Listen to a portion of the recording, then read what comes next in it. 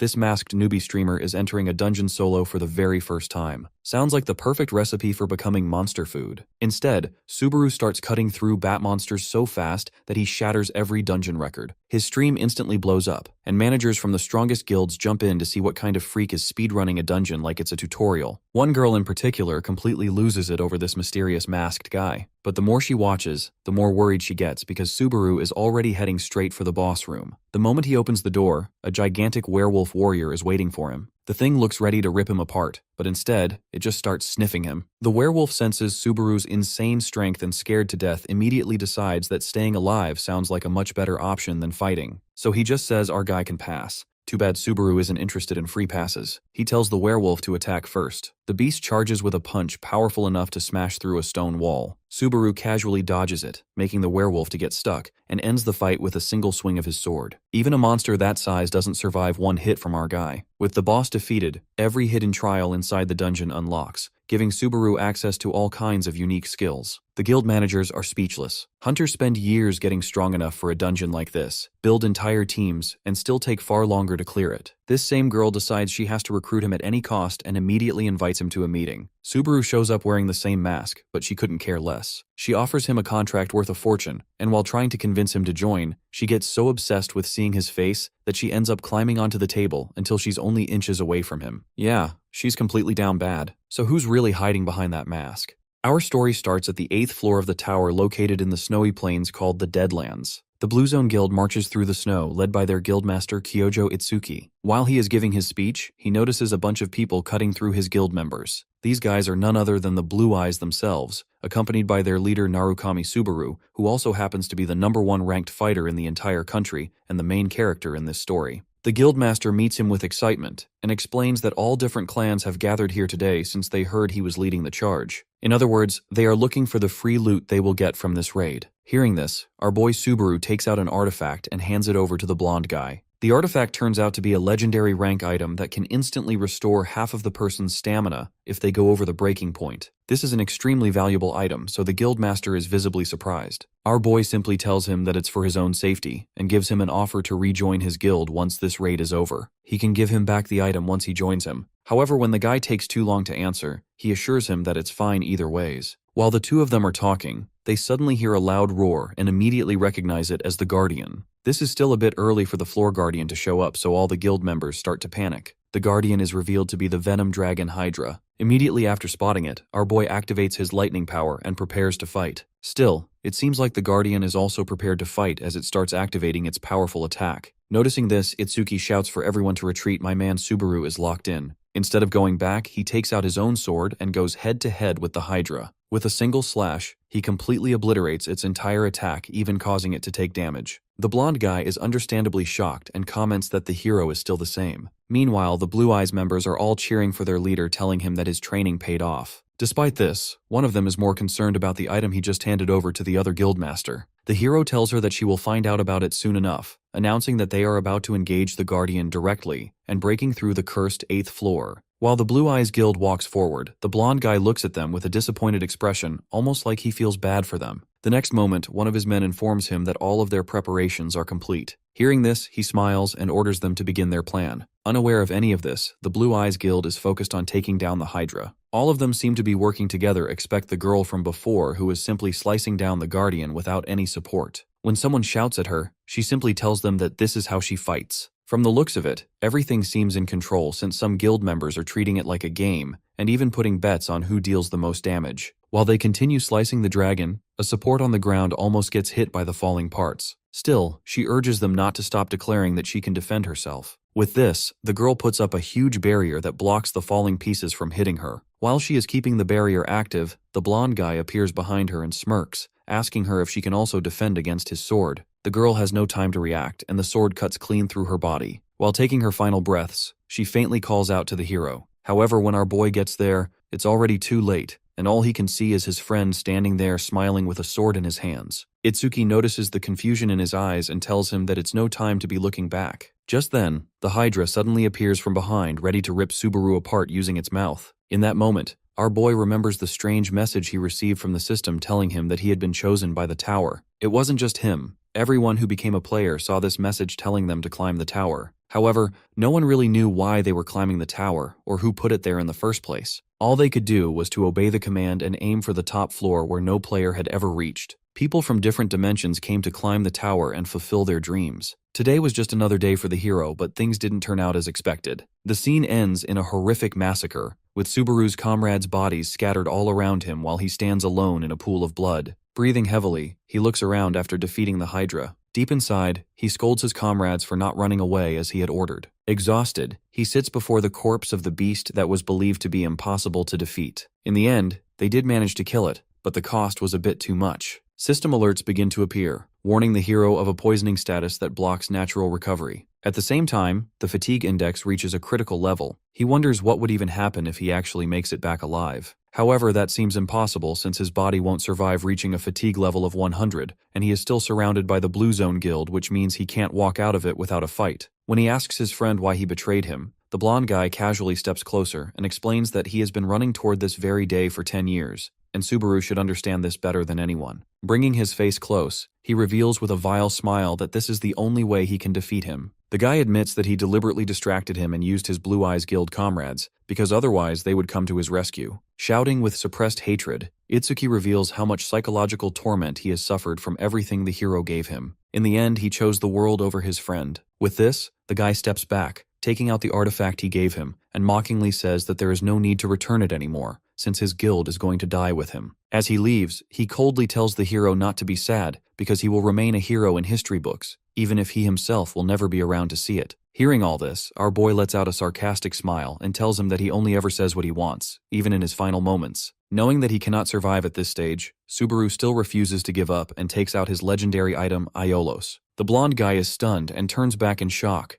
unable to believe that the hero has stood up again. The legendary item in his hands can generate a storm to blow away anyone over 10 kilometers. Without wasting any time, our boy decides to use the last 4 remaining charges of this item to save his 4 surviving guild members. Using the power of wind, he forcefully pushes them far away from the battlefield and shouts for them to save themselves. The blonde guy immediately understands the plan and panics, yelling at his soldiers to chase them at once and not let anyone escape. As the fighters move forward to carry out the order, our boy stands before them like an unmovable rock. He activates his lightning ability again and announces that none of them is allowed to move. Since he has reached a fatigue level of 95, he can only keep this up for a short amount of time. Still, this is enough to keep all of them back. Watching this, Itsuki remarks with a nervous smile that the hero is truly stubborn. As the fatigue reaches fatal levels, Subaru advances with his weapon. He wonders what kind of price their guildmaster has promised these soldiers that they are willing to face a monster like him. Standing before the enemy horde, he firmly announces that from now on, no one is allowed to leave the battlefield without his permission. The soldiers realize that this is now a matter of life and death. Gripping their weapons, they charge at him, shouting that they have no choice but to fight with all their strength. These lackeys have no chance against our boy and get picked apart like amateurs. Our boy knows that these soldiers can't kill his guild members, but he can't say the same about Itsuki. The guy is standing too far and he is too exhausted to chase him. With his fatigue level reaching 97, he realizes that he won't be able to stall for much longer. Suddenly, one of the soldiers slashes him in the back and his fatigue level reaches 98. As he turns around, the guy stabs him right through the chest with his spear. The thought of killing the legendary Subaru gets his excited for a second when our boy looks at him and asks if he actually believes he killed him. The next moment, lightning bursts violently from his body, electrocuting nearby soldiers and flinging them into the air like dolls. The attackers' bodies crash down around him, and our boy finally drops to his knees from exhaustion.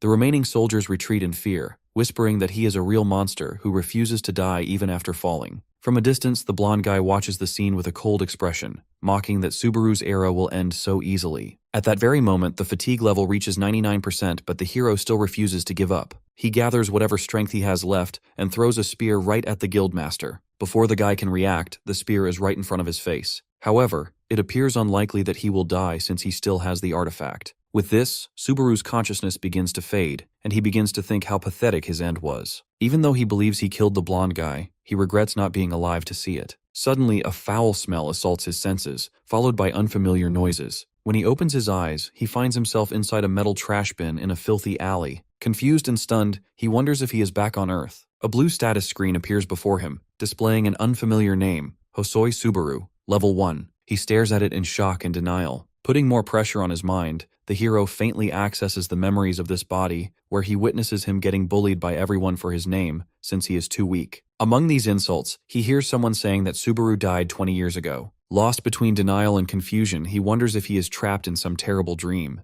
Panic sets in, and he jumps out of the garbage container, collapsing onto the ground while gasping for breath. Nearby, he notices a player kit and quickly uses it to search for the Blue Eyes Guild. The results identify Blue Zone as its successor, and it doesn't seem like the guild is doing too good. As he keeps reading, his eyes land on a post referring to Itsuki as the guild master. This means that the guy is still alive. Reading this, our boy spirals back to the past when the two of them were friends. One day, while the two of them were sitting on a rooftop, the blonde guy told him that he was leaving his guild. The hero was shocked by his decision, but the guy simply told him that he would understand in time. When they met again a few years later, he had formed his own guild called Blue Zone. Back in the present, the hero reads that the guild is still stuck on the 9th floor even after 20 years, having achieved nothing of real value. As he walks through the streets while reading the news, his search suddenly stops at an image of a massive building labeled the Narukami Subaru Memorial Hall. The sight leaves him stunned. He steps inside, unable to believe his eyes, as the building is far more luxurious and grand than anything he ever imagined.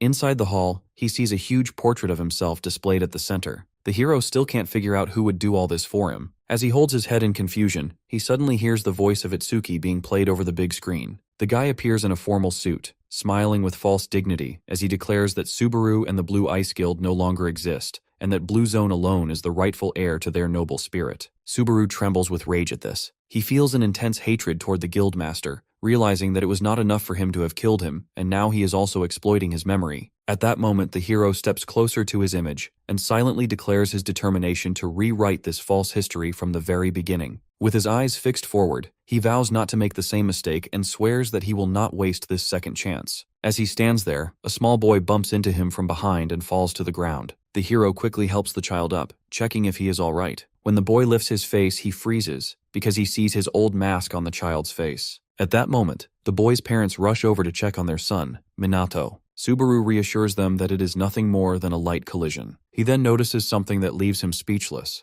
The family in front of him, and in fact the entire crowd around him, are wearing masks identical to his old one. Shocked into silence, he touches his own face and looks around again, unable to believe what he is seeing. In that moment, Subaru recalls the blonde guy's sarcastic words about how he would remain an immortal hero in history even if he died. With bitterness, the hero realizes that this scene is the living embodiment of those words. The next moment, his eyes fall on a massive portrait of himself, featuring his iconic mask, surrounded by candles and flowers arranged like a majestic funeral altar. Subaru grasps that the entire ceremony is a farce, carefully staged by the guildmaster to steal the glory of the Blue Eyes Guild and attach it to himself. As he stares at the pile of flowers, a familiar glow of blue energy catches his attention among the bouquets. He forcefully pushes through the crowd, ignoring the warnings of the people around him, and reaches the front row. Kneeling before the flower-covered altar, he picks up a distinctive blue flower that emits faint energy. He instantly recognizes its origin and is stunned to realize that it belongs to his former guild member Asagiri Shiu. Meanwhile, on a rooftop nearby, Shiu feels relieved that another year has passed without incident. The girl standing next to him calls his actions reckless since they almost got caught and asks him why it is necessary to take such a risk every year just to offer flowers.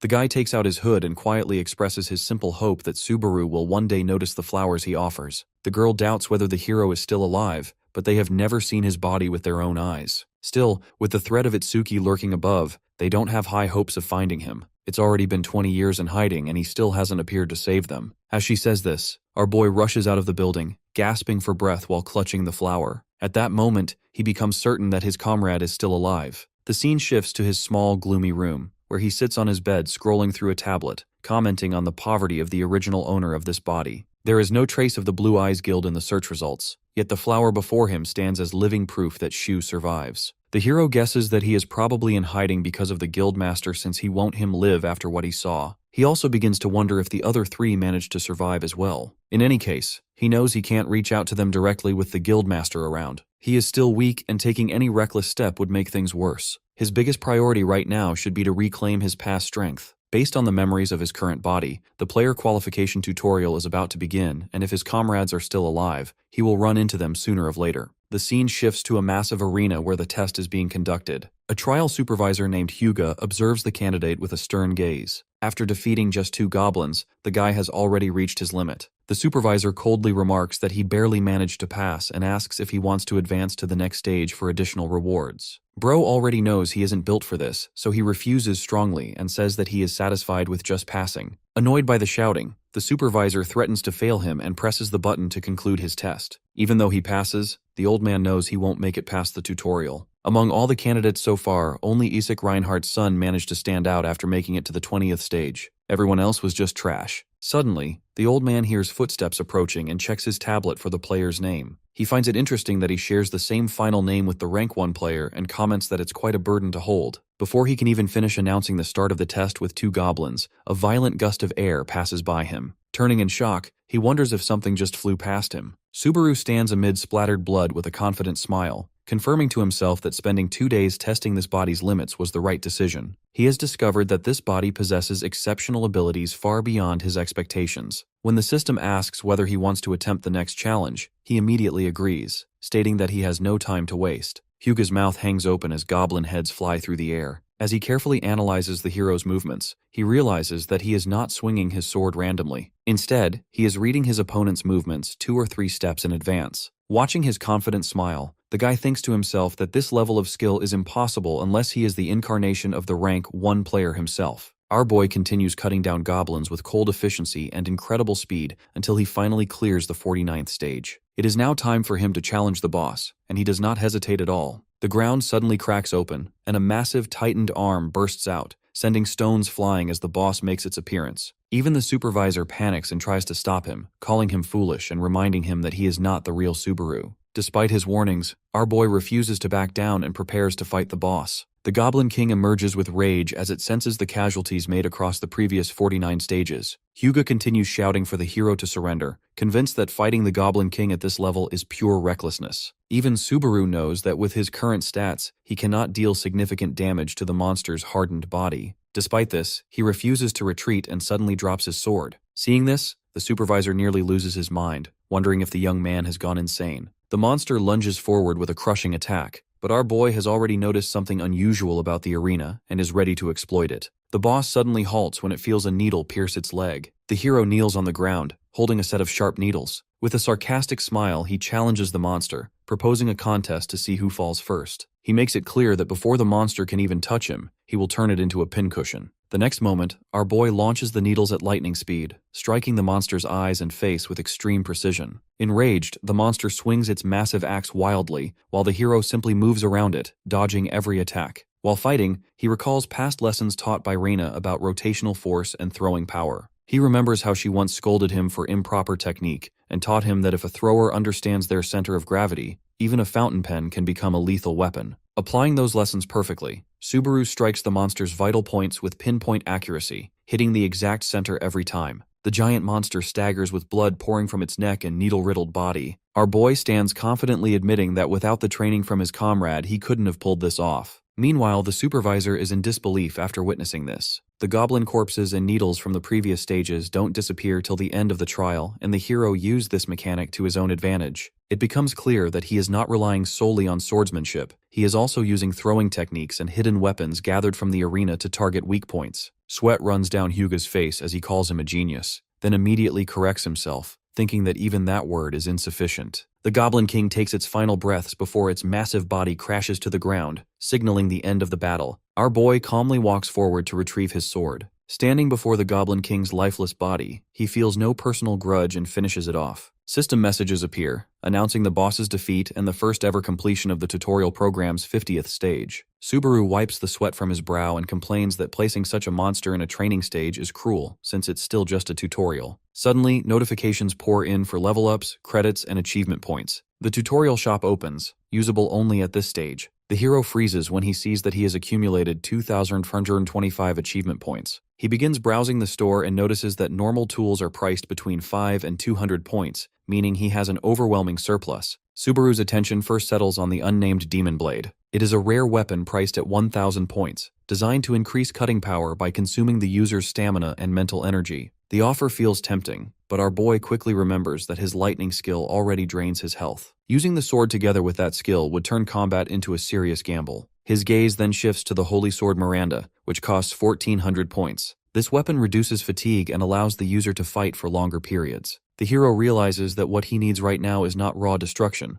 but safety. He becomes stuck between the demon sword and the holy sword, feeling that neither is truly ideal for him. As he scrolls further down the list, he notices an F-rank skill called Wedge of Greed, also priced at 1400 points. Its effect suppresses the side effects of skills and tools used by the player. The moment he reads this, sweat runs down his face. He has never seen such a skill before. He immediately understands that it could neutralize the negative effects of the demon sword, and possibly even his own lightning ability. Without hesitation, he decides to take the risk and buys both the Wedge of Greed skill and the unknown demon sword, spending most of his points. After summoning the demon sword to test it, he confirms that the synergy between the weapon and the skill is far better than expected. While he is testing it, the supervisor interrupts him, praising his choices and the compatibility of the items. However, he admits that, as an examiner, he cannot fully understand this decision and asks why he chose that skill, even though it's not truly efficient. Subaru responds with an annoyed expression and asks if he is really expected to explain every minor detail. His tone irritates the supervisor, so our boy quickly corrects his language and repeats his words politely. Hyuga lets him off since the hero has just cleared 50 stages. Looking at the supervisor, the hero recalls how he came to him as a young boy asking for his autograph. Our boy didn't really have a signature, so he had to write his name. While he is thinking, the supervisor continues lecturing him about respect and etiquettes. Despite his long lecture, the hero still refuses to answer any questions and asks him to keep everything about this exam confidential. The supervisor sighs, telling him that he is just repeating shallow nonsense from the internet, and shouts threats about teaching him manners. Even after all of this, he still offers to let the hero join his nightly way guild. Subaru immediately and clearly rejects the offer. This shocks the guy since he thought he was doing him a favor. Before he can say anything else, our boy quickly opens the system window and moves to the second floor. The old man stands there with a disappointed look, thinking to himself that he might have overestimated the kid. Meanwhile, the hero arrives on the second floor called the starting grounds. The place is full of life and movement. The streets are crowded with people trying to sell all kinds of things. Meanwhile, our boy can't help but realize that this is his second life, and he needs to make it count. Memories of his old comrades sitting around a fire surface in his mind,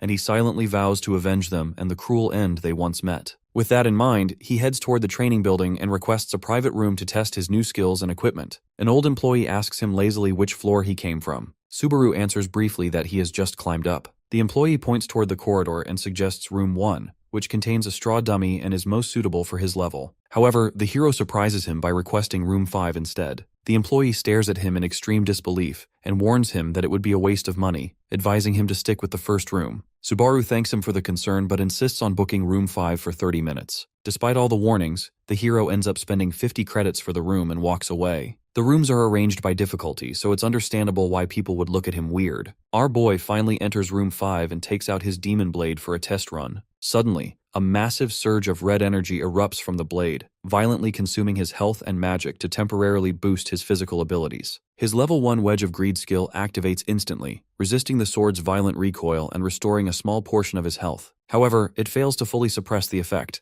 and Subaru feels a slight increase in fatigue. He realizes that the first level of the skill is still too weak to endure this power. As the sword continues to greedily absorb his life, his combat abilities increase in direct proportion to his health loss. He understands that this is currently his maximum limit, but it still falls within his expectations. Without hesitation, he spends 10,000 credits to immediately upgrade Wedge of Greed. The skill reaches level 2, with the next upgrade requiring 20,000 credits. This upgraded version partially succeeds in resisting the sword's recoil, performing far better than before. Excited by the success of his experiment, our boy decides to test its limits. Outside, the old employee is woken up by the sound of footsteps. He notices the hero leaving and thinks of it as a dream. Then all of a sudden, he remembers that a rookie booked room 5-10 minutes ago and goes to check on him. However, when he opens the door, he cannot believe his eyes. Everything inside has been completely destroyed by something that doesn't seem human. Meanwhile, our boy wakes up in his hotel room, still feeling stiff from training. Sitting in the hotel lobby, he can't help but wonder what would have happened if he had a normal weapon. Still, leveling up his skill turned out to be the correct move as it allows him to actually use the blade.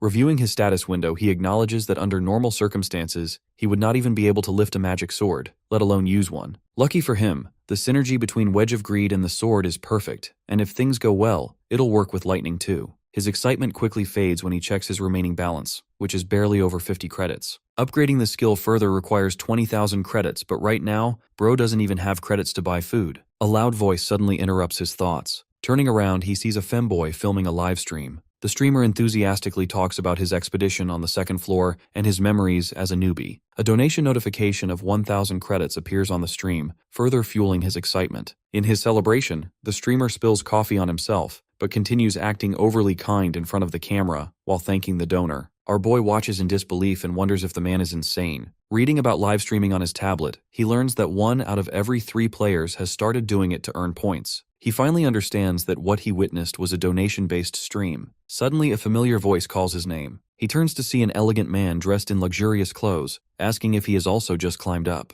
At that moment, our boy feels a strange reaction in his body, and he immediately realizes that the owner of his body was not in good terms with this man. The man warns him in a condescending tone not to ignore him while being spoken to. As the hero stares back, he feels scared for some reason. Tensing up, he replies that he has only just arrived on the floor. The man sits down and sarcastically remarks that he never expected someone so weak to pass the tutorial. Subaru remembers the man as Isaac. He is the same guy who cleared 20 stages in the starting exam. According to the memories of the body's owner, Isaac used to bully him every day, even hitting him for not obeying his orders. Remembering all this with bitterness, Subaru reflects on how weak the previous owner was for not doing anything about the bullying. He finally understands why he was inside a trash can when he woke up. Back in the present, Isaac proudly boasts about clearing 20 stages and breaking his father's record. He brags that even the supervisor admires him and claims he received a B-rank skill as a reward, stating that it is the highest possible rank in the tutorial. In all this yapping, the guy mentions that he'll have a drink to celebrate. Hearing this, our boy casually tells him to take it easy and decides to leave. Before he can get up, Isaac suddenly orders him to stop and bring him some coffee. As the hero looks at him in confusion, the guy gets mad and asks him what is going on since he has been staring at him weirdly. Instead of being intimidated, the hero simply gets up telling him that he doesn't have any spare credit. He turns to leave,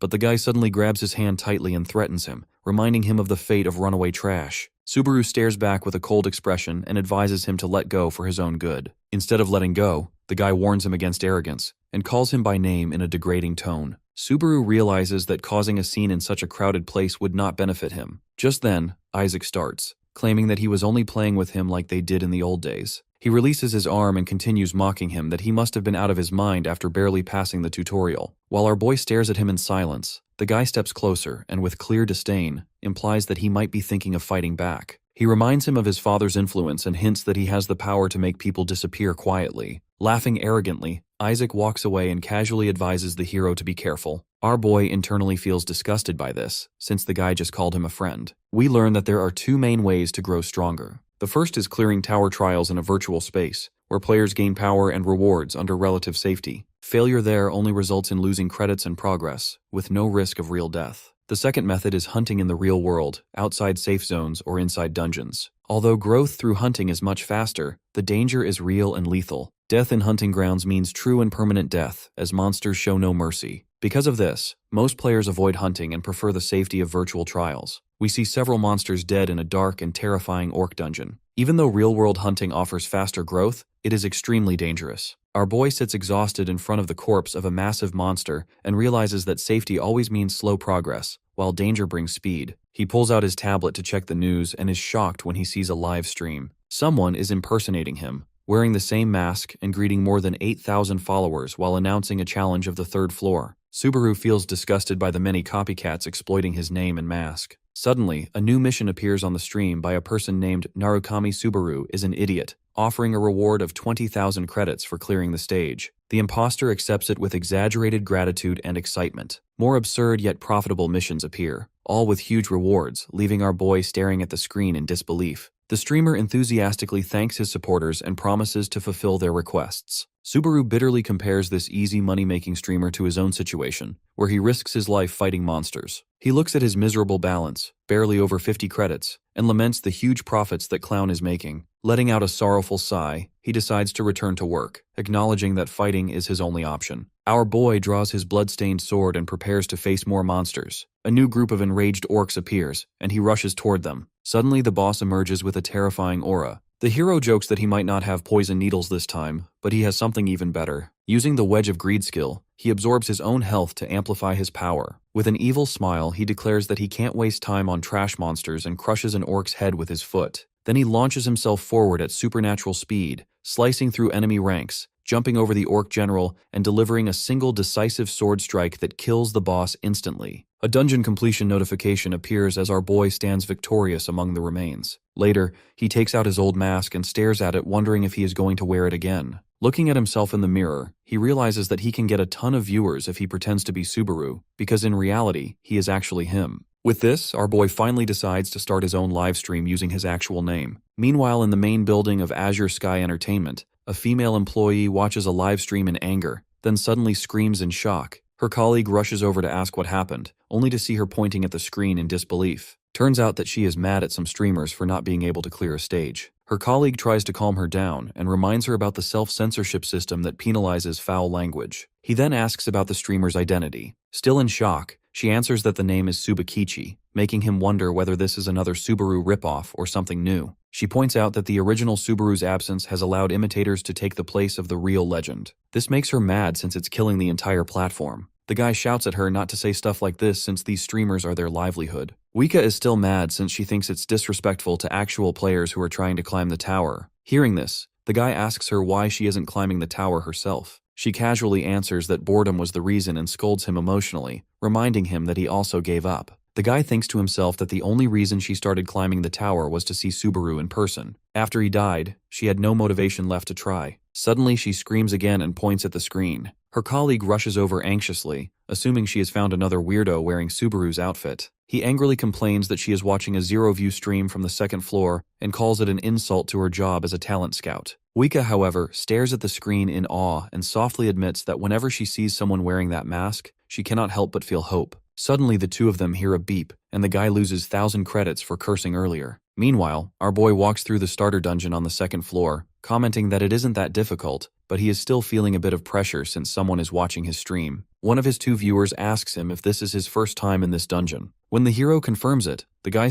warns him not to go further, since he is just a rookie. Suddenly, a bat monster appears in front of the hero while he is looking at the screen. Without even looking away, he grabs it and throws the monster away, asking if there is any problem with having no experience. As our boy continues moving deeper into the dungeon, his viewer count reaches 3. One of the viewers praises his quick reaction, while another one named Love Money advises him not to be greedy and to wait for a team. The hero thanks him for the advice but politely rejects it, stating that it is not possible since prefers to challenge things alone. This provokes mocking reactions from viewers, who expect his inevitable downfall. Ignoring their sarcastic comments accusing him of exploiting Narukami Subaru's name for views, he focuses on a new monster that appears before him. A mud nymph leaps from the ground, but our boy dodges skillfully and delivers a fatal blow with his demonic sword. He decides to test his limits and see how far he can go. Another monster defeat notification appears, granting him 2 points, while viewers stare in disbelief at what they just witnessed. Suddenly, a group of bats and mud nymphs emerge in front of him. The hero charges like a hurricane, cutting down monsters left and right with his glowing red sword. Viewers are stunned by his speed and power, struggling to comprehend what they are seeing.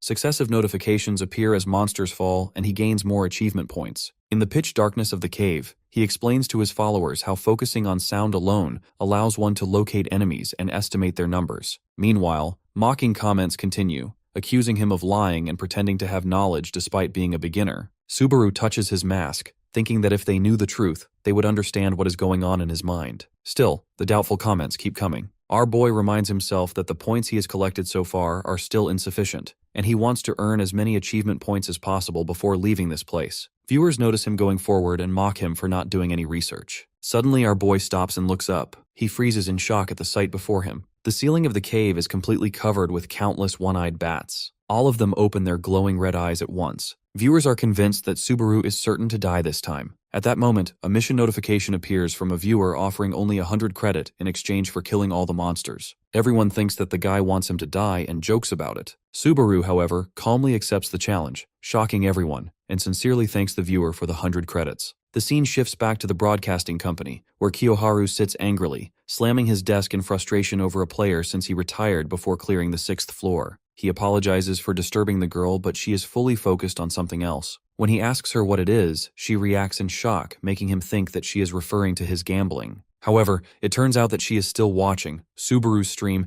and right now our boy is going crazy on those bats. Viewers flood the comments in disbelief, unable to accept that this is happening on the 2nd floor at a beginner level. In the middle of the battle, our boy recalls the words of his former guild member Shiu. He once praised him, saying that even when he changes his sword's direction mid-strike, his breathing and focus never waver. It looks as if he cuts everything down in one blow. But in reality, He calculates the enemy's fluid movements in advance and plans his actions accordingly. The hero remembers replying that he does not think about anything special, which only confused the guy further. Returning to reality, our boy continues tearing through the bats and advancing forward. While fighting groups, he does not target enemies individually. Instead, he explains to the viewers that one-eyed bats always attack head first, and the greater their numbers, the bigger the openings they leave. By taking advantage of their collective rush, he breaks through them all at once. The comments begin to argue against his explanation, saying it does not really clarify anything. One viewer mocks it by comparing it to saying that moving your legs forward lets you walk. At that moment, one of his first viewers reminds him to accept the credit reward. The hero suddenly remembers this and starts tapping his tablet in confusion. However, he can't figure out how to claim it. Eventually, with one of the viewers guiding him, he completes the task and receives 1 credit. Our boy then tells him followers that he will be pushes further and starts walking. His balance rises to 150 credits, and his achievement points reach 118.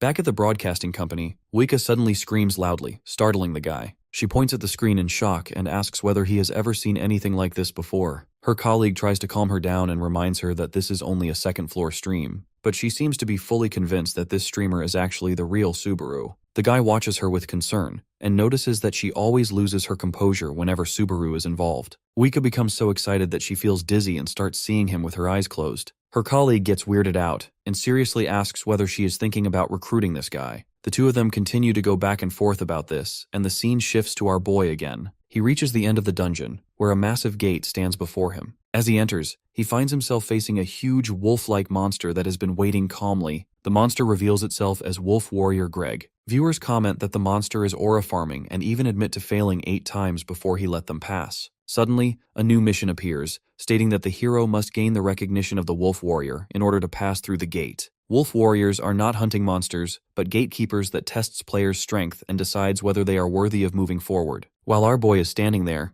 another mission appears offering 3,000 credits in exchange for defeating the Wolf Warrior. Subaru is visibly shocked, and even his viewers doubt that the guy is ever going to pay up. Moments later, the giant Wolf Warrior slowly gets up on his feet and looks at our boy, wondering if he has another customer. As the two stand face to face, the Wolf Warrior stares at the hero and asks if he really came here without a party. Our boy casually remarks that it is obvious he is alone. The wolf sniffs him and comments that he is an interesting human who carries the scent of a great warrior. Hearing this, the viewers start commenting that the warrior called them disgusting and gross. The hero recalls internally that wolf warriors possess a special sense of smell that allows them to perceive not just a person's scent, but their very essence. The wolf then declares that Subaru is qualified to move forward and announces the end of the test, allowing him to pass. Viewers are stunned by this unexpected outcome. The hero is also confused since this didn't happen in his previous life. Still, he refuses to pass and mentions that he didn't came here for the door. The wolf reacts in shock, asking whether he means he came for him. Our boy calmly confirms this and explains that someone has commissioned him to kill him. The wolf bares its sharp teeth with a savage grin and admits that he truly possesses the spirit of a great warrior, just as expected. Meanwhile, at Azure Sky Entertainment headquarters, Department Head John Tail types rapidly while asking them about the streamer they just discovered. The guy nervously answers that it is around 20, but Wika interrupts coldly and corrects him, saying it has already surpassed 30. The manager takes off his glasses and asks them if they are joking. He scolds them harshly, implying that he is fully aware of their gambling and habit of watching streams during work hours. The girl ignores his scolding entirely and keeps muttering that the number has reached 30. This only fuels his anger, and he snaps that the number does not matter. The department head suggests that instead of wasting time, she should start streaming herself since she actually has the talent. However, instead of listening, she keeps giving a live report of the viewer's count, annoying him even further. Back in the dungeon, our boy stands before the wolf warrior, who growls and prepares to tear him apart. The hero grips his sword tightly, internally reminding himself to stop overthinking and focus only on the fight. At that moment, the unnamed demon sword begins absorbing energy. He steadies his breathing to maintain control. The level 2 Wedge of Greed skill suppresses the sword's side effects, allowing him to fight in his usual style,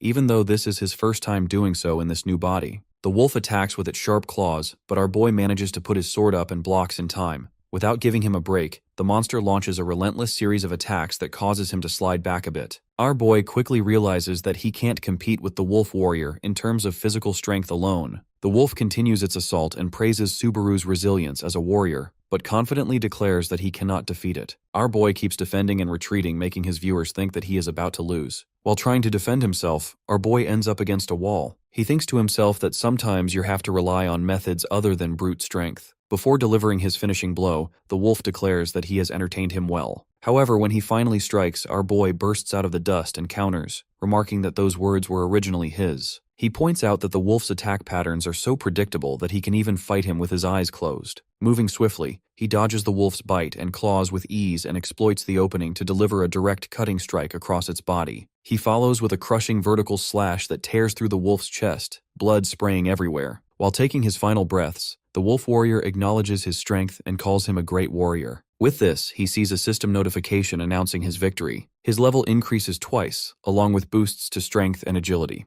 Notifications confirm increases in concentration and mana, and he receives 500 achievement points at once. The live stream comments explode with shock and disbelief that a single person defeated this monster alone. Subaru breathes and finally announces that he defeated the beast. The viewer count reaches 56, and people praise the boldness of the one who sent the impossible mission. After getting his credits, the hero promises to use them effectively. Since he has cleared the dungeon, the massive gate before him begins to open slowly. While walking out, our boy suddenly senses a strange vibration in the atmosphere, which viewers also notice through the screen. A large interface appears, showing multiple trial paths such as ice, fire, earth, poison, metal, soul, thunder, and more. The screen fills with available choices, shocking the viewers. One mentions that the maximum number of trails is 16, and explains that the number of choices is directly proportional to a player's talent. Our boy ignores all options and fixes his gaze on the Thunder trial. Viewers excitedly encourage him, saying it suits him perfectly since he is literally cosplaying as Subaru. After confirming his choice, he calmly steps out of the gate. Meanwhile, at the Azure Sky Entertainment Building,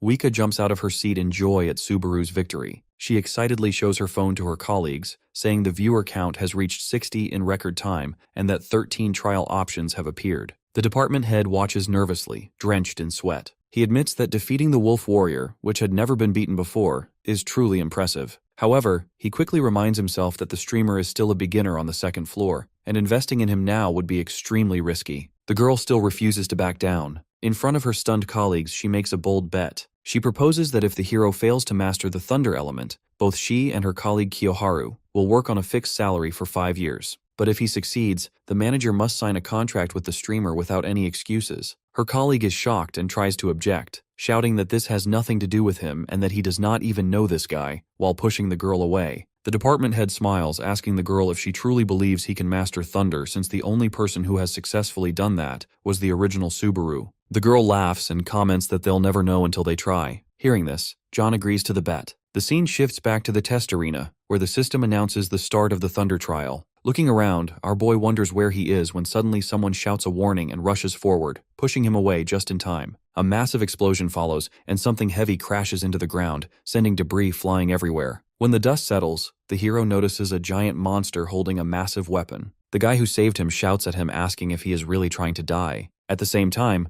a system message appears informing the hero that his mission is to defeat the fragment of the Titan race. Subaru kneels on the ground in shock, wondering why such a monster has appeared here. The viewers also begin questioning why a monster from the Titan race appeared during the lightning test. Our boy stares at it nervously and quickly realizes that it is a boss-class monster that should only appear in the second half of the test. As the Titan prepares to attack, he wonders if killing the wolf warrior Greg has changed something about this trial. The Titan swings its massive club into the ground, causing widespread destruction. Subaru narrowly dodges the attack and recalls that despite its size, the monster is weaker than the wolf warrior. The person who saved the hero earlier yells at him, accusing him of wasting that effort and ordering him to run immediately. Our boy decides to end the battle quickly before any further interference. He draws his sword and increases his stats to prepare for the monster's next attack. As the Titan finally attacks, he leaps back, causing it to hit the ground instead. Instead of retreating, our boy launches himself forward and runs along the monster's arm at lightning speed. The creature becomes confused, unable to understand what is happening, until he leaps into the air behind it. The hero lands on the Titan's shoulder and drives his sword in deeply. The monster roars in pain, but he remains cold and focused, irritated by the noise. With a decisive final strike, he silences it permanently, causing the monster to collapse lifelessly to the ground. A system message announces the defeat of the fragment of the Titan and confirms that the fourth stage is cleared. Viewers watching the stream are stunned and cannot understand how he reached the fourth stage so suddenly. Notifications appear, informing him that his level has increased, along with boosts to strength, speed, stamina, and mana. He also receives 4,000 achievement points and 2 rare items, the Titan's Heart and an item called Thunder. Comments flood in, expressing shock at the generous rewards and the unprecedented achievement of clearing stages 1 through 4 in a single sequence after defeating the Wolf Warrior. The man who saved Subaru earlier runs back toward him, out of breath. Viewers identify him as Falcon. He is visibly shaken and struggles to process what he just witnessed. The hero calmly wipes his sword and indirectly implies that the answer to his question is obvious. He strikes a heroic pose and declares that he is here to defeat the Titan, though the comments mock him for being too dramatic. The scene shifts to a peaceful village. Our boy enters an inn and sits on the bed to rest. Suddenly, the viewers start demanding to see the items he obtained, expecting them to be magic or high-rank equipment. The hero agrees with a smile, admitting that he is also curious. He first displays the Titan's Heart, which is a ring that increases stamina and improves healing. Our boy believes it's nice to have an accessory-type item, so he's satisfied with it. Next, he shows Thunder, which is a rare armor that increases defense, carries thunder attributes, and has an active skill that can negate negative status effects once per day. Our boy equips it immediately and starts to look more like himself in the past. A new mission suddenly appears from another viewer, offering 5,000 credits if he can obtain the Thunder ability. Similar missions arrive from other followers, all offering large sums just to see him use that ability. Subaru thanks everyone sincerely and promises to show them lightning power soon. As he looks at the screen, he wonders why so many people are specifically waiting for the Thunder ability. He begins to wonder if he was more extraordinary than he imagined in his past life. A knock on the door interrupts his thoughts. He allows the visitor inside, and Falcon enters with a handsome knight wearing shining armor. He introduces the knight respectfully as Lord Peleus, the commander of the village knights. The man then explains that Titan attacks have been increasing and confirms that the knights are on full alert at all times. Villagers have been advised to stay indoors unless absolutely necessary. This is the reason they found it strange to see an outside here. The knight commander thanks the hero on behalf of the villagers, acknowledging that he protected the village in his absence. Our boy responds modestly, saying he only did what felt natural. Observing the commander closely, he recognizes him as a brave knight who stands like a fortress for the village. The man reveals that they have successfully located the Titan leader during reconnaissance and declares his intention to risk his life and surround the enemy in its domain. He then bows before Subaru and humbly asks for help in saving the village from this imminent threat. Meanwhile, several comments appear on the livestream, with some trying to warn the knight commander. Our boy already knows that Peleus is supposed to die in the next stage. Despite knowing this fate, he shakes his hand and agrees to cooperate. As the commander thanks him, a system notification announces the start of the 5th stage, titled Survival. As the knight commander leads them away from the village, our boy notices that people are commenting more frequently on his live stream. This means he can't really talk back to them like before. Suddenly, Peleus orders everyone to stop and points forward at a sleeping Titan. Turns out it's their leader, and the commander plans to face it directly while the hero attacks from behind. However, Subaru interrupts him, having sensed something wrong in the surrounding atmosphere. His eyes widen as he realizes that the leader is not alone. The ground splits open, and multiple Titans appear from all directions. It is a carefully prepared trap. Smiling monsters with eerie expressions surround the knights in a tight ambush. Peleus freezes in shock as chaos erupts. A Titan manages to catch one of the knights, and before anyone can save him, he gets split in half. Witnessing this, the commander shouts at everyone to retreat. One of the knights tries to go back to save his brother, but the captain repeats his order, reminding them of their families and the village depending on them. He assigns Falcon to lead the withdrawal and secure their escape. Turning to the hero, Peleus begs him to run as well so that he can reorganize and fight again another day. Our boy takes out his sword and replies that he should be the one to leave. The commander is confused and asks him what he means. The hero walks towards the Titan army and mentions that he won't be able to move freely if he is around, and they both might end up dying. After resisting at first, the commander finally agrees, promising to gather the soldiers. As he retreats, he shouts his gratitude and begs Subaru to stay alive. With him gone, our boy charges at the Titan army, telling them that he is their opponent. He moves between their legs at lightning speed, striking with precision and dropping enemies one after another. System notifications appear, confirming the death of 2 Titans and earning him 20 achievement points. As he fights, Subaru admits to himself that even if this is just a test, he can't afford to leave anyone behind. While running away, the commander stops for a bit and looks back, torn by guilt and fear, as the hero is surrounded. Viewers begin calling the situation suicidal, pointing out that he didn't need to stay back and fight. But our boy thinks differently. Remembering Peleus's fate in the original story, he realizes that with his current strength, he may be able to change it. With this, our boy continues fighting and starts cutting through the Titans one by one. As he cuts through the giants, he receives 10 experience points for each kill. Even though it's not that hard to kill them one by one, our boy knows that he doesn't have much time left to borrow the Demon Blade's power. He knows that he needs to find the boss quickly. In order to see properly, he climbs on top of one of the titans and jumps up while slicing his head in half. Afterwards, he jumps on another titan and leaps away. Our boy literally starts using the titans as jump pads and begins moving forward. The viewers are beyond impressed and even compare him to the original Subaru since air combat was his specialty. While moving, the hero gets a notification informing him that he is recovering his stamina and mana thanks to Wedge of Greed. This makes him a bit relieved since it makes things easier for him, but he knows that it won't last long. Just as moves forward, he notices the same titan in front of him who was pretending to sleep earlier. Our boy knows he is the boss and rushes towards him. The titan boss also notices him and prepares to attack. While internally praying for it to work, Subaru unleashes his thunderclap ability, causing a huge burst of thunder to come out of his body. The loud noise and the bright light make all the titans disoriented. Taking advantage of this situation, the hero leaps forward and stabs the leader directly in his head. His sword pierces through the titan's thick skull, putting him down. A system message announces the defeat of the Titans and the successful completion of the 5th survival stage, declaring it an extraordinary achievement. His level increases by 2, along with an increase in his overall attributes. The livestream chat explodes with shock since no one has ever defeated the Titan boss. Our boy looks up in a dramatic fashion and thinks to himself if he were a manga protagonist, this would be the perfect time for him to end everything. However, he doesn't get that luxury in his life since his Wedge of Greed skill fails to resist the sword's negative status. Subaru lands on the ground, gasping for air. He knows that even if he finishes the stage, the monsters will keep on coming until he finishes the actual trial. Ironically, this was the same mechanic he used to abuse in order to get more points.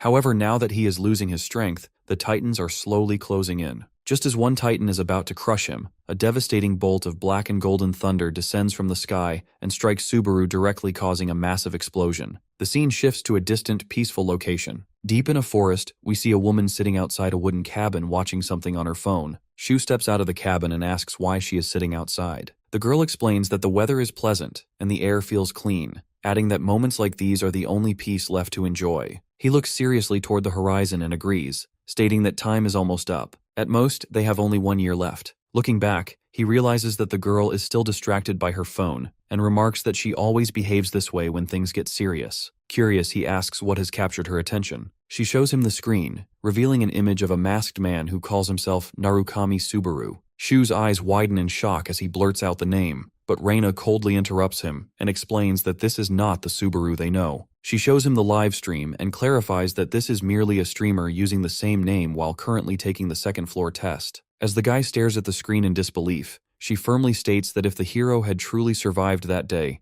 Itsuki would have been dead by now. The white-haired guy doesn't want to hear any of this, so he ends the discussion and leaves, telling her to forget it. She calls out to him, sharply asking how long he plans to hide in that boy's shadow. Shu coldly counters by asking why she herself is watching the stream if she truly believes that. The girl responds that she is only killing time. Suddenly, her eyes widen in shock as she stares at the screen. Noticing her reaction, he also looks and freezes in disbelief. Back on the battlefield, a massive explosion of golden lightning shatters the ground and blasts the Titans in every direction. As the dust settles, our boy stands amid an electrical aura. A system notification appears, announcing that he has acquired the Thunder skill and asks if he wants to continue the trial or transfer out. Witnessing all this, the chat erupts in disbelief. The hero himself is stunned, realizing that this place should not have been where the skill was learned. According to the skill description, it's an A+ rank ability that drains the user's stamina and mana in order to use Thunder. As the Titans begin regrouping, our boy silently thanks fate for surviving. Since he has acquired Thunder, he can now claim the rewards for all the missions he received from his viewers. This puts him at a total of 20,000 credits. Remembering that gratitude should be returned, he prepares to fight again. As the remaining Titans roar and charge toward him, our boy spends all of his 20,000 credits on upgrading his skill and prepares to put on a show for his viewers. Now that his skill can resist the violent backlash of his Thunder ability, he decides to start by using it on his hand. When the Titans get close, he envelops his sword with thunder and prepares to go wild like the old days. The next moment, Subaru brings the sword down with immense force, creating a massive rift of red energy and lightning that tears through every single Titan in front of him. Even though it's a powerful ability, it leaves him drained and he realizes that he misjudged how much energy to use. Suddenly, his body starts to wobble, and his sword sinks into the ground to support him. At that moment, a group of armored knights led by the commander rushes toward him. Commander Peleus spots him collapsing and shouts in shock as he runs forward. Subaru's exhausted body gives in, and he starts losing consciousness. In those final moments, he sees the commander running towards him and mutters in surprise that he actually came. Elsewhere, we see Wika sitting anxiously on her chair while waiting for a response from the hero. Her colleague asks the department head if it's really that big of a deal, but the guy simply tells him that he doesn't know how women think. Meanwhile, the girl is having a panic attack since she believes that Subaru might not like the email she sent. The others are confused and ask her what she is worried about since it's just a business email. The girl shouts back, admitting that she is a devoted fan of the actual Subaru before being a manager, so she can't help it. She mentions that in the past only the real Subaru had the Thunder ability, but now his clones have also started to acquire it. Her boss smirks, commenting that it's not something that anyone can obtain, which means that this new streamer might be someone special. While they are talking, Kiyoharu gets a notification on his phone and tells them that the streamer has read their email. This makes the girl excited, but all of it goes away when he reveals that their email was left unseen. Meanwhile, in a high-tech studio, Hawkeyes, a streamer specializing in combat analysis, prepares to go live. Known for his sharp insight and deep knowledge of the streaming world, he has crushed competitors and secured an unshakable position. He reviews clips of multiple players, including Kurokawa Amon, who recently joined the Blue Zone and is climbing the tower at insane speed. He also highlights the leader of Blue Zone, who has now become the greatest player in the world after the hero died 20 years ago. Today, however, his analysis focuses on the cross-generational legend, Narukami Subaru. He firmly states that regardless of opinions, the Thunder skill belongs exclusively to this man. As the stream begins, Hawkeyes energetically greets his followers and announces that he is covering the hottest player of the moment. He starts reviewing the combat footage and warns viewers not to judge too quickly. What he sees soon leaves him stunned. Sweat drips down his face as he stares at the screen in disbelief, marveling at the player's focus. He explains that the hero learned the Thunder skill moments ago, yet already uses it beyond human limits. Hawkeyes points out that he controls the skill with extreme precision, injecting exactly the required amount of energy into his sword without wasting a single drop. He confirms that such precise control and flawless judgment means Subaru makes no mistakes throughout the fight. Wondering where such a monster came from, the analyst realizes that most of his viewers don't even know what is going on. With absolute confidence, he declares that this boy will undoubtedly become a major name, and that he will personally keep watching him. Before ending his analysis, Hawkeyes remembers his closing remark. With a serious gaze and shining eyes, he declares that purely in terms of control, this new player might even surpass the original Narukami Subaru at his peak. Meanwhile, inside the tower's break room, our boy wakes up on his bed, gasping for air. System messages appear, stating that the 6th stage is pending, and that his physical fatigue has fully healed. The hero decides to temporarily pause his attempt. Although the system allows it due to his cleared stage and 0 fatigue, he feels that while his body has recovered, his mind remains exhausted. He picks up his device and thanks his followers for watching. Just then, the hero notices that his viewer count has increased up to 700, which makes him wonder why everyone is watching him. He apologizes and informs them that he will stream after taking a day off. After ending the stream, he leaves the break room and heads toward the waiting area. While walking, he checks his phone and notices an incoming message from Wika of Azure Sky Entertainment's management department, reminding him to check out the email they sent him earlier. Subaru stares at the phone and wonders if this is just random spam. The name Azure Sky Entertainment sounds unfamiliar to him. The scene shifts to a classic outdoor cafe, where Subaru sits while drinking coffee and browsing his phone. He looks up information about the company and learns that it is a massive multi-channel network that mainly manages streamers and invests heavily in supporting them. He is surprised at how much the world has changed, to the point where companies now specialize entirely in this field. He realizes that Azure Sky is one of the major leaders in the entertainment industry. Subaru then reads comments discussing Hawkeye's analysis of him. As he scrolls through the chaotic comment section, he realizes that the streamer works with Azure Sky Entertainment. Even though Hawkeyes is meant for his bluntness, the hero admits that he knows his stuff. Outside the cafe, Isaac stands while holding his phone, angrily reading an excerpt from the analysis that claims the new Subaru may surpass the original Narukami Subaru at his peak in terms of control. He mutters in disgust, calling the hero nothing more than a rookie who barely reached the 2nd floor. He burns with anger, cursing the streamer, and swears that once he clears this stage, he will personally make them regret it. As he enters the cafe in a bad mood, he notices our boy sitting at a distance.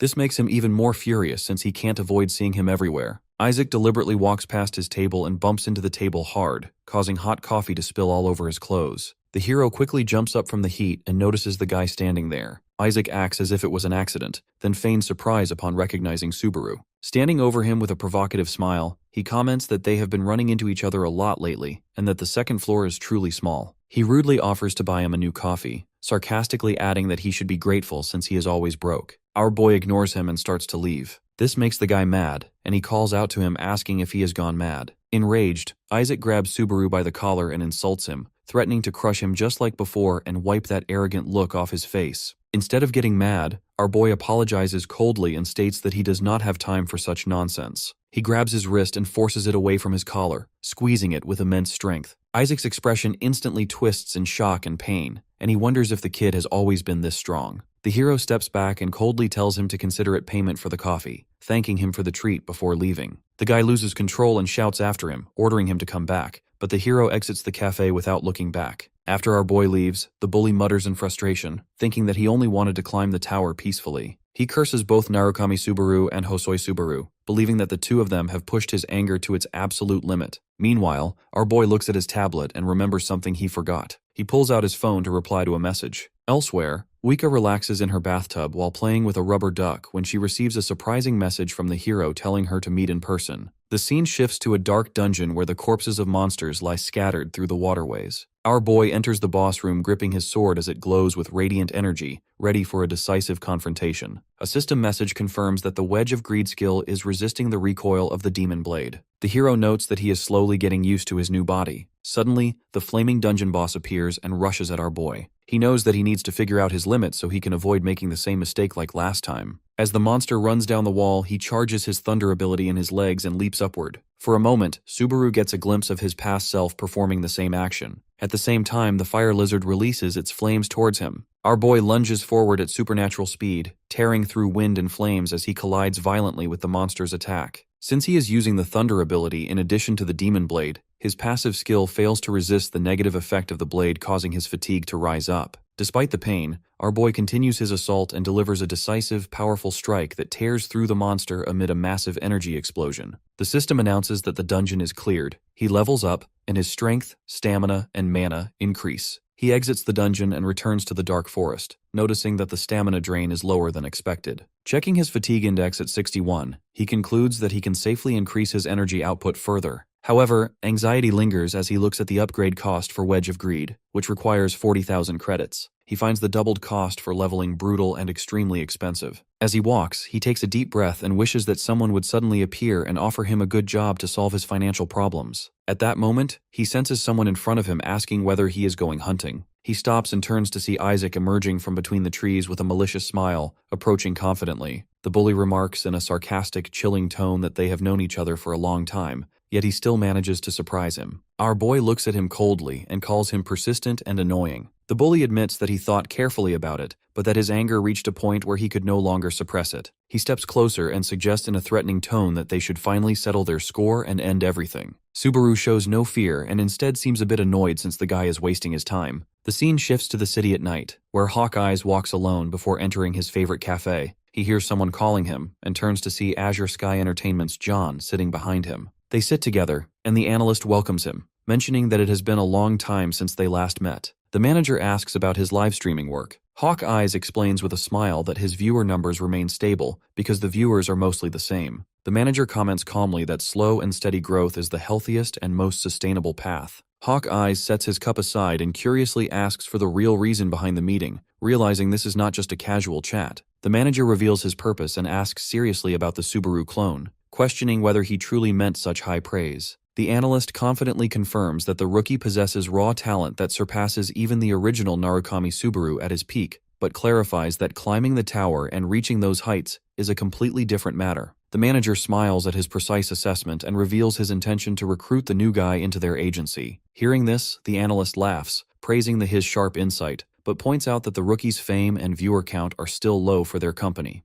John admits that he is right, but after hearing his analyses, he thinks the two of them should do a collab to help him increase his viewers. Meanwhile, back in the forest, our boy stands face to face with the bully. The guy calls him an idiot for wandering into a dungeon and comments that he should have taken his advice. He warns the hero not to mistake himself for the legendary Narukami Subaru or dream of mastering the thunder skill. Isaac's rage intensifies as he curses that name, gripping his shoulder and threatening him. Our boy sighs, since he also didn't expect to end up in an age where everyone was trying to become the real Subaru. He decides to confront the bully directly and questions the true reason behind his intense hatred, wondering if it is really just about his name since most people have no problem with it. Isaac's fury erupts as he reacts violently, dragging his father into the conversation, leaving the hero silently questioning what that has to do with anything. The bully keeps criticizing the actual Subaru. During this, he reveals that his father's name is Reinhardt, The moment our boy hears this, he realizes that the guy is talking about the one-slash-swordsman. His memories pull him back to a shocking incident that once shook the entire tower. At that time, unbelievable news spread everywhere. Narukami Subaru, an Earthling player who appeared like a comet, defeated the one-slash-swordsman. The battle ended in a single strike and lasted less than 30 seconds. Our boy clearly remembers Reinhardt screaming while drenched in blood, still trying to fight before collapsing into the crater created by Subaru's strike. The scene snaps back to reality. Isaac is now shouting like a madman and warning the hero not to take that name lightly. At last, the hero understands that Isaac's hatred is not personal, but comes from resentment toward his father's shattered title. He gives him a sharp, angry look and scolds him, questioning whether he has any idea how much suffering Hosoi endured because of this petty grudge. Hearing this, the guy explodes with rage and orders the hero to stay quiet. Flames begin glowing around his body as he prepares to attack. He releases his fiery power and declares that there is no need for further talk, ordering our boy to die quickly. As the flames rise, the bully hysterically admits that he hates Narukami Subaru so much it makes him sick. He blames him for turning guild leaders arrogant as well. With a demonic smile amid the fire, Isaac announces that those arrogant people are now rotting in hell and that this is their just punishment. He launches a massive fireball toward the hero, claiming that gaining that name was the end of his luck. A huge explosion follows, filling the area with fire and smoke. The bully covers his face and pretends to feel regret, sarcastically lamenting that he failed to control his power and killed his friend in such a horrible way. As he looks at his burning hand, he coldly decides that his next target will be the masked streamer. Suddenly, a voice speaks from within the flames, questioning which masked person he is referring to. Isaac looks ahead in shock to witness our boy coming out of the flames wearing that same mask. His eyes widen in disbelief, and he mutters that it is impossible. Panic sets in as he wonders how the hero managed to withstand his flames without a single injury. Without warning, our boy rushes forward and lands a devastating punch on his chest. He then slams him into the ground, drawing another scream. The bully staggers while vomiting blood,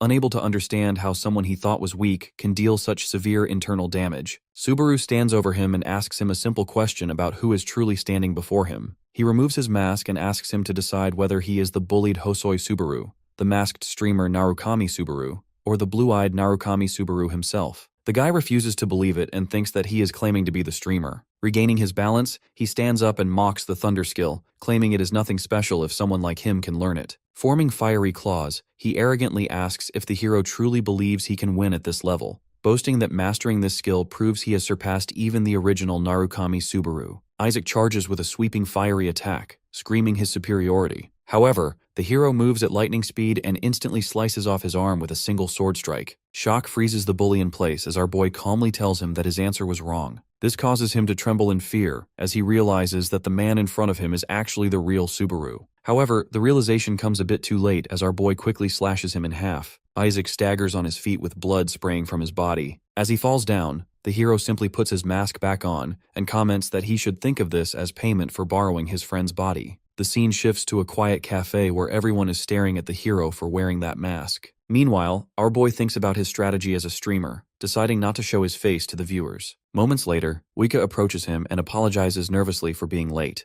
Her cheeks turn red as she introduces herself and explains that she is the person he contacted. The hero shakes her hand and introduces himself by his streamer name. After taking a closer look, the girl realizes that this guy looks exactly like the actual Subaru. The hero interrupts her thoughts by loudly asking if something is wrong, startling her. She remembers her boss's strict warning to leave a good first impression and earn the client's trust, and realizes with despair that she is already messed up. Our boy then asks if she was a fan of the old Narukami Subaru. She instantly responds with unfiltered excitement, admitting she is an extremely passionate fan. Subaru tries to calm her down and explains that he is not the original, but the girl admits that she is also a fan of his. She starts yapping and explains that she has followed him since his viewer count was 0. The hero is stunned by how accurately she remembers every detail, even events he himself has forgotten. He smiles beneath his mask, recalling how clueless he was at the start, and feels admiration that she watched him even then. Wika tightens her fist with excitement, claiming that their meeting was destiny, and reveals that this is why she begged the company to assign her to manage him. Regaining her composure, she decides to act professionally and earn his trust. She pulls out a prepared contract and begins summarizing the clauses, explaining that they will help increase the value of his brand name through ads and stream clips. Reading the contract, our boy asks what he needs to do in return. She simply explains that he only needs to continue streaming the way he already is. Subaru is surprised and wonders if being a streamer is really this comfortable. She explains that this is because he is the first person to master the lightning skill, and the entire company, from the department head downward, holds him in high regard. When the girl asks if everything is to his liking, he interrupts her, questioning if the other managers at her company are also like her. Wika misunderstands it and starts explaining that everyone else is way cooler than her. Meanwhile, our boy wonders if the average level for players has gone up so much that someone like her has to work as a manager. He realizes that he'll face much stronger players from now on and decides to pick up the pace. Seeing him lost in thought, the girl starts to worry that he might actually reject the contract. However, the hero offers her a handshake and mentions that she seems like someone he can trust. The girl almost starts crying in excitement as she finally shakes his hand. Later, Subaru starts a live stream and the viewer count instantly rises to 700. Our boy notices the unusually high number of viewers and quickly realizes that this sudden influx is the result of Wika's advertising and pre-promotion. Without wasting time, he shifts into a serious mindset and continues forward. It's finally time for him to attempt the 6th stage called Legend. The atmosphere immediately shifts into something dark, rainy, and oppressive. We see several knights gathered at the meeting table where the commander asks them about the hero. They inform him that he is still unconscious, with some even doubting that he can be trusted since he is an outsider. The skepticism grows as one of them suggests that unless the commander witnessed it himself, he may have been deceived. He even wonders whether the monster defeated was truly the boss or merely some grunt. The commander becomes furious at these remarks and scolds his men for speaking so disrespectfully about their savior. At that moment, the tent door opens and a knight enters with the hero behind him. Peleus rushes towards Subaru, warmly welcoming him. Our boy thanks him for his help and mentions that he can walk on his own now. The other knights watch him with suspicion, whispering among themselves that he does not look strong. The hero notices their gazes and confronts one of them directly, asking if he truly doesn't believe he killed the boss. Turns out that Wika told him about a feature where his voice could only be heard by his viewers. He uses that to his advantage and starts aura farming in front of his viewers. This works well and everyone starts praising his confidence. Among the knights, gray-bearded guy named Dale steps forward and offers his hand. The hero shakes his hand and comments that this is their first meeting. The knight confirms it, saying that he was away protecting the village, but everything still got destroyed. This surprises our boy since he has already killed the leader. Dale explains that long ago, the true titans waged a war against gods and were sealed away. The monsters he fought earlier were just their fragments. However, after he killed the boss, one of the ancient titans rampaged the village. The stream comments explode with shock as viewers wonder if this is even possible. Despite hearing all this, the hero declares that they are going to kill that titan. This makes Dale and all the other knights worried since it almost seems like a suicide mission. The commander suddenly interrupts with a shout and brings up an ancient legend about Millennium Mountain. He explains that a thunder shard is hidden at its peak and believes that only the hero is capable of finding it. Meanwhile, in the village, the ancient titan continues to lead his army forward, destroying everything in his way. Turns out that the titan boss was actually his son, and he now wants revenge by spilling the blood of every human he can find. From far above, Subaru's golden eye glows as he witnesses the scene from a distance. While pulling his horse back, he realizes that the titan is looking for him. The commander told him that it would take 3 days for the titans to reach this mountain, so if he couldn't find the shard by then, he needed to run away. Now, riding towards the mountain, the hero realizes that acquiring the shard might be the whole point of this trial, since it's essential to defeat the titan. Meanwhile, his viewers doubt that he can finish this in one try. Ignoring their comments, he quotes himself from the past, saying that there is no trial that cannot be cleared. The comments instantly catch it, noting that they have heard that line before. Suddenly, several mission requests also come in, offering to give him thousands of credits if he manages to kill the titan. The hero feels relieved that despite his slip, he has not fully exposed himself. He tightens the reins and presses onward, cutting through heavy rain and rough terrain. At last, he reaches the mountain's base, dismounts, and studies the cliffs, confirming that the thunder fragment must be hidden here. As he places his hand on the rock wall, he remembers his conversation with the commander, who explained that the lightning fragment is something mentioned only in legends. No one knows its true nature. It could be a power, an item, or even a person.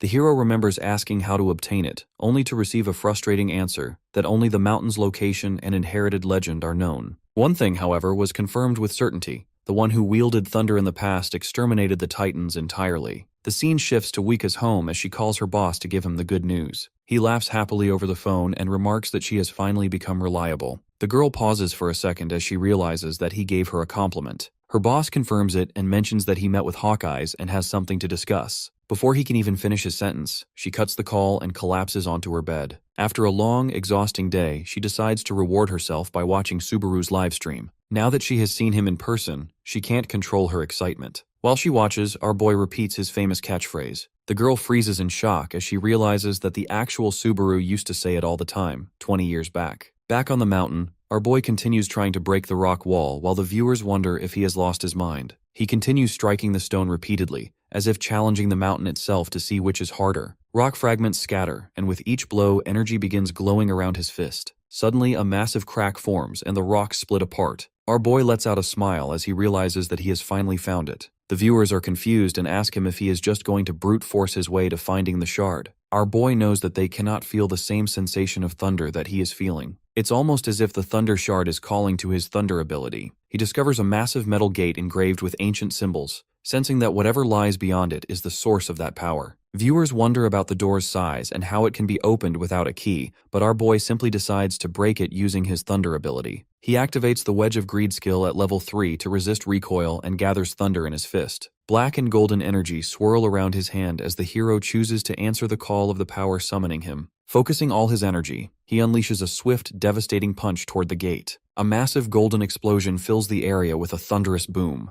The giant doors burst open, revealing a long, dark corridor beyond. As our boy walks in, a system notification informs him that he has entered the pathway of thunder. Moments later, the door closes behind him, and another system notification mentions that he cannot leave until he clears the stage. Meanwhile, all the knights gather around the table discussing their strategy. The guy with the white beard wonders whether the hero can truly obtain the Thunder Shard. The commander remains completely confident as he drinks calmly, and states that Subaru will definitely succeed. He insists that this stranger has already proven his strength, and that there is no reason to doubt him. Suddenly, a terrified knight interrupts, shouting that it does not matter whether he gains the shard or not, because they will die either way. The knight stands trembling with sweat pouring down his face, screaming that the commander does not understand the magnitude of the horror they are facing. The commander tries to steady everyone, reminding them that even if the enemy is overwhelming, surrendering and waiting for death is not an option. He insists that they must trust the young hero who is risking his life for their sake without asking for anything in return. However, the knight stares at him with eyes full of fear and mutters that such hopeful words are easy for him to speak. Before anyone can respond, a cup suddenly slips off the table and crashes to the ground. At the same moment, a violent earthquake shakes the tent, instantly changing the atmosphere. A soldier rushes inside, shouting that the Titans have finally arrived.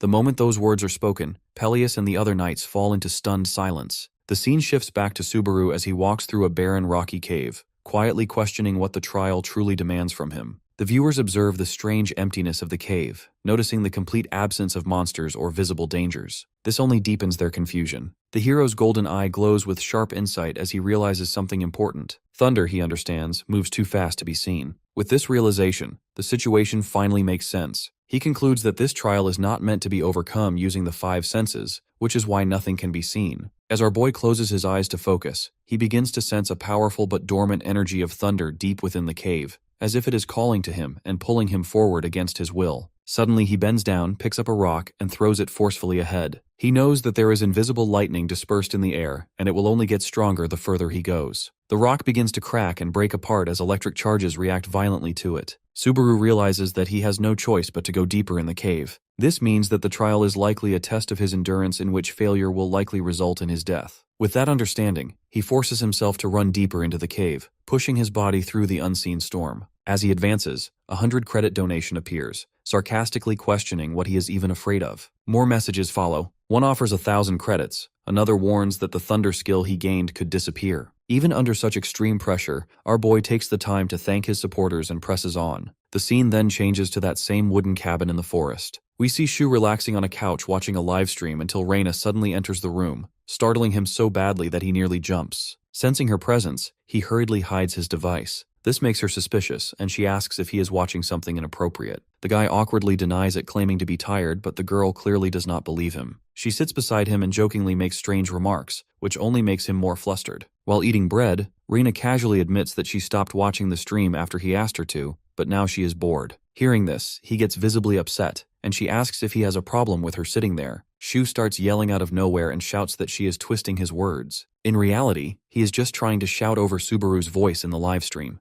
After successfully muting the audio, he finally stops yelling, but the girl gets up and decides to leave. He tries stopping her to not seem suspicious, but she ignores him. After she exits the room, he sighs and opens the live stream once again, wondering if this streamer is actually the real Subaru. Everything about his seems exactly like him, except for his eagerness to earn credits. While he is distracted by the stream, Reina gently taps his shoulder and gives him a death stare, asking if he really thought he could hide it from her. Back inside Millennium Mountain, our boy continues walking along the path of thunder. Sweat pours down his face as he stands amid an electric storm. With each step, the energy around him grows more intense and his progress finally reaches 2.3%. As he raises his arm, he senses a familiar energy, one which he had experienced countless times in his past life. Even though the hero has a long way to go, the progress bar helps him determine where the finish line is located. Covered in wounds and under immense pressure, the hero decides to completely ignore the chat since he can't read it anymore. Our boy knows that he must reach the finish line, but he is aiming even further than that. The scene shifts to Hawkeye's studio where he watches the stream across multiple screens. He recalls his conversation with the department head, who suggested collaborating with Subaru. The analyst wonders how long it has been since John personally managed a project. During their conversation, his boss told him that it's not entirely in their hands to make someone famous. It depends on the streamer and the kind of players that are popular in the scene. This new Subaru clone felt less like a guy chatting with his fans and more like a seasoned player's vlog. Instead of asking Hawkeyes to help the new streamer, his boss mentioned that collaborating with him might even turn him into a star. Right now, he was like a comet, and the analyst could use his momentum to rise up. While sitting in his chair, Hawkeyes thinks to himself that he started streaming because he wasn't confident in climbing the tower. However, what he wanted more than ever was to become a star. Now with the hero emerging like a comet, that dream seems a lot more plausible. Finally coming back to reality, the guy realizes that he is distracted in middle of his work. His focus shifts back to the livestream, and he is stunned to witness our boy walking straight into the thunderstorm. Despite his entire body literally burning from the thunder, he continues walking ahead. Each step takes a lot more effort now, and his entire body seems heavier. He realizes that as he goes deeper, the thunder will run more deeply into his body. At this point, the intensity of thunder is enough to run through every thin pulse in his body, starting with Ren and Du meridians. As his progress finally reaches 20%, a system window appears informing him that the thunder has started to take root in his body, increasing his mana. The Ren and Du channels are the body's central pathways, while micromeridians are the tiny vessels that connect the entire body. As he walks through the storm,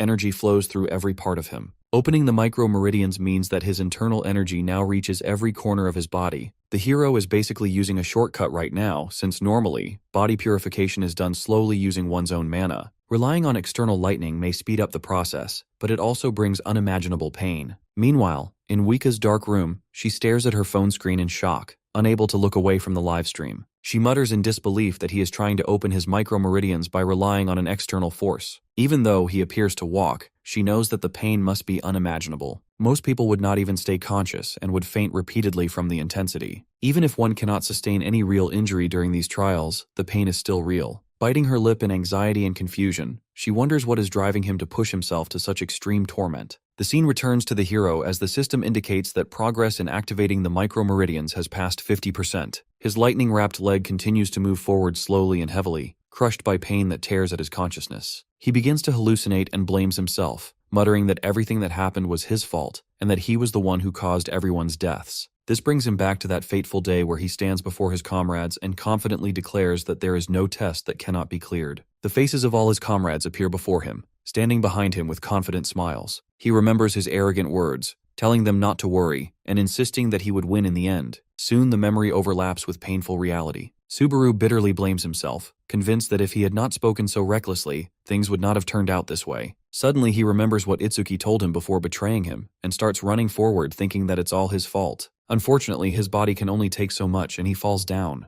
The scene shifts again, and our boy finds himself walking through a sunny green field under a clear blue sky. He wonders in astonishment where he is. A gentle breeze brushes through his hair, and he notices a group of people sitting peacefully under a large tree on the horizon. His eyes widen as he recognizes them one by one. Subaru runs toward them with eagerness and hope, wondering if the nightmare and deaths were nothing more than a bad dream. With a bright smile and tear-filled eyes, he convinces himself that this must be the true reality. However, when one of them calls his name, their features suddenly become terrifying and distorted. They shout accusations at him, claiming that he truly led them to their doom, and one of them cries out that he never wanted to die. The hero stumbles back in extreme horror, calling their names in a trembling voice, unable to believe the sudden transformation. Tino appears before him with a torn body, asking him why he couldn't save her despite talking big all the time. The scene turns into a living hell. The bodies and souls of his comrades surround him with flames burning all around. He screams in panic as all of them get swallowed by the darkness and he fails to save them once more. Suddenly, he returns to cave, gasping for breath with blood flowing from his mouth. He realizes that everything he just saw was nothing more than a hallucination caused by the thin pulse penetration. A system window appears, announcing that the penetration progress has reached 97.87% and that the thunder is taking root inside his body, granting him an additional mana point. Bro curses the guy who designed this trial and thanks them at the same time for reminding him why he is still alive. As yellow lightning sparks fly around him, he sees Itsuki's image smiling at him, like a reflection of his sworn enemy. The scene shifts to the village, now plunged into total chaos. An army of titans storms the arena as villagers and knights desperately try to repel the attack. Among them is a massive titan who appears to be their true boss. Seeing him makes the knights tremble in fear as they realize that the hero isn't here to save them this time. Amid the panic, the commander shouts that their savior will definitely return. He angrily scolds his soldiers for doubting the man to whom they entrusted the village's fate, even if they do not know his name. Dale places a hand on his shoulder and firmly reminds everyone that before blaming others, they must remember that protecting the village is their duty. Drawing his sword, he declares that knights are not the ones meant to be protected, but those who provide protection. He courageously advances toward the battle, calling on his men to fight and die as true knights. Peleus and the others follow with a war cry. Meanwhile, our boy has finally reached a glowing sphere filled with thunder, and his progress is at 99%. Even though he isn't sure what it is, he knows it must be the goal. Suddenly, his fatigue index rises to 97, and blood seeps from his eye beneath the mask. Even so,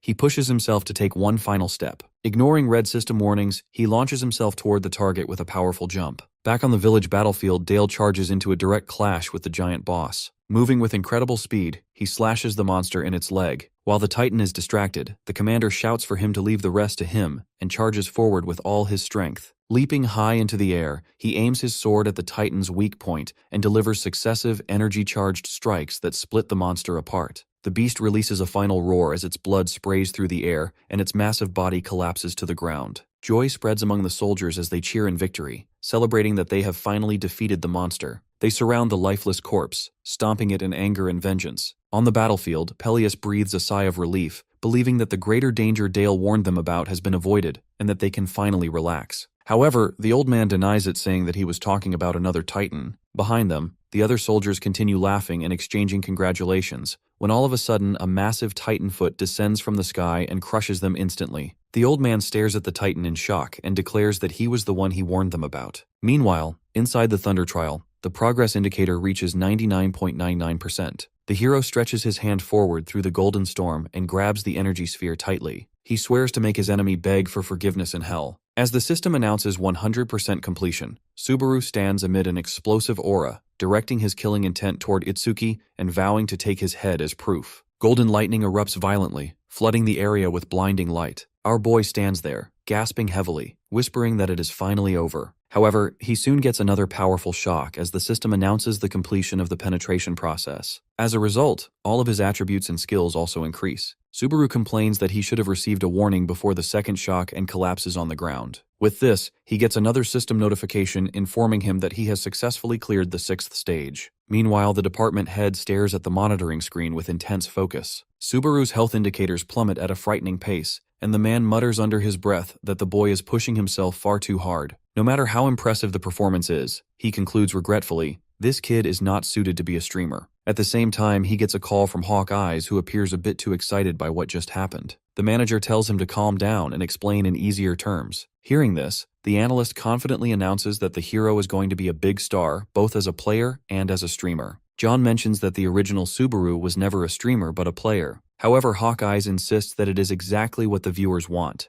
a version that comes as close as possible to the original legend. In other words, what they are witnessing right now is the birth of the new Subaru, and they can broadcast all of it live. The manager listens in stunned silence as he realizes what it means. Meanwhile, on the live stream, the hero struggles to stand as comments flood the screen expressing shock that he is still alive. The hero grips his head and curses as crushing fatigue weighs down his entire body. He opens his status window and pauses when he sees his fatigue index has dropped to 81. This makes him a bit relieved since his fatigue went down as a result of his stats going up. Despite the messy final strike, he still considers this a win. After receiving all the credits from his assigned mission, our boy manages to reach around 20,000 credits. He considers it decent. Opening the skill store, however, he frowns when he sees that upgrading Wedge of Greed requires 40,000 credits. This makes him wonder if he'll get enough credits after taking down the massive Titan. Subaru looks down at the glowing golden sphere resting in his palm. Instinctively, he knows this is the key. An information window appears, identifying the item as the Thunder Spear, a legendary, non-tradable weapon carved from ancient lightning. It can unleash a single devastating strike before disappearing completely. Subaru stares at it in disbelief. Legendary items like this rarely appear,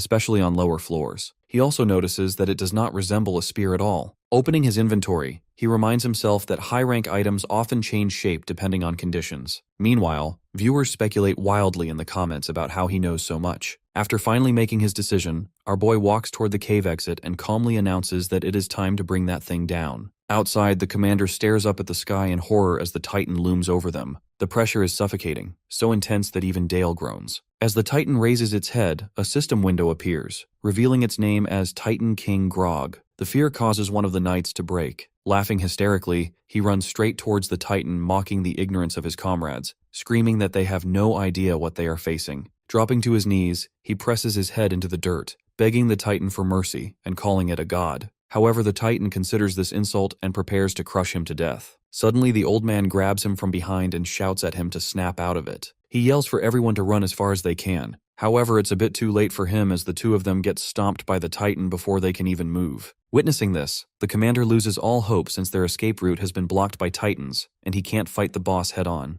In his desperation, the commander turns to the boss and shouts that he knows who killed his son. This catches the king's attention, and he sits down to ask him who he is. With trembling hands, the commander points in a random direction and lies, claiming that the killer fled to gather power in order to kill him too. He prays the Titan will believe him, but the king sees, right thought it. Turning back at him with a furious expression, the king gives him one last chance to reveal the killer's location. Before the giant can act, lightning erupts above the mountain behind them. This catches the attention of both the Titan and the commander. While thunder bursts out of the mountain like lava, Peleus wonders if the hero has actually managed to obtain the Thunder Shard. Meanwhile, a system notification appears in front of Subaru announcing the start of the 7th stage. He watches the entire scene from a distance and guesses that it is the final stage since a monster bigger than that can't possibly appear in the 2nd floor. As everyone in the comments urges him to run away, he assures them that it is fine since he only needs to get a single hit. With the Thunder Spear in his hands, he is confident that the Titan King is no match for him. Raising his hand, Subaru activates the Lightning Spear. A massive column of golden light erupts into the sky as energy gathers. Within seconds, his entire body is surrounded by golden light, and the charge rate reaches 10%. This also increases his fatigue level to 84. However, the hero doesn't stop and grabs the spear as it charges up to 30%. A system notification appears informing him that his Wedge of Greed skill has failed to resist the secondary effect of this weapon. Our boy already expected this, since the skill is still low-leveled. After charging the weapon to 50%,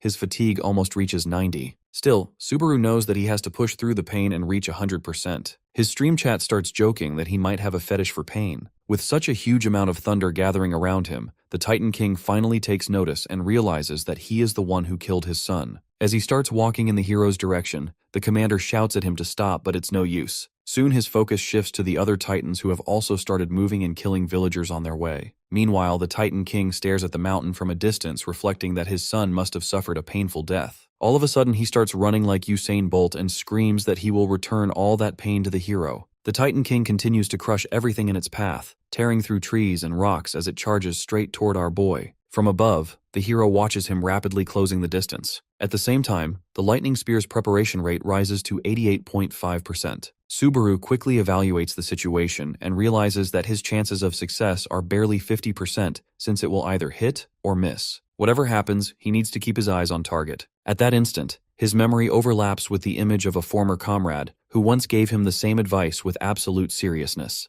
The guy told him to forget about everything related to throwing and simply hit his target based on pure instincts. Putting his hand on his shoulder, he added that the hero was not like other spearmen because he was the legendary Narukami Subaru. Back in the present, our boy holds the Thunder Spear as its activation rate reaches 95% and wonders what he should do now. Then, he remembers something else his comrade once said. This weapon is not meant to be thrown like a normal spear. Instead of simply throwing it, he should detonate it and unleash its energy. From down below, the Titan King rushes toward him at insane speed. Noticing him, his viewers start to spam his comments telling him to throw the spear. The hero, however, stays calm with his eyes on the target. Finally, the preparation reaches 100%, and the system announces that the weapon is fully ready. Subaru realizes he has only one chance. He must end it all in a single flawless strike. As the Titan draws close and opens its jaws to devour him, the hero finally releases the spear, which transforms into a massive beam of golden lightning. The beam pierces straight through the giant's head with overwhelming destructive force. A colossal explosion follows, shaking the surroundings as sparks and raw energy scatter in every direction.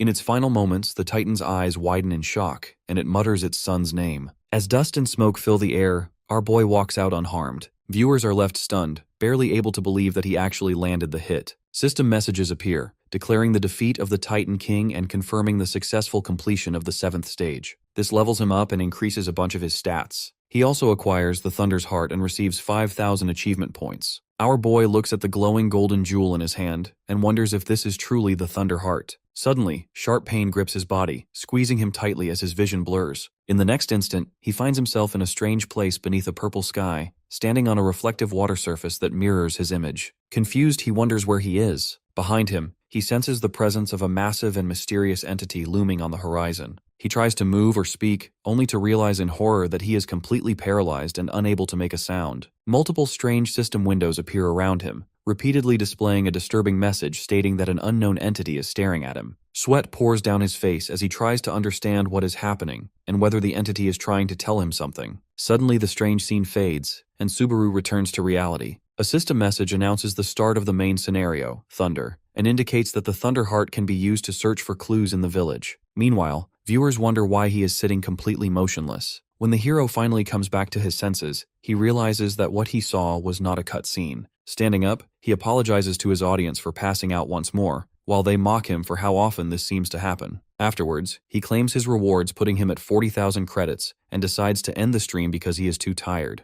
The scene shifts to a calmer atmosphere inside a luxurious restaurant where Subaru sits with Wika. She congratulates him on his incredible performance, and he asks whether ending the stream so abruptly was really acceptable. The girl assures him that it was perfect and mentions that he peaked at over 3,000 viewers in his stream. She further adds that it's extremely impressive for a rookie to bring in numbers like that. Moreover, the timing of him ending his stream was also perfect. The hero asks her if it builds suspense like they do in dramas. He reveals his strategy, explaining that he plans to inspect the rewards and prizes together with viewers in the next stream to capture a genuine, spontaneous reaction rather than something artificial. Wika is surprised as she realizes that he understands the rules of the game far better than expected. With a sly smile, she places her hand on the table and announces that she brought him a gift. Our boy is surprised and asks what kind of gift it is. Leaning a bit further, she comments that it is something he cannot possibly refuse. The girl then asks him to search for a streamer named Hawk Eyes. Although the hero already knows the name, he searches anyway. The analyst is still live, speaking to an audience of 9,000 viewers. Our boy watches as the guy tells his audience that they will be reacting to content related to the new Narukami Subaru.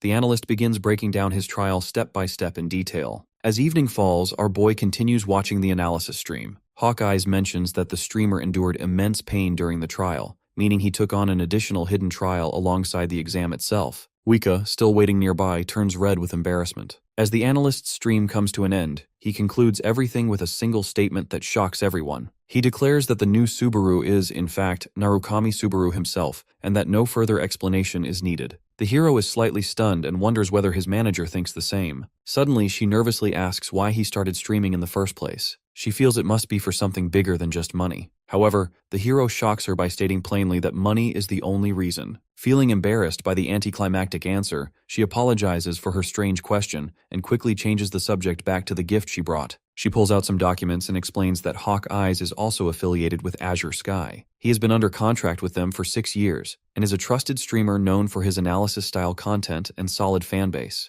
Smiling, she explains that all revenue from his recent stream and future content related to the hero will be split 50-50. At first, Subaru is confused about who the split applies to, but she clarifies that the split is with himself, since the analyst is using his material. This includes ads, donations, and archived content. The hero is stunned and remarks that good things keep happening since signing with the agency. This makes the girl flustered, and he adds that to him, this feels like an unexpected bonus. The girl then asks if he would like to do a collaboration stream with Hawk Eyes as a small gesture. Later, when the hero goes back to his room, reflects on his meeting with the manager and thinks that he shouldn't have worn the mask. He also regrets coming off as materialistic by saying that he only streams for money. While looking at himself in the mirror, he realizes that the more connections he makes, the less he can hide his true identity. Setting those thoughts aside, he opens the system window and upgrades his skill, Wedge of Greed, to level 4. The skill's rank increases, but the next level requires 80,000 credits. Subaru has only 120 credits left. He knows money must remain his top priority if he wants further upgrades. The collaboration with Hawk Eyes is scheduled for the day after tomorrow, and he hopes to earn a decent amount by then. This might also allow him to get in contact with his comrades. The scene shifts again, this time to Wika's room. Her face is flushed red as she imagines Subaru becoming even more attractive. She keeps replaying their conversation in her mind, repeatedly punching her pillow, and feels certain that an incredible secret lies behind that stylish mask. The girl even imagines the hero telling her that ever since meeting her, good things keep happening to him. That thought becomes the final trigger. She punches her pillow so hard that it tears apart. In her excitement, Wika mutters that the hero is a man full of secrets and says that he looks even more charming in real life. Meanwhile, in the 7th floor, we see a buffed guy working out in his private gym while Hawkeye's stream plays in the background. His statement about the hero being the original Subaru immediately irritates the man watching, and he starts wondering who this analyst is. Standing nearby is another man who explains that he is a streamer called Hawkeyes with a decent following. The man exercising turns out to be Kurokawa from the Blue Zone Guild. He mentions that he also tried entering the streaming space. His assistant advises him that instead of focusing on the analyst, they should pay closer attention to the new Narukami Subaru being mentioned repeatedly during the stream. Kurokawa dismisses the rookie at first, calling him a fraud who supposedly learned thunder, assuming it is nothing more than a rumor. However, the moment he actually watches the stream, cold sweat breaks out. He realizes that this new Subaru is genuinely impressive. He recalls something once said by Sako from the Blue Eyes Guild, who told him that proper throwing requires never taking one's eyes off the target. The assistant finds it strange that he remembers such casual remarks, but Kurokawa explains that he studied everything about the Blue Eyes Guild intensely. Not just Subaru, but every single member of that guild was top tier, which makes him question how they all died at the same time. The scene returns to the television, where Hawkeyes repeats his ending remarks. This annoys the guy, and he asks how the analyst can talk about the legend as if they are friends. His assistant tells him that for streamers, good content is all that matters, so they don't care about anything else. Hearing this, the guy turns off the TV and asks the assistant why he showed him all this. The assistant replies that it was actually Guildmaster Itsuki who had instructed him to play that. He also points out that thunder is the symbol of the Blue Eyes Guild, which was the predecessor of the Blue Zone Guild. Intelligence suggests that the new Subaru is obsessed with money, and the guild plans to buy him out. A crate appears, and the assistant removes a cloth covering its contents, revealing stacks of gold bars. Kurokawa is left shocked after seeing all of this, and wonders if the guild even possessed that much money to begin with. The scene shifts back to the tower as the 2nd floor trial restarts. The commander orders soldiers to gather all injured people in one place, prioritize critical patients, and distribute medicine once they are stabilized. When he notices footsteps, he turns and becomes visibly relieved to see the hero returning, fully conscious at last. Peleus has been deeply worried, remembering how Subaru collapsed in front of the village. Our boy reassures him that he is still dizzy but functional, and wonders if they can talk later at the hotel, as there are things he wants to ask. The commander agrees readily and bids him farewell. Meanwhile, the viewers begin shipping the two of them and even congratulate them on their future wedding. Later, the hero sits on his bed again and decides to check his rewards. He takes out the Heart of Thunder that grants 30% thunder resistance, 20% thunder attack power, and an added fire resistance effect. Upon seeing it, he realizes how absurdly perfect the stats are for a thunder user. A knock sounds at the door, and the hero knows it is his friendly warrior neighbor. The commander enters with fruit, checking whether he has rested well. The chat immediately starts teasing again. A while later, the two sit at a table together. Subaru confirms the legend of thunder, surprising the commander, who never expected to see such power with his own eyes. Our boy then reveals the Heart of Thunder, and Peleus' shocked reaction makes it obvious he recognizes it, though he quickly denies knowing anything for certain, claiming he has only heard vague legends. The hero feels disappointed at first, but the commander explains that two major legends exist. One says thunder was used to wipe out the Titans, much like he just did. The second claims that gods and Titans once fought over thunder itself, and the Titans ultimately lost. This leads our boy to realize that the Heart of Thunder must have been artificially created, not a natural phenomenon. Though the commander does not know who created it, he believes that it was created to let humans wield the power of thunder, and the reason humans needed that power was to stand toe-to-toe with the gods. With this realization, a system notification appears, announcing that Subaru has completed all chapters of The Forgotten Human and cleared the Thunder Trial. His Thunder skill gains 17,050 points and upgrades directly to level 3. Without warning, our boy is transported to the 3rd floor. The commander can only stare in shock as the hero vanishes in front of him. The 3rd floor, known as the Ortonarl, materializes as the hero appears directly on the teleportation pedestal. Viewers are stunned by how quickly he cleared the 2nd floor. Noticing him, the players on 3rd floor assume he is merely a cosplayer copying Narukami Subaru,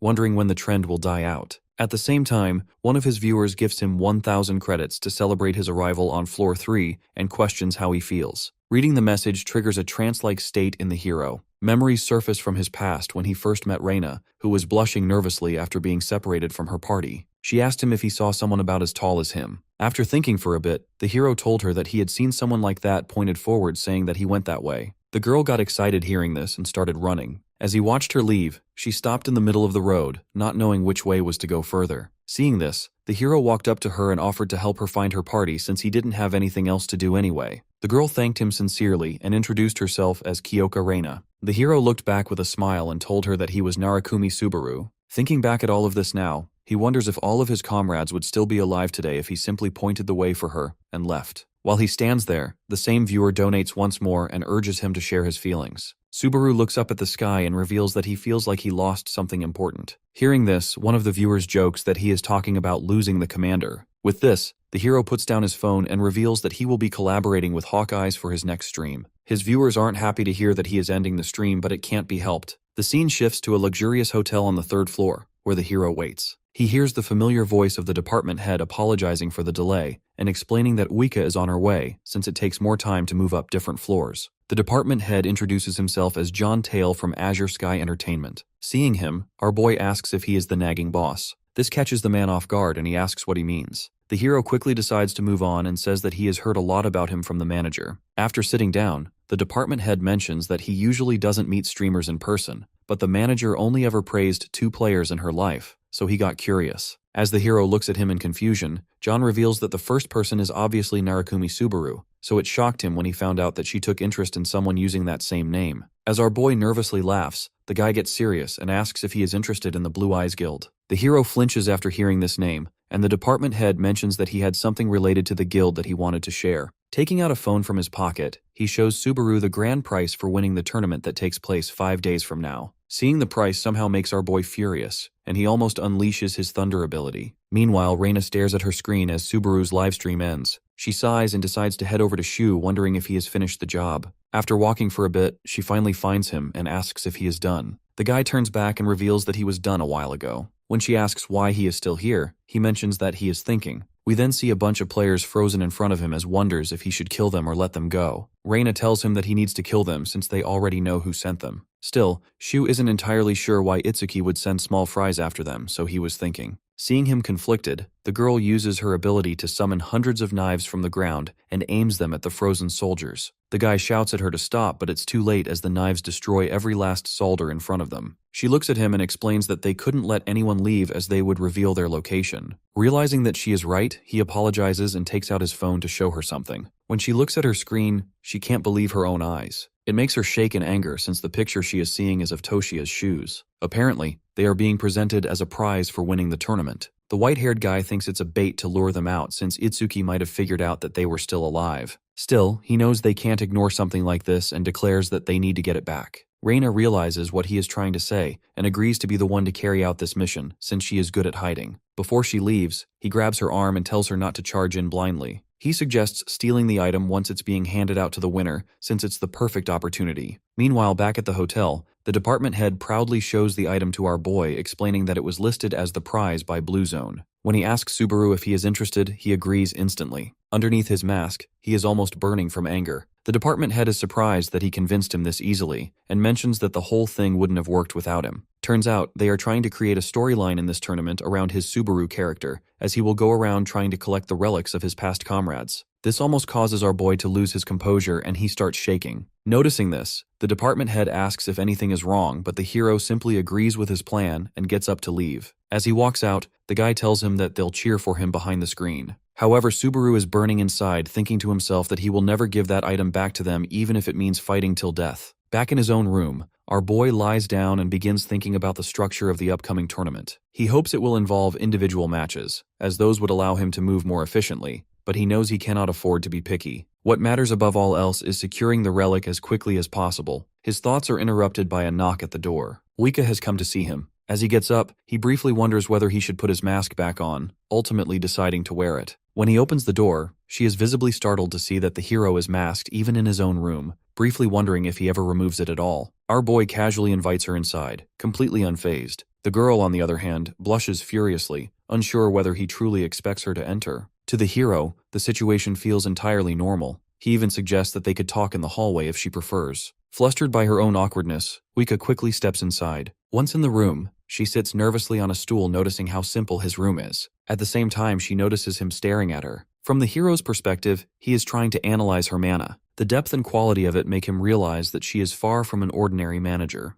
Growing self-conscious, the girl wonders if something is wrong. The hero bluntly points out she hasn't explained anything about the tournament so far. Gathering herself, she takes out a document and hands it to him, explaining that it's a battle royale. All participants will fight for a single prize, with the event eventually narrowing down to a final solo confrontation. The tournament will take place on a simulated trial field, open exclusively to third-floor players. The entry fee is 3,000 credits, and there are no restrictions on ranking. She sends him data from past battle royales so he can review examples and better understand the format. As the hero scrolls through the tablet, he is shocked to discover that every reference image and video features Narukami Subaru. Feeling awkward, he thanks her for the effort. She smiles and insists that she is simply doing her job, though she blushes again, briefly wondering if the chief has already told him. Sensing her reaction, he grows curious, and she informs him that a message has arrived from Blue Zone. The name alone ignites Subaru's anger, and Itsuki's face flashes through his mind. He clenches his fists as Wika explains that Blue Zone wants to meet him in person. Our boy finds it hard to believe that the Blue Zone leader is already making a move. The girl looks disappointed as she suspects that Blue Zone intends to negotiate,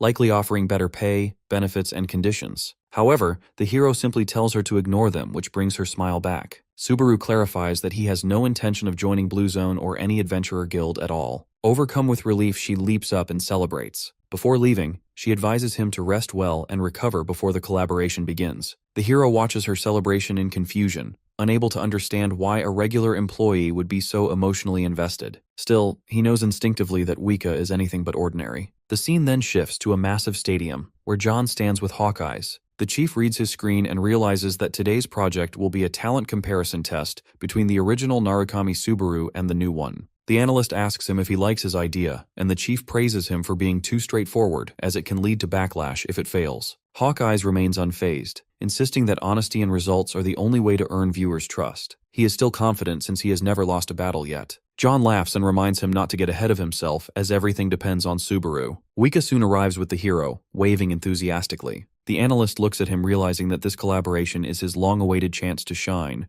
while our boy simply looks around, wondering if they rented this entire arena. The analyst introduces himself and offers a handshake, which the hero accepts politely. Hawkeyes remarks that meeting him feels no different from meeting the original and expresses disbelief at meeting the trending streamer. While the analyst glazes our boy, the chief interrupts and suggests doing it on stream since viewers might like it. Once the stream begins, viewers flood in almost instantly. Within minutes, the count surpasses 12,000, then 14,000. Hawkeyes announces that he has brought the most sought-after figure onto the stream. As Subaru greets the audience, the chat explodes with excitement, immediately speculating about his hidden face and teasing him for keeping his identity a mystery. Reading the comments, Hawkeyes reveals that he also hasn't seen his face and asks the hero why he wears that mask. Our boy simply replies that it's nothing serious and starts aura farming by saying that he is handsome underneath. This only fuels their enthusiasm more, and even impresses Hawkeyes, who is surprised to see him interacting so well with the audience. One of the viewers questions him about his girlfriend, but the hero denies it, which makes Wika relieved. As they reach 19,000 viewers, the analyst decides it's time to start their main event and commences the trial. We see hundreds of dummy targets preparing to fight the hero as Hawkeyes explains his reasoning for choosing this trial. The first reason is that the trail is ideal for measuring control. The second reason is that the original Subaru scored is the top scorer in this trial, which makes for a perfect comparison test. Before the trial begins, donations start coming in asking the hero if he can truly finish this. Our boy casually stands there declaring that if he didn't believe he could do it, he wouldn't be here in the first place. The leaderboard displays the target number of robots he must defeat. The original Narukami Subaru's record stands at 43. The chat buzzes with excitement, wondering how this Subaru will perform against such a high benchmark and whether he can break the record in a single attempt. The hero glances at the leaderboard, looking at the record he once set himself. Credits begin pouring in again. Viewers challenge him to defeat 43 robots in one run for 10,000 credits, or reveal his face if he fails. Our boy hesitates and initially refuses. However,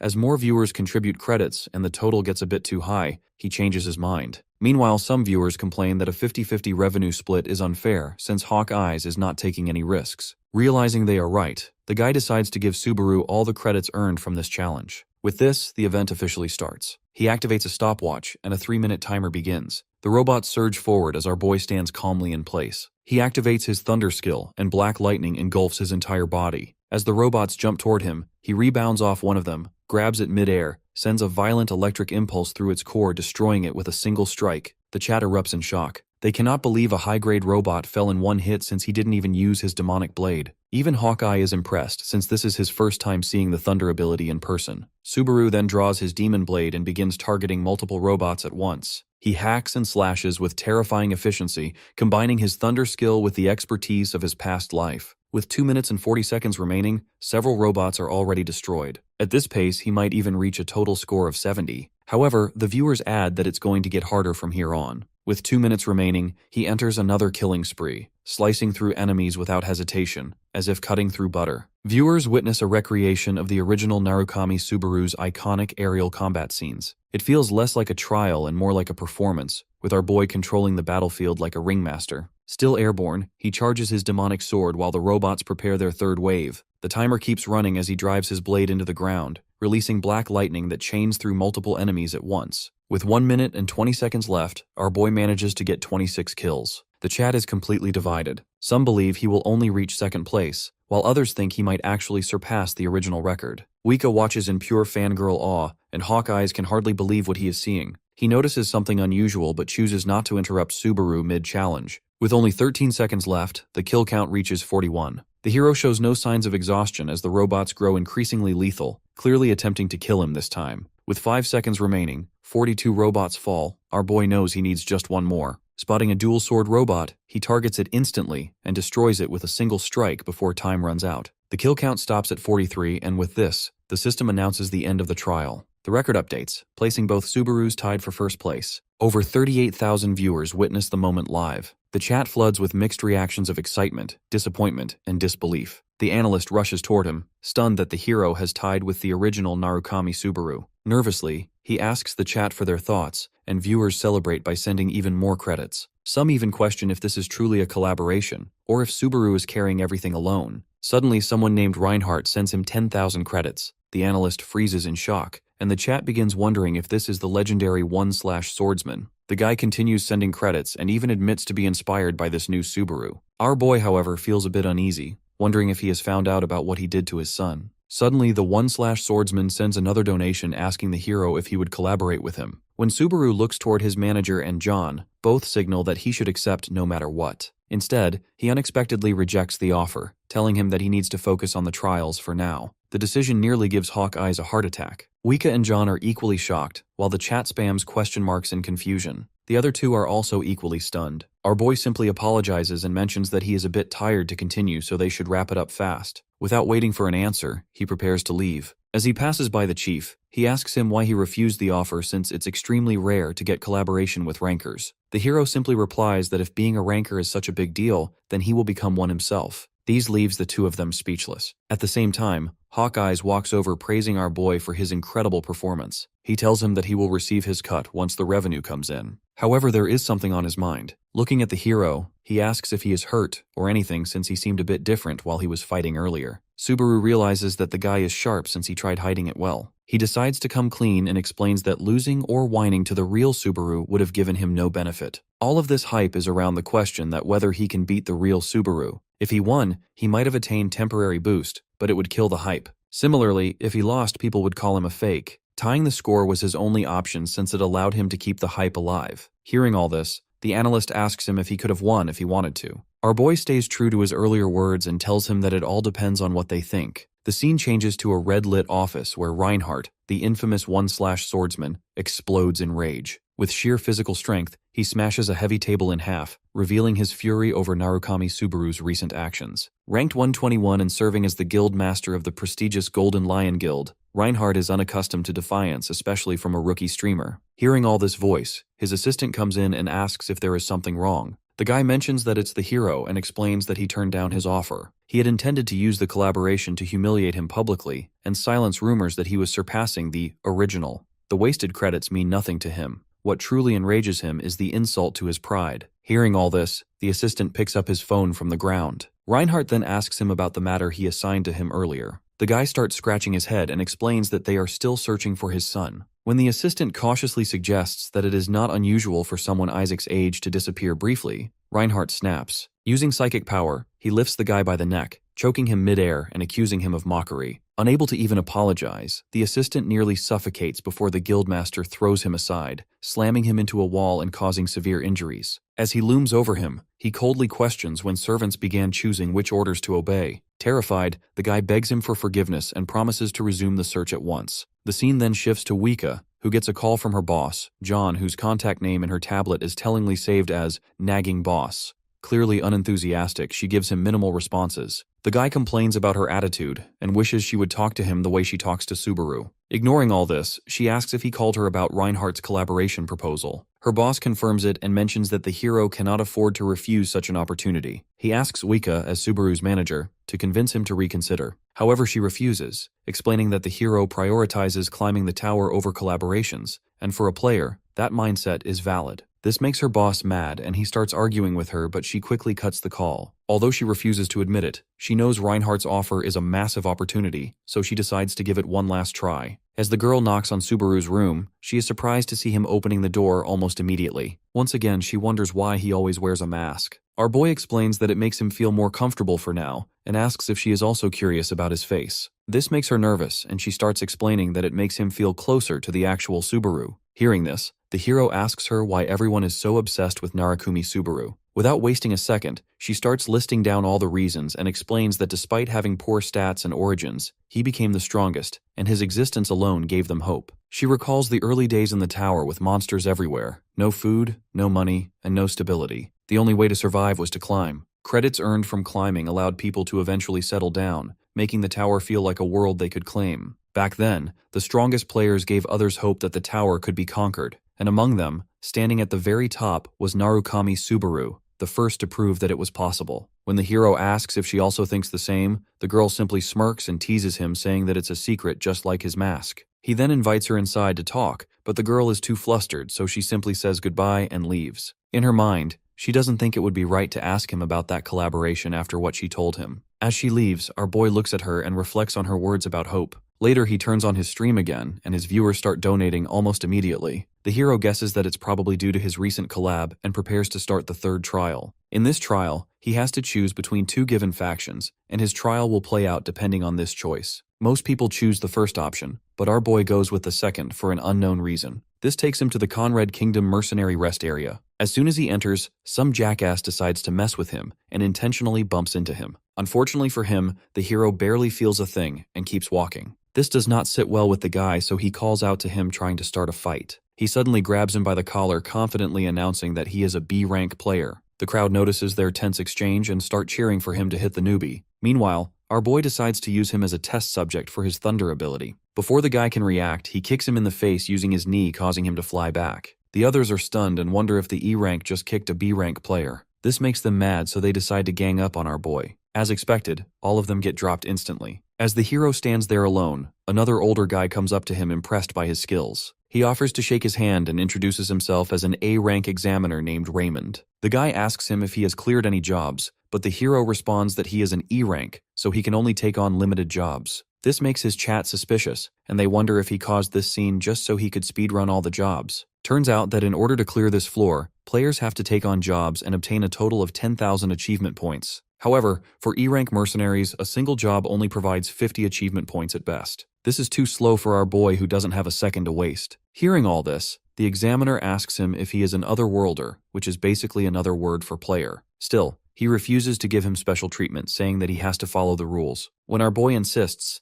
the guy asks him why he should give him special jobs, since he will leave eventually. The hero knows he has to give him something extraordinary, so he offers to try something he didn't even do in his past life. He turns to the examiner and promises to conquer the Cave of Thunder for their nation if he gives him what he wants. This makes the guy shocked, since that job is only taken by A-ranks. Subaru already knows this, and explains that the cave is an A-rank dungeon located between both kingdoms. Both nations have fought over this dungeon for decades, since it allows easy access through the mountains and holds great strategic value. The hero once again offers to clear the dungeon if he grants him A-rank privileges for the job. While the examiner thinks it over, Subaru activates his chat voice and tells them that he will kill the man if he refuses. This makes everyone worried for him, and they try warning him to run. However, the guy agrees to write a recommendation letter for the hero and unknowingly saves his own life. He informs him that the raid party will leave in 5 days and walks away to get his letter. Meanwhile, huge missions start coming in from viewers challenging him to take on that dungeon alone. Subaru, however, is more focused on the tournament at Floor 3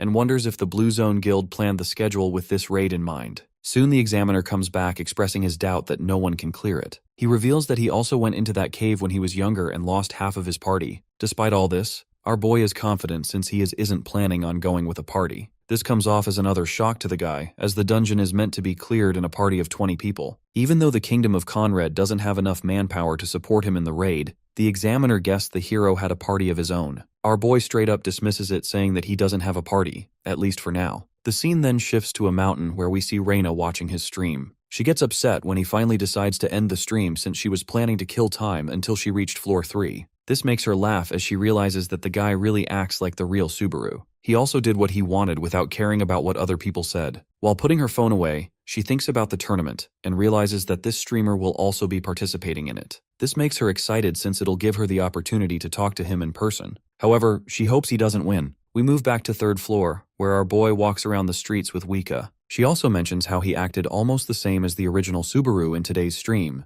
If he simply took the normal jobs, his stream wouldn't feel so special. The hero simply tells her that it's all thanks to her advice. While they talk, she asks him about what he is planning to do next. He reveals that he is going to hunt until the tournament date so he can level up a bit. In his mind, he wants to utilize this opportunity to better test his limitation with the Thunder ability and the Thunder's Heart. If he wants to obtain that prize item, he needs to be fully prepared. The scene changes once again, and we see a Blue Zone player named Ginzaki Naoto walking through the streets in anger. He is mad since he has to go in person to meet the hero, which makes him feel like his servant. After entering the bar, he notices John sitting at a table. As the two of them sit, the chief asks him if he had something to discuss with one of their streamers. The Blue Zone guy appears annoyed and asks him about Subaru. John simply tells him that he is out on some other business. This makes the guy even more mad, and he asks if the hero doesn't consider this important. The chief reminds him that they have already conveyed the feelings of their streamer, so he didn't find the need to come here. Still, Ginzaki insists on meeting him personally. When the chief refuses once more, he grits his teeth and asks if he doesn't want him to meet the streamer. He slams the table and yells that they are just trying to keep their golden goose. According to him, the new Subaru would be better off with a major guild like them instead of being a streamer. John keeps a calm smile on his face and comments that streamer these days make the same amount of money as top players. Ginzaki asks him if he is really trying to make an enemy off their guild, but the chief simply tells him their company prioritizes the wishes of their streamer above everything else. As the guy starts threatening him, John decides to lock in and momentarily releases massive amount of mana, telling him to get lost.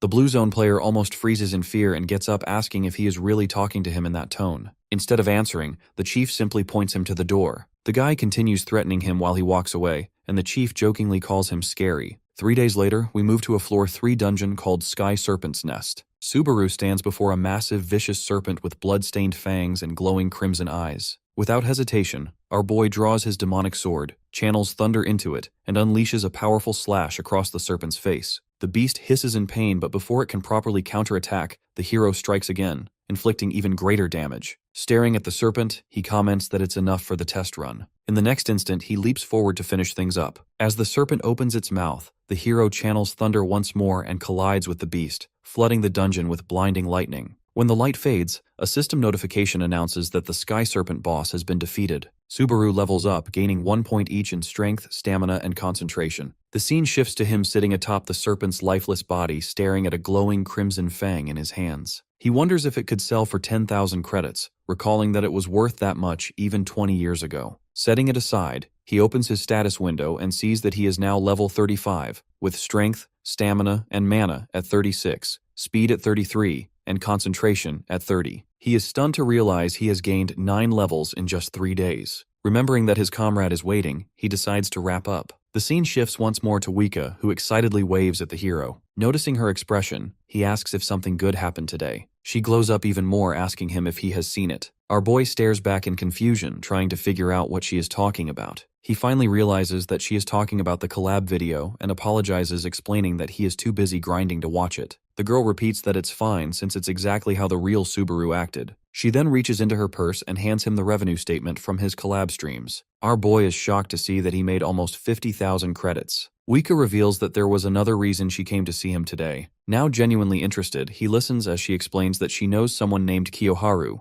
a man obsessed with gambling, and through him she learned that there is a form of gambling where people place bets on players, predicting who will win. Players with higher chances of victory offer lower payout rates, meaning the returns are smaller, but far more reliable due to their skill. What shocks the hero is discovering that his own current payout rate stands at 6.1 times. Meanwhile, another player has odds of only 1.2 times, making him the absolute favorite. Curious, he asks who this person is. Wika reveals that his name is Omar Schneider, a Blue Zone player who has been stuck on the 3rd floor for 10 years, completely obsessed with clearing the Cave of Thunder. Because of this extreme fixation, he became famous despite being neither a streamer nor a ranked player. She believes that Omar is probably already scheming to meet him somehow. For the guy, Subaru's public announcement of solo clearing the Cave of Thunder feels like mockery of his 10 years of struggle, as if his efforts are being laughed at and trampled on. At that point, our boy abruptly drops the topic and points out that she is far too close to him, putting them in an awkwardly compromising position. Embarrassed, the girl quickly turns away and returns to her seat. Even so, she continues and explains that with the Cave of Thunder challenge falling between the upcoming tournament and the next trial, there is a very real chance that Subaru might end up facing Omar. After the conversation ends, the scene shifts to the 3rd floor Ortonarl. We see a carriage moving through the streets at night.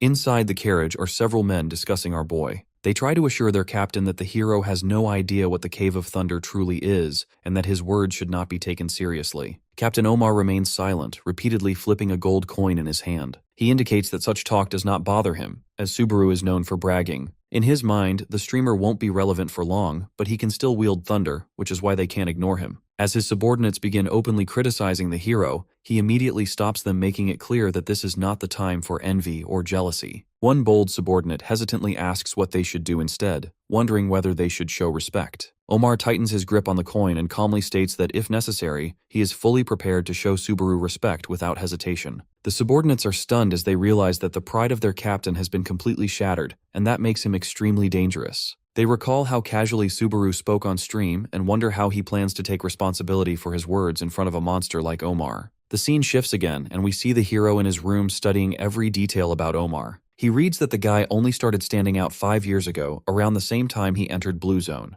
What truly shocks him is learning that Omar immediately took center stage in the Cave of Thunder challenge. He has already advanced deep inside the cave, and now stands only one step away from clearing it. At last, our boy understands why Itsuku seemed so confident while hosting the tournament. If there is an internal favorite to win, this explains everything. Still, he isn't going to let him win this easily. Meanwhile, in the central marketplace of the 3rd floor, we see a shopkeeper arguing with a hunter about the quality of his hide. He offers 1,500 credits for it, and the hunter hesitatingly agrees, since he needs the money. After the guy leaves, the shopkeeper praises his luck, knowing that red troll hides slowly self-repair over time and are extremely valuable. The next moment, our boy places the sky serpent's fang on his table and asks how much he will pay. After inspecting it, the shopkeeper internally confirms that it is flawless S+ material with almost no damage. However, he is planning to lowball the hero, so he starts listing non-existent faults with the item, claiming that its demand has skyrocketed. In the end, he offers him 8,000 for the item. Since it has been 20 years, the hero realizes that it's not a bad deal. However, before he can sell it, Omar arrives at the scene and comments that the item is easily worth 15,000 credits. Our boy finally turns back and the two meet face to face for the first time. The scene shifts once again to a 3rd floor cafe, where the two of them sit across from each other. Subaru wants to get straight to the point, while onlookers wonder why someone like Omar is in such a small cafe. The hero knows clearly that they are not the kind of people who can casually relax in a date-like setting, and he doesn't believe that the guy really likes parfaits. Eventually, Omar brings up his claim about clearing the Cave of Thunder solo. The hero does not see an issue and wonders what the problem is. The guy explains that his first impression of him was that of an arrogant drifter. To him, someone who has just reached the 3rd floor suddenly claiming they will clear the Cave of Thunder sounds absurd. When Subaru asks whether that opinion has changed, Omar admits that he is only halfway convinced. Because of that, he decides to give him only half his respect. He acknowledges that the hero has overflowing talent, yet still cannot believe that people are comparing him to the real Narukami Subaru. Meanwhile, our boy continuously scans the guy. At first, he assumed he was just a weirdo, but now he sees complete seriousness in his eyes. He directly asks whether he dragged him to this cafe just to earn praise or approval. Omar immediately clarifies that he has a proposal and demands that he retract his public statement about solo clearing the Cave of Thunder. With a furious expression, he calls it arrogance born of ignorance, and insists that the hero publicly apologize on stream. Our boy calmly points out that this does not sound like a proposal at all. Omar counters by saying he is not forcing him to do it now, Instead, he intends to defeat him in the upcoming tournament, after which he will admit his immaturity with his head lowered. Sighing at his childish nature, the hero agrees, stating that if he wins, the guy must hand over everything he knows about the spirit cave. The captain laughs hearing this, since he doubts he will lose to someone like him. Once he walks away,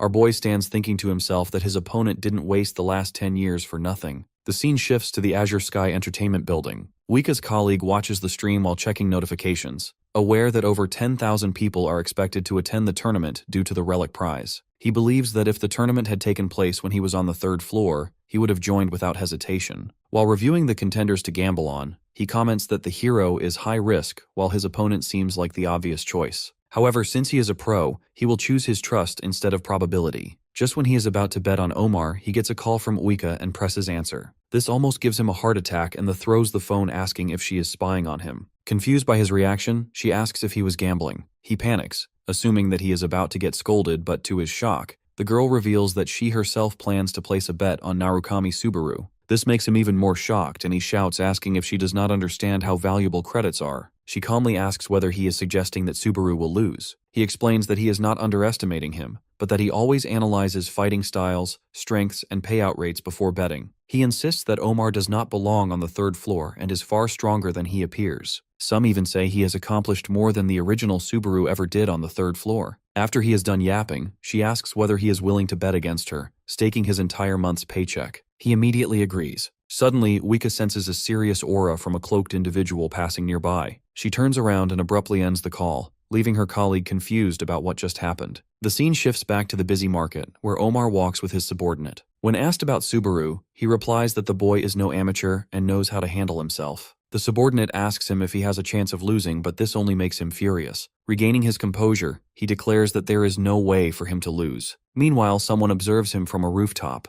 Turns out that the mysterious person is actually Reina. She smiles as she realizes how strong he is, since she won't have to worry about an upset in the tournament. The scene shifts to the day of the tournament, and we see people walking outside the Coliseum. Inside, our boy slowly walks toward the main arena. When the gate opens, a massive crowd greets him with thunderous cheers. Everyone is thrilled to see Narukami Subaru in person, unable to believe that the streamer everyone talks about has truly arrived. Another gate opens on the opposite side, and Omar enters with his massive weapon. He turns away when he notices the hero. This time, the crowd cheers even louder. Fireworks light up the sky as the tournament officially begins. At the same time, a woman appears at the center of the arena, thanking the audience for their patience. She introduces herself as Mijua from Blue Zone and announces that she will host the tournament. She explains that the competition is divided into qualifiers and the main event. Finally, the prize for the sole champion of the main event is revealed, a pair of shoes once worn by Toshiya himself. As the shoes float in the air, the crowd erupts in deafening cheers. Meanwhile, our boy stares at the shoes and internally tells his fallen friend to wait until he brings her shoes back. In the audience, Wika and Reina sit together. The manager looks at her phone, waiting for the stream to begin, when she notices the masked girl from earlier. As soon as our boy enters the field, he finally starts his live stream. The crowd erupts in cheers, and the moment the stream goes live, more than 3,000 viewers join at once. He apologizes for disappearing earlier without notice, but the chat tells him that many of them are watching both the stadium and the stream at the same time, just to experience everything. Subaru realizes how insanely hyped everyone is, and he can barely keep up with the chat. Suddenly, a viewer drops a massive 30,000 credits mission.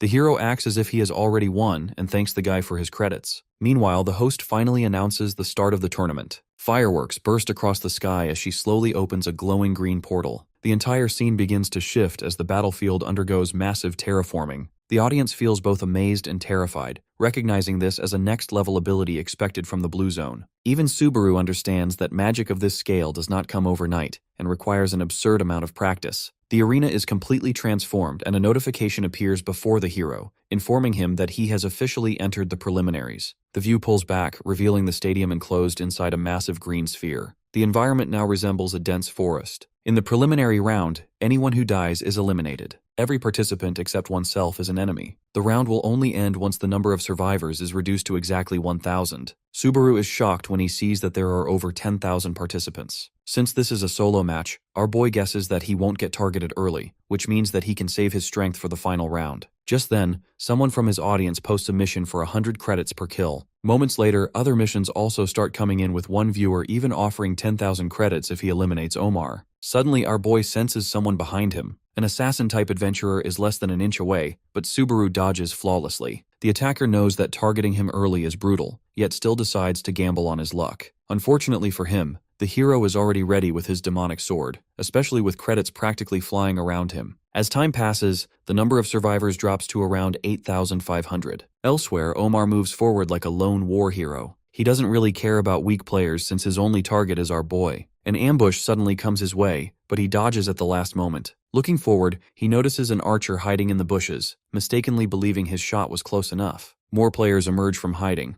planning to gang up on the captain to make a name for themselves on the 3rd floor. One of them is smart enough to realize that this is a terrible idea and tries to back out, noticing how effortlessly he avoided the attack. However, the others are confident they can beat him since they have the numbers. Omar calmly acknowledges that the plan itself is not terrible, but the opponent they chose is wrong. When one reckless attacker steps forward, the captain ends him instantly. The remaining attackers freeze, unable to process what they just witnessed. Bro starts aura farming by spinning his spear and literally shadows steps through one of them. Every screen in the hall focuses on Omar as he carries out a completely one-sided massacre using refined spear techniques. The attackers try to motivate each other by reminding themselves that it's an exam, but Bro isn't even letting them move. Meanwhile, Reina watches all of this from the stands, realizing that this guy is clearly well above all other participants. Once he reaches higher floors, he will undoubtedly enter the top ranks. However, her attention shifts when she notices Uika nearby, as beautiful as ever. She grows increasingly irritated by her voice as she curses the other participants. However, when she hears Subaru's name, she becomes curious. Looking at her mask, the manager assumes she is just another fan and smiles casually. She starts chatting enthusiastically, claiming she has been a fan for 20 years and introduces herself as Uika. As the two of them talk, the total number of survivors drops to 1,300.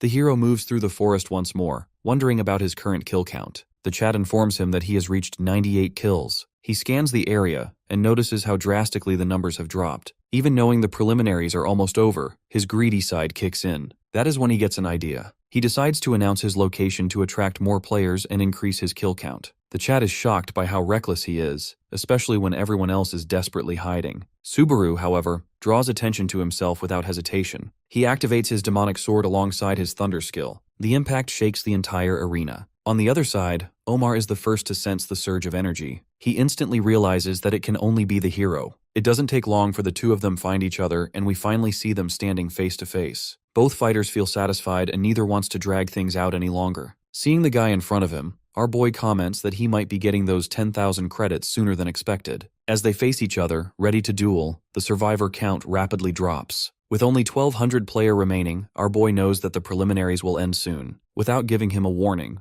Omar launches an attack aimed straight at his face, and our boy barely dodges at the last moment. The captain tells him that they still have plenty of time before the round ends. Meanwhile, the hero can't help but analyze his previous attack, since losing track of his weapon might lead to him getting instantly eliminated. The guy swings his spear in the air, creating a massive shockwave. Before it reaches Subaru, he activates his demon blade and braces for impact. Despite blocking the incoming attack, he is shocked to notice Omar closing the distance for a follow-up strike. Our boy is quick enough to dodge, but the attacks just keep on coming. After dodging multiple strikes at once, he decides to hit back, causing his opponent to retreat. As the two of them stand at a distance, the guy asks him why he isn't using his thunder ability. Subaru simply sighs and comments that it'll be a waste since the round is about to end soon. This makes Omar furious as he considers this disrespectful. He rushes straight back with his spear, but the hero blocks it and tells him that he is also not using all of his strength. Like Subaru guessed, the number of survivors drops to 1,000 and the round finally ends. The two of them are sent back to the waiting room for a 30-minute break. Our boy notices his trembling hands and realizes that the last strike was much heavier than expected. If the fight had dragged on a bit longer, he might have been in trouble. While he is standing there, the number of viewers in his stream crosses 10,000.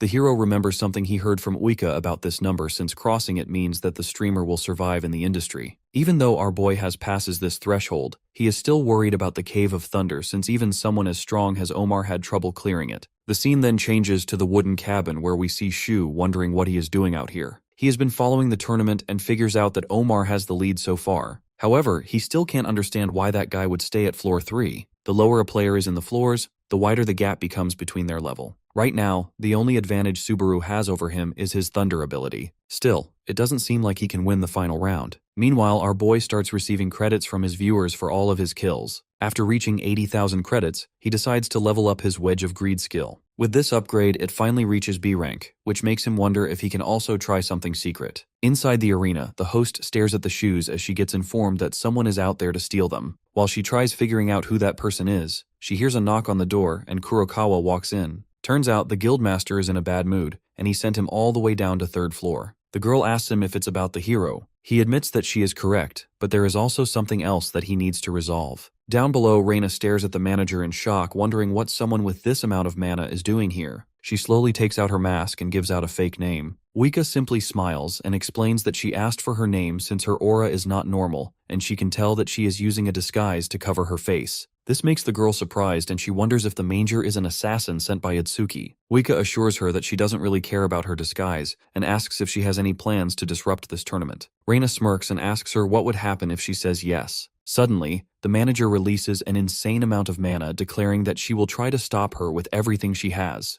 The scene shifts back to our boy as a system window suddenly appears before him, announcing that the break has ended. As soon as the message shows up, the entire environment begins to change again. The other players start yelling in confusion as they realize they had been standing close to each other without noticing anything. Before they can fully process what is happening, a massive arena forms in front of them, becoming the battlefield for the final match. A large system message explains that the finals will use a territory capture format. Once the match begins, each player receives a territory. Only 2 people can be inside one territory at a time. Players must defend their own territory while trying to steal others. If an opponent inside a territory is defeated, that territory becomes the victor's. When the time limit ends, the player who controls the most territory wins. The host finishes by announcing that owner of Teleria will be decided in 2 hours. As soon as the final round starts, every player gets their assigned square or territory. Among them stands our boy, calmly observing the situation. He notes that no one is moving yet, since they know that killing a player earlier will only result in them gaining 1 tile. In a situation like this, it's ideal to wait until the player count has dropped. Immediately after saying this, our boy dashes through the tiles, eliminating multiple players at once. Since he is getting 300 credits per kill, he isn't going to wait around for others to die. Meanwhile, Omar is doing the same on his side. He continues eliminating his neighboring players while trying to find the hero. One trembling participant tries to plead for mercy, but he strikes without hesitation. The ground behind him becomes covered in bodies and blood, and he stands silently in the aftermath. At one point, he notices another player collapsing in the distance. Soon, the paths of Omar and Subaru come into view. The two stand far apart, staring directly at each other. The hero watches him for a moment, but then suddenly changes direction and heads toward another battle instead of confronting him. When the captain realizes this, he gets mad and shouts at our boy, telling him to come back. The hero simply turns back, telling his chat that he can't fight him now, since he still has to farm more credits from other players. Hearing this, his chat comments that he is trying to aura farm. Soon after, he stands over another captured territory with blood dripping from his sword. As he reflects on the situation, he realizes that the level of fighters on the 3rd floor is lower than he expected. This puts Omar well above everyone else here. Suddenly, a system notification appears, informing him that a player named Don Chao has entered his territory. This is the only other notable player in the tournament other than Omar. As he walks towards our boy, the viewers recognize him as a member of Blue Zone Guild. The man smiles, commenting that he might get scolded for beating him here. Meanwhile, the hero stays calm and holds his sword forward, ready to defend himself. The next moment, Don Chao rushes forward while apologizing to the captain for stealing his kill. Unfortunately, this is not his day to shine, as the hero easily ducks down and breaks his spear in half. While he falls down to the floor in confusion, our boy puts his sword at his neck and finishes him off. Just when he wonders who he was, he gets another notification informing him that Omar has entered his territory. Bro doesn't wait a second and immediately tries to hit the hero. As Subaru blocks with his blade, the captain shouts at him to use his thunder, otherwise he will kill him in his next strike. Hearing this, our boy realizes that there is no point in holding back. He creates some distance and puts back his sword, which makes the guy wonder if he is leaving.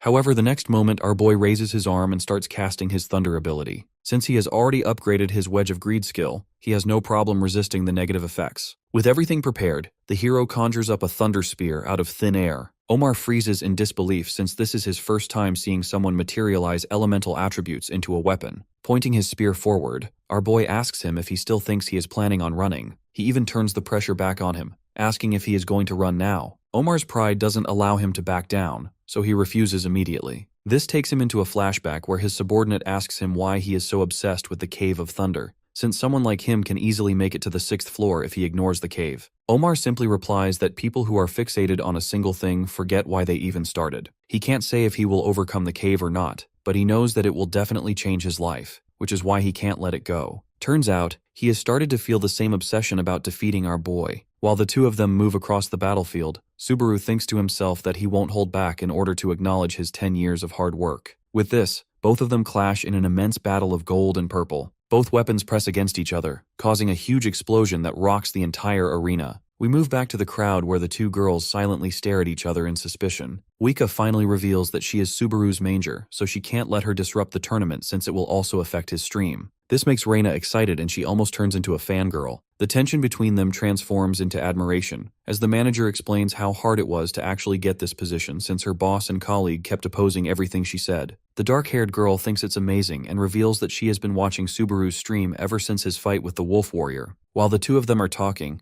they suddenly notice the huge explosion on the screen. Wika quickly takes out her phone and opens the stream only to be shocked by what she sees. Back in the test area, we finally see our boy standing in front of Omar as the dust slowly settles. The hero literally gave him the Toji treatment by putting a huge hole in his body. As the guy falls down, Subaru stares at him with respect and hopes they meet again soon. With this, he is officially announced as the winner of the tournament. The entire arena erupts in cheers and sounds of fireworks. The manager nervously laughs as she notices that the girl sitting next to her doesn't seem too pleased by his victory. Internally, Reina is disappointed that she now has to steal the prize from someone who seems exactly like Subaru. From above, the host once again announces the hero as the winner and signals for the shoes to be presented. As the long-awaited prize is finally lowered down, Reina slowly gets up from her chair and leaves. Meanwhile, our boy finally touches the shoes of his comrade after 20 years and goes into a flashback. In his memory, he sees Toshia crying in anger as she tries figuring out who stole her shoes. After searching frantically, she finally hears one of them asking why she is so worked up again. When she looks down, she notices him wearing her shoes.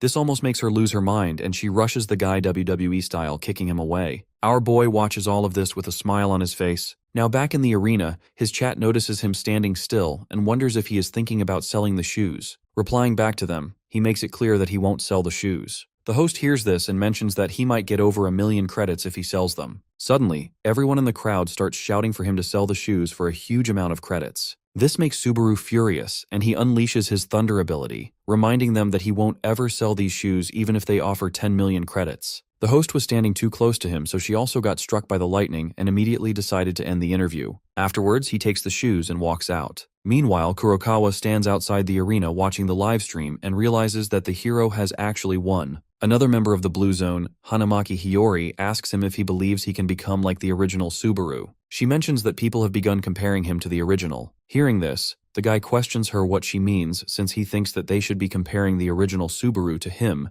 and not the other way around. As he continues talking, the girl turns away with an annoyed expression. When he calls her out on that, she quickly changes her tone and asks him what he thinks is going to happen now. Kurokawa starts walking away, telling her that it doesn't matter since they still have a job to do. As he walks, we see several hooded figures appearing out of nowhere and following him. Meanwhile, our boy stands there with the shoes in his hands, thinking about his old comrade. He thanks his chat for supporting him and opens up the item description. The shoes have a 30+ level requirement and provide increased movement speed and jumping ability. Suddenly, Subaru gets a message on his phone from Wika, telling him about a mysterious girl who was just watching his match. When then see Reina blended in the crowd wondering if she should steal the shoes. She finally makes her choice and decides to cut off the hero's ankles so that she won't get noticed. A bit later, the hero walks into a bar to meet with his manager. She congratulates him on winning and mentions that she already ordered for him. Instead of doing any small talk, Subaru asks her about the messages. This makes her a bit worried as she explains that she met someone weird in the crowd. When he becomes curious, she explains that it was a female player hiding her face using the same mask as him. The girl looked suspicious at first, but she later found out that she also loved Narukami Subaru, so the two of them started talking. However, when he finally won, the girl got upset for some reason. This made the manager confused because if she were really a Subaru fan, she wouldn't get mad at him winning the tournament. She tried chasing after her, but the girl was too good at hiding her presence. Hearing all this, our boy begins to wonder who this mysterious girl is, since she was able to hide her presence from someone like Wika.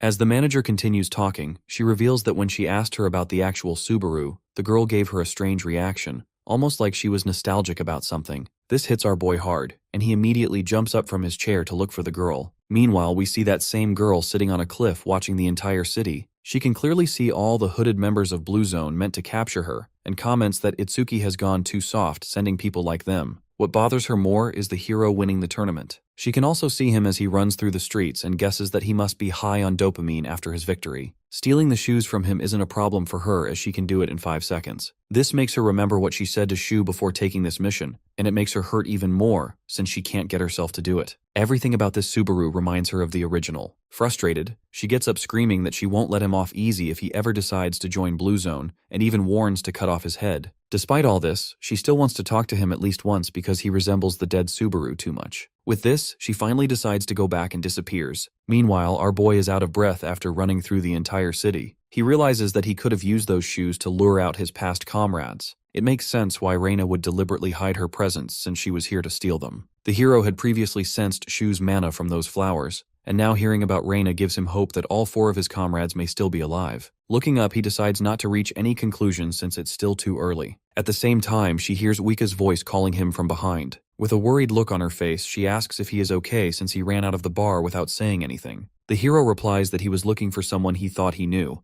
but it turns out it was all a misunderstanding. Hearing this, the girl makes a sad expression and asks if he doesn't have any female friends. With this comment, our boy finally has enough, so he decides to go home. Somewhere else, the girl from the Blue Zone complains about being tired and asks the other guy if the thief got away. He simply denies it, which makes the girl annoyed, and she asks how he can be so confident. Without saying anything, he shows her a message from their boss telling them to call off the mission. This makes her even more mad since they waited all this time for nothing. Kurokawa explains that the thief never really came here because if they did, they wouldn't have allowed anyone else to walk off with the prize. Their boss told them that the people they are after won't care even if they know it's all a trap. The girl finally realizes who he is talking about and asks him if it wasn't a rumor. The guy stares at the full moon, telling her that he also hoped it was a rumor, but it seems to be true since their boss is going this far. We finally learn that the rumor is actually about Subaru's own guild betraying him, leading to his death. During all of this, our boy is also staring at the night sky thinking about his next plan. Reading about this rumor on his phone, he wonders if this was the reason his comrades didn't show up. It's been 20 years since the day he died, and by now Itsuki has probably reached a level where he can't reach him. For someone like him to catch up to the greatest player in the world, he needs something special. Subaru reflects on his tournament match, remembering how he materialized that Thunder Spear. This is interesting because he couldn't even do this in his past life. It also makes him realize that there are a lot of things he still doesn't know about his power. It's an insanely powerful ability given to humans so they can fight back against gods and giants. Our boy begins to realize that all this time, he hasn't been using the power to its full potential. His next destination is the Cave of Thunder, and he hopes he might learn the secret of thunder by clearing it. The scene changes to a cafe where we see Wika talking to someone on the phone while eating cake. She looks uninterested and tells the person to speak again since she can't hear them. Turns out she is on a video call with Kiyoharu, and Bro is begging her for forgiveness over the bet they made earlier. Despite his best efforts, the manager refuses to accept his pleas. He tries everything from sweet talking to acting like a dog, but none of it works. Eventually, the girl proposes something of her own and asks him for a favor. Meanwhile, we see Omar sitting alone in a bar. Moments later, Subaru enters and sits next to him, ordering the same drink. He notices the cheap beer in his hands and mocks him for trying to save money despite his guild's reputation. The guy looks too depressed to care and explains that he used to be broke back in the day since he spent all his money treating his guild members. After all that, he got used to this cheap beer and can't move on. As Subaru asks him more about his spending habits, he explains that he had to do it since his comrades were going along with his selfish push to challenge the Cave of Thunder. They were too poor back then and couldn't rely on the support of a guild. For players like them, hunting was the only option to earn credits. One day, as they were out hunting, they ran into a sky serpent. Their party was way too inexperienced to deal with such a monster, and as a result, 4 of them ended up dying. Those guys weren't just his teammates but his best friends. This makes Omar grit his teeth as he remembers that tragic day. Hearing all this, Subaru asks him if his comrades hate him for that. The guy replies that it's worse than hate. All he can hear is their screams asking him why he chose to sacrifice them just because of his foolish dream. Our boy is traumatized by hearing all of this and asks him to stop. Omar asks him if he is feeling bad for him, but the hero simply mentions that anyone else in his place might have given up already. The captain replies that he couldn't give up since it would mean that those people died for nothing. This is why he has been so obsessed with the Cave of Thunder, but now, thanks to the hero, he has some hope. Subaru is a bit confused and asks him what he means, but the captain ignores it and starts telling him about the cave. Meanwhile, Shu is shaking in his cabin, wondering if Itsuki figured out their plan to steal the shoes. His anxiety turns into anger as he activates his freezing ability and prepares to hunt down the rank 1 player. Suddenly his phone rings and he gets a message from Reina apologizing to him. In her next messages, she casually mentions that she couldn't steal the shoes. Bro almost loses his mind as he hears this and starts screaming. Somewhere else, Subaru finally starts his live stream again. Streaming to about 6,000 viewers, he reveals that he is going to clear the Cave of Thunder today. Just then, someone calls out to him from behind and asks if he is the streamer Subaru. When the hero confirms it, the guy nervously asks if his party can also join him in his quest, since they are trying to clear the Cave of Thunder. Before Subaru can respond, he gets a text from Wika, telling him that this party is just trying to ride on his clout. The team greets him, expressing that they're also bent on challenging the Cave of Thunder, though they're really surprised to meet someone famous like Subaru today. Our boy is completely clueless on what these guys are talking about, until the crew explains that they're headed for the same stage as him without any intentions of bothering him. This creates an awkward silence. Subaru lets out a sigh of annoyance, ultimately deciding to tango with these guys to complete this stage. After all, it would look bad on him if he declined this request and fled from the mission. Unfortunately, this is the nature of the system, though our boy does leave them with a chilling note that he wishes he could kill everyone just because he felt like it. This statement terrifies the other guy. Subaru wishes to make one thing absolutely clear for these clowns: he's not going to be talking with them, they're merely travel companions. In the next scene, we find ourselves in the Conrad Kingdom's gathering point. There's already a fuss over the fact that several mercenaries have gathered just to challenge the Cave of Thunder. Demon, the macho, scary-looking guy, is actually an S-tier mercenary who doesn't fancy the group for having E-rankers. Shortly after he learns that our boy is an otherworlder, he thinks the kid is on a suicide mission anyway. Pissed off by this guy's shit talk, Subaru amuses the idea of beating him half to death to make him vulture bait. His chat is surprised that a mere E-ranker is even familiar with the concept of vulture bait. But one thing's clear: our boy can sense the dreadful bloodlust oozing out of Demon and his group, and it's not the kind of bloodlust for monsters but humans. At the Osman Kingdom gathering point, we head to Omar's side of things, who's a little shaken by the current situation. Apparently, one of the Blue Zone mercenaries, Poliman, has invaded their mission and demands that Omar's team throws off half its men to make some space. Omar questions if these orders are from their daddy Itsuki Kyojo. Poliman reminds the guy to pay respect to their guildmaster's name, and that it's all because Omar screwed up in his previous mission, losing valuable guild assets. Both of them are rage-baiting the other with the best insults they can. Poliman taunts Omar for losing to a newbie despite staying on floor level 3 for a decade straight. Omar's quiet about his response, but one of his subordinates is ready to make sushi out of Poliman for disrespecting their main man. Poliman believes that he's won this argument and walks off proudly, expressing that they might actually clear the Cave of Thunder this time with his involvement. Meanwhile, Omar stops his men from getting enraged for the time being. They're dealing with a rookie raid team to begin with, so it won't mean a thing. However, there's one part that he does agree with, the part that they'll clear the Cave of Thunder with absolute surety this time.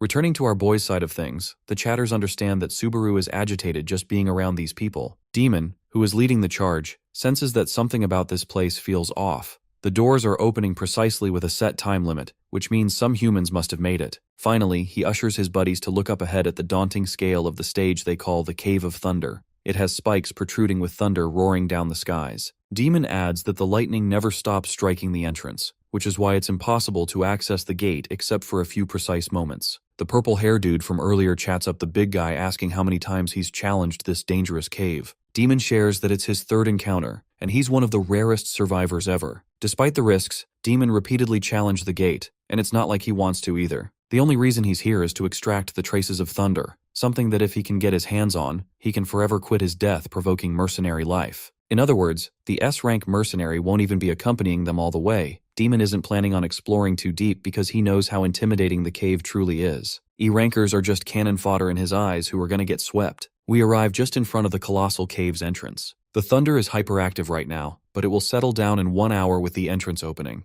To show them the scale of the situation they're in, Bro tosses a squirrel straight towards the entrance. And guess what? Mr. Squirrel gets fucking zapped by Zeus in an instant. I want to see F's in the comments for our fallen squirrel. Demon shows them that this is going to be the same for them. But interestingly, our boy decides to step up to test things on his own. The S-ranker questions if the E-ranker has a death wish, but Subaru understands that this situation is familiar to the Millennium Mountain. They all think he's on some kind of suicide mission, begging him to come back, but our boy stands inches from the door, stretching his hand by activating the Heart of Thunder ability. This way, he resists all the electrocution effects. Thundergate also sends out zaps of black-yellow lightning while verifying the qualifications for the entrance. Both the Heart of Thunder and the Thundergate abilities are meshing against each other. Eventually, the Thundergate fully disappears, revealing the invaluable traces of thunder that Demon had been dying to get his hands on. A small jewel nestled in a gold spiral falls down. Demon screams like a little girl, shocked that an E-ranker managed to discover the treasure. All this time, the gate had been waiting for someone who met its requirements to show up.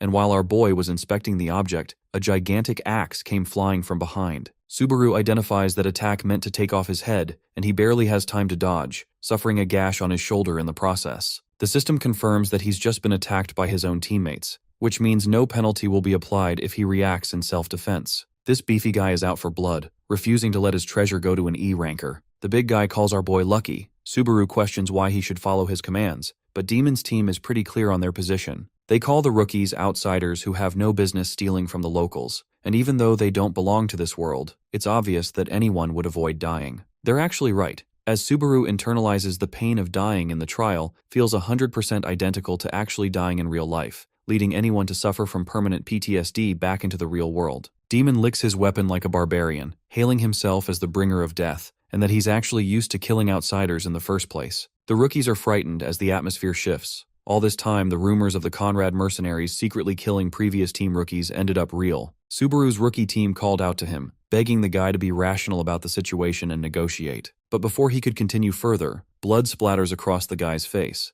because our boy has already made his first move vaporizing one dude like he never even existed. He then takes care of the second guy by impaling him too, hoping to train these idiots into becoming his vulture baits. Demon's reaction is priceless, unable to understand how a mere E ranker is capable of outclassing them. Our boy goes on the offensive and leads another strike, this time missing against Demon. Subaru still taunts the guy for trying to protect his pride because he'll die soon anyways. The beefy guy approaches him full speed to kill, but it's already game over. His arm goes flying into the distance, bringing the big guy to his knees. Demon realizes that his opponent is actually a user of the Demon Blade, that Subaru only relied on his weapons to become stronger. To humble this clown, our boy assures him that he's not the same kind of trash like them, and that they should have just saved up money to buy something similar. Not that it matters anymore because Subaru wastes no time ripping Demon's body apart, ending the Conrad mercenary team. With 3 corpses of skilled mercenaries at their feet, the rest of the rookies are baffled by who this guy even is. Subaru mocks them and asks if they're so curious to try him too, but these guys know their place, and now even address him as their lord. The entrance gate flashes red. It's time to finally enter it. Subaru leads the team inside the cave. We find that the infrastructure has streaks of thunder all over it. One girl questions if it's truly the right decision to follow this insane E-ranker. Purple Hair suggests everyone to keep their shit together and not get on Subaru's bad side, who doesn't seem to be the reckless type unless provoked. The thing about streaming is that it relies on popularity, which means regular dudes have value. Purple Hair is confident that none of his posts will ever get exposed. More importantly, the pathway from which they came is suddenly blocked. Even the front is gone, blocking them from both directions. Omar's words ring in Subaru's head, who warned our boy to be cautious of the Thunderwolves upon entry. Since there's a metric ton of these puppies, fighting them is going to be pointless as it will only drain stamina. So while the rest of the rookies are busy facing them, our boy rockets ahead into a pack of Thunderwolves with a strategy of his own. His goal is to directly target the boss of the group, which is usually the largest monster in the vicinity. But for these Thunderwolves, it's the opposite. The smallest one among them leads the whole. Subaru starts his assault by cutting one wolf, before activating Cloud Stride and bursting with incredible airwalk abilities for 3 seconds, leaping over the wolves. He reminisces on his dear friend Toshia, who once donned these same shoes and danced in the air. Before Subaru could get to the boss, the leader decides to go for the offense instead, speed blitzing behind our boy and successfully connecting a powerful blast. The good thing is, Subaru appears unscathed from the impact. The Thunderwolf advances for a second encounter, while our boy prepares Charging Thunder into his Demon Blade. He chants that his thunder is way faster than the leader of the wolves and beautifully slaughters the creature with a single hit. Thanks to the decapitation of their leader, the rest of the Thunderwolves are vulnerable. Subaru levels up, but it seems like the endless number of Thunderwolves is still threatening the rookies. We get another callback from Omar, who basically confirmed that defeating the boss means achieving total victory. Our boy commands every single wolf to sit down like a good boy, because right after killing their leader, he has automatically replaced the role. The system confirms successful subduement of the Thunderwolves, allowing our boy to freely command them inside the Cave of Thunder. The rookies can't fathom what the heck he just did, but our boy is stone cold and merely commands his wolves to explore the deeper cave with him. Getting to a decent spot for the next event, our boy orders his wolves to start howling, which creates an even bigger mess for the rookies who've yet to understand the logic behind this plan. Thanks to the howling of the Thunderwolves, all the other thunder-dwelling monsters in the cave quickly come to find the source of the mess. This is clearly a cause for concern. The rookies are begging Subaru to stop before he is mauled by every kind of monster in the Cave of Thunder. Our boy merely takes out his blade, stating that this is the way he runs business around here. He further adds that none of them have to worry about him. He can manage it all alone with the Thunderwolves. For the rookies who have no idea what their role is, our boy reminds them of their position from the start. They're going to be busy trying to survive on their own. The war inside the cave officially begins. Those watching this entertaining fight barely care about how the streamer is tackling the stage. The girl argues that it's still a bit ruthless. I mean, the monsters are literally tearing these guys apart. Normally, Subaru would face major backlash for letting his members die, but interestingly enough, this time it's a special occasion. Apparently, there was an early post made by someone to invade Subaru's Cave of Thunder hunt. They were never planning on supporting him, only to hitchhike for free, which is why getting ripped apart here doesn't really mean anything. They were never strong enough to begin with. Still, there's a valid concern that the viewers watching the stream may end up forming a different opinion,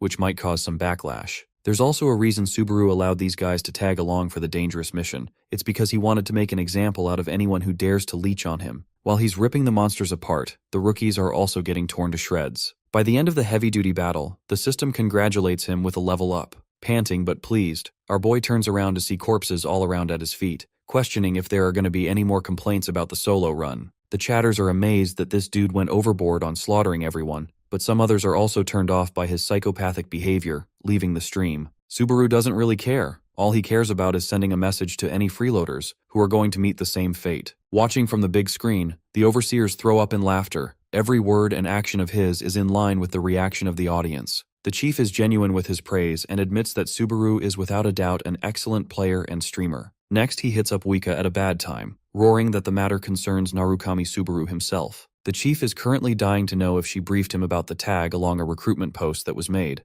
Wika confirms that she already briefed him on the idea, which gives the impression that she helped him from the start. Wika thinks her boss is being annoying, so she straight up hangs up. Left with no choice, the chief requests for a copy of the forum post. He wants to go on the offensive and express to the world that Subaru has a powerful agency helping him. By the way, let's go check on Omar's side of things. The Thunder Wolves are giving these guys a huge pain. The best part? Omar isn't even intervening or helping the cocky bastards out, leaving Poliman to fend for himself. The dude quickly realizes that he's been set up. Omar decides to wait for a specific moment, before throwing his blade directly towards Poliman. The guy ducks and the dagger ends up headshotting the leader of the wolves. Of course, the creature is tiny, so Poliman thinks Omar did the dumbest kill on the planet. The calm captain orders the rest of the Thunder Wolves to sit. Poliman is still clueless and thinks he's being looked down upon, when suddenly he spots all the wolves around him reacting strangely. The scumbag is confused and asks for answers. Omar verbally murders him by saying that he doesn't have a clue of what the Cave of Thunder is even about. The same goes for the Blue Zone higher-ups. He recommends that they head back for their own safety, or else he'll risk further humiliation, setting the whole affair like a boss. Back to Subaru, who seems to be clearing the current boss. This creature is straight out of Dune, which I hope you're excited for since the next part is coming out as well. The worm doesn't last very long because our boy directly goes for the inside of its mouth, vaporizing the beast with a single blast of his thunderous rampage. Omar's advice got him this far with ease, but it's all thanks to his 3 years worth of progress. But that's the thing. This part was just the beginning. The real Cave of Thunder starts from here. The first gate of thunder opens up to our boy, initiating the first thunder trial. Our boy doesn't have a fancy impression of the cave, believing that so far, the experience has been rather disappointing from what he expected. From the intel that Omar personally handed him, the real trouble begins right at the first gate of thunder. Subaru is met with this huge illustration of a dragon, resembling an ancient piece of art that confuses the chatters. Omar emphasized that it took him a whopping 5 whole years just to get past this level. The chatters carefully notice that the picture of the dragon is suspicious and is moving. It begs the question how long Subaru will take to complete this first gate. The system assesses thunderclap qualifications for him, and sure, while the ability is part of natural phenomena of a crackling sound right when lightning strikes, it's still connected to thunder. All of these powers are the same, which means the Cave of Thunder's actual reward may or may not have something to do with Subaru's own abilities. He's clueless for the time being, because the same element doesn't always guarantee the same outcome. For now, he's just eyeing down this glorious dragon materializing from a picture into a gorgeous blue beast in its thunderous form. This is Ragnall, the judge of Thunderclap. Omar warned him carefully back then that not even defeating Greg the Wolf Warrior is going to be enough to boast the same results against Ragnall, who is a force of nature. Even our boy is confident that he can't beat this monster at this stage, and that he only challenged Greg out of sheer desperation. The thing about the trial of Ragnall is that it's always different depending on the one challenging it. One of those trials is forcing the challenger to suffer millions of lightning strikes back to back. Other times, it cuts off your senses and tosses you into an abyssal void, while other times, it summons a monster to make you fight in its place. It's time to determine our boy's fate. Ragnall directly addresses the challenger for the trial of thunder. Our boy nonchalantly confirms that he is the challenger indeed. The dragon is intrigued most by this human, boasting that he's already proven so many qualification tests. Next, the dragon orders him to take out the item in his pocket. The trace of thunder that Subaru obtained at the entrance is acting up. He reaches for it in his pocket, recalling that not even Omar mentioned a word about its relation. Ragnall assesses that the human opened the thunderclap gate and walked inside, but our boy is most curious if there wasn't anyone else who managed to secure the same object and made his way inside. Apparently, no one. Not even the guy with the spear managed to do it. That guy only managed to pick up a similar stone formed from the condensed energy of the dungeon itself. This adds up quite a bit from Subaru's personal assessment, who knows that he's the only person to wield thunder, so everything makes sense. Ragnall cuts the casual talk, believing it's time to offer the boy his trial. His grand task? To swallow the damn jewel. Yup, that's it. Subaru doesn't even know if he should do that since this object is invaluable in this world. Even the chatters point out that Bro's dreams of selling the thing are crushed. Subaru doesn't really have a choice here, contemplating his options, because even if he passed the trial, it doesn't mean he's bound to gain a better reward like the traces of thunder. The whole situation feels flipped on its head, like he's walking into an Indian tech support scam situation where the deal looks stupid. At the same time, if our boy backs out here, it's going to be a humiliation ritual for him, and will further reflect harshly on the rest of the Blue Eyes Guild. So dropping his greed, Subaru ultimately decides to put the damn thing in his mouth, swallowing the jewel just like he was told. He is met with immediate consequences, as the gate's trial begins to assess his body, causing our boy to agonize with the object inside of him. By the way, Wika's watching all this from her room, pissed off that this stupid blue noodle dragon forced their talent to swallow the stone. Even someone like Subaru was obsessed with money, yet he had to make that decision. She's worried if something's happened to him, so she phones Kiyoharu for an advance notice, learning that he's already in motion. Mustering up her courage to respond back, Wika starts off with a genuine apology. She seems crushed. Kiyoharu simply tells her to keep her part of the promise, that he won't be giving it to her later, and that there wasn't going to be any turning back from this deal. Wika ends up confirming it, and so the call disconnects, leaving her in a more concerned state. By the way, the dude currently stands before the tall structure of Floor 5, the Burin God Forging stage, one that he never thought he'd ever be able to return to. Back to our boy, Subaru is knocked out completely. The Trial of Thunder initiates from within his body, zapping Bro viciously, just like how I destroy a mosquito with my electric fly swatter. Right after the first zap, the trace of the thunder object settles automatically into his body, flowing through his veins. Sure, his mana increased, but his fatigue also heightens with every zap, causing him to experience a surging pulse of electricity flowing through his veins. The experience is way different from what happened last time. It's as if something is genuinely disrupting the flow of his magic here, something he can't figure out. Subaru's movements are restricted, and since he's constantly getting zapped, the object is taking over his body. It's only the Heart of Thunder that is capable of resisting the trace of Thunder's will. Both are reacting oppositely to each other, which reminds our boy that his Thunder Heart is supposed to be an equipable item. Bro's thoughts are getting one shooted with another zap piercing into his shoulder. He jots down the different nature of his Thunder Heart from the trace of thunder. Quickly, our boy takes out the second stone, recalling Ragnall's advice to swallow the first one. Maybe this was the idea all along, that the beast wanted him to swallow the Thunder's Heartstone too, which has clearer benefits attached. Knowing that he can't keep up with more of this electric fly swatter shenanigans, he ingests the golden stone. The Thunder's heart quickly comes into effect, resisting the harsh nature of the traces of thunder. Now Subaru's body is coursing with a dual nature of lightning, one pristine blue and the other a black sparks. This man's feeling himself right now. Ragnall looms over the human's special condition, impressed that the player finally deciphered the trial. The mighty dragon observes closely at Subaru's newly transformed state. My man's become a silver surfer without his bald-ass hair. He's also got this beating new thunder heart, with zero thoughts on how to use it. Ragnall mocks him for not being able to possess the abilities of his own treasure all this time, but he doesn't reveal the secrets of this special form as our boy returns back to his normal state. Subaru's body is exhausted, pissed off that he nearly got himself killed just devouring the stones. The dragon confidently shares that the previous wielder of thunder actually died in the same attempt, but he's quite hopeful for the kid this time. Saying so, Ragnall disperses from blue to gold thunder, fusing itself inside of our boy's body, immediately upscaling his thunder skill 3 levels up to 5. His new skill rank is a whopping S rank ability, leagues above what he had before. Meanwhile, Omar and his crew are waiting outside the gate in shock, questioning where the hell it's supposed to be. The same painting of the dragon is nowhere to be found. Even his subordinates feel like there's some kind of eerie emptiness about this place. Omar confirms that the dragon's painting is gone.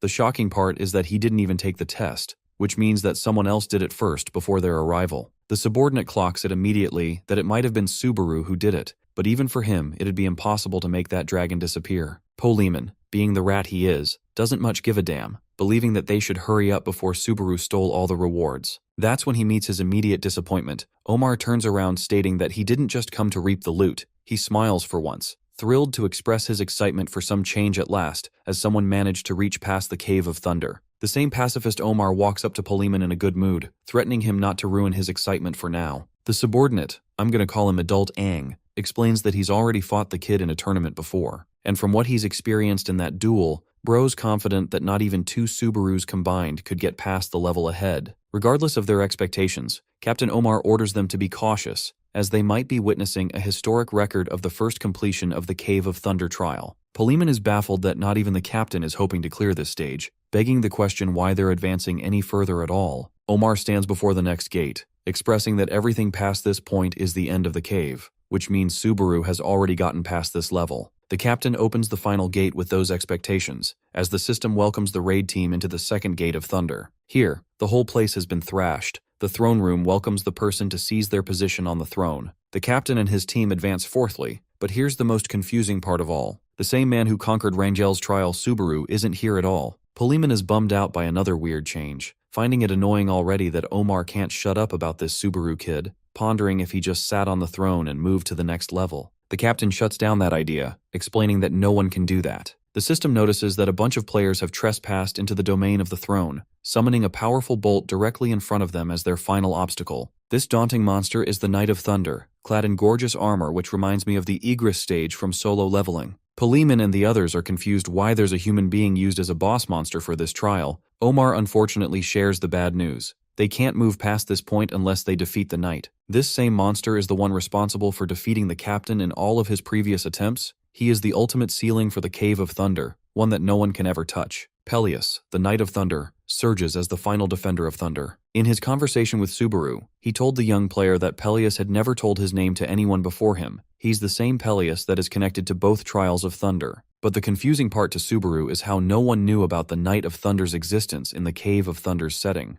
Only Omar knew because he fought him directly, and even then he had no idea who he was fighting against until the knight introduced himself by name. Long story short, he told Subaru that both the Knight of Thunder as well as Subaru's Thunder skill are connected in some ways. Well, that conversation didn't hold much merit, because as much as the captain wants Subaru to show up for this fight, there's just no hope for them. Peleus walks majestically towards the captain, greeting the young man for another attempt. However, Omar knows that the Knight of Thunder anticipated someone else's arrival, begging the question if he's met Subaru at all. Unfortunately, Peleus denies that encounter, leading Omar to reluctantly draw his weapon. Before he could devise a strategy, Poliman the imbecile calls forth his men and tasks them to block the knight's escape, jumping him Jujutsu Kaisen style. Little do they know the captain is against this decision, begging those idiots not to charge recklessly against Peleus. It's already too late as the vicious Knight of Thunder offers a single slash, splitting human bodies open like paper. The captain is horrified, but before he could even finish his sentence that these strategies won't work against the powerful knight,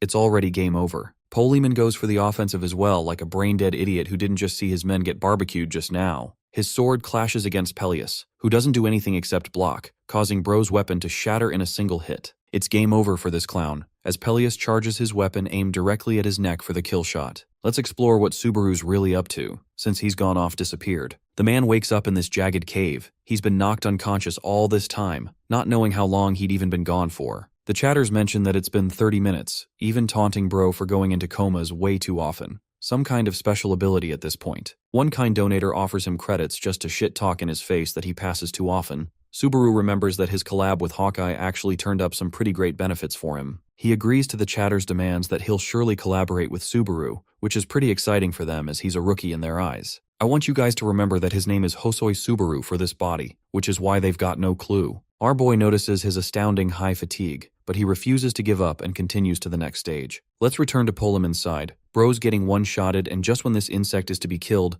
Omar dives in with a defensive maneuver and saves his life. The captain's attack even manages to send Peleus back for a bit, showing Poliman the literal difference between their respective skill gaps. It's not a surprise that they entrusted the mission to Omar instead of his whiny ass. In other words, they only view Poliman as a mere tool. The guild doesn't even care about him. They just wanted to use this guy to bait out the true powers of the captain by invoking his pride. Peleus and Omar are lunging monstrously at each other, but what literally terrifies Poliman is the realization that, oh shit, Even this scary version of the captain ended up defeated by Subaru. Honestly, Omar's having it pretty rough. Even in this battle, Peleus casually chops off his left arm and shows how outclassed he truly is in this fight. He can't stall forever, only 2 more minutes, hardly even one with all the backup he's got. The Knight of Thunder doesn't even bother to check his flank and casually swings his sword, dicing human parts straight into the air. This allows the bloodthirsty Omar to rocket at full speed with a bleeding out missing arm. Now that's metal as fuck. He puts every single thing in this one single attack, hoping to do something to Peleus. The spear successfully makes direct contact, except it's against the shield of the knight, causing Omar's weapon to be deflected several feet up in the air. Now, he's completely defenseless against the Knight of Thunder. Peleus is ready to make his final blow, commending the captain for maturing his skills from their last encounter. But before he could kill Omar, he suddenly senses an even more powerful threat and instinctively blocks the yellow zaps of lightning. The knight is sent back from the explosive blast, before finally looking at the man that he's been waiting for. It's Narukami Subaru in the flesh, aura farming with every step as Thunder worships his skin. Our boy orders the captain and the others to stay back as they'll only stunt him in battle. He reaches for his thunderous demonic sword, as the duel between 2 wielders of thunder commences. Peleus is the first to make his move, bolting right up to Subaru's face with a heavy hit.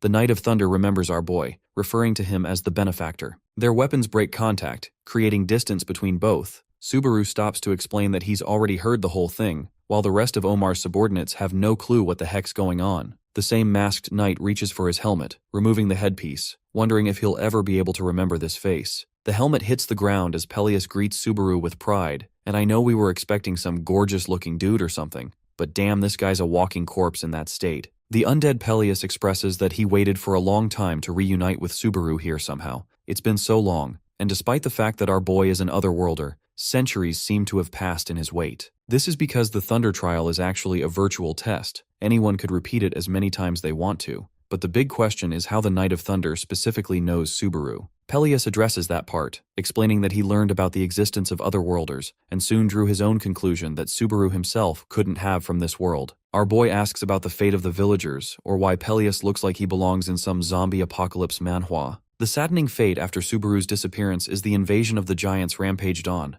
Everyone in the village was annihilated, leaving the Knight of Thunder as the sole survivor. Hoping to please his benefactor, Peleus swore himself to become just as strong, which is why he began his hunt for power everywhere, the same power that Subaru himself wielded, which led him to the Cave of Thunder. Here he found the source of his troubles, but of course there came a huge price for acquiring such immense power for someone as unqualified as Peleus at the time. He did not know the price would be this extreme. The knight's eyes were taken from him, permanently blinding him. But to make matters even worse, he was cursed with the fate to never leave this cave again. And that's how Peleus is stuck here with unfathomable strength, waiting and waiting for the day his benefactor might return. As part of his arrival, the knight has one final request for his benefactor, begging him to just give his body a final release of death, a rest that he's been longing for. Honestly, this fight's not looking easy no matter how Subaru looks at things. His fatigue is soaring high. If the fight is dragged out, he'll lose. So he invokes the best of his abilities from the start, activating the Thunder Heart, which puts even more stress on his body, agreeing to Peleus' request of granting him permanent release. The two forces of thunder stand face to face against each other as their final dance begins. We cut to Reyna's side of things, who is already in a frightened mood,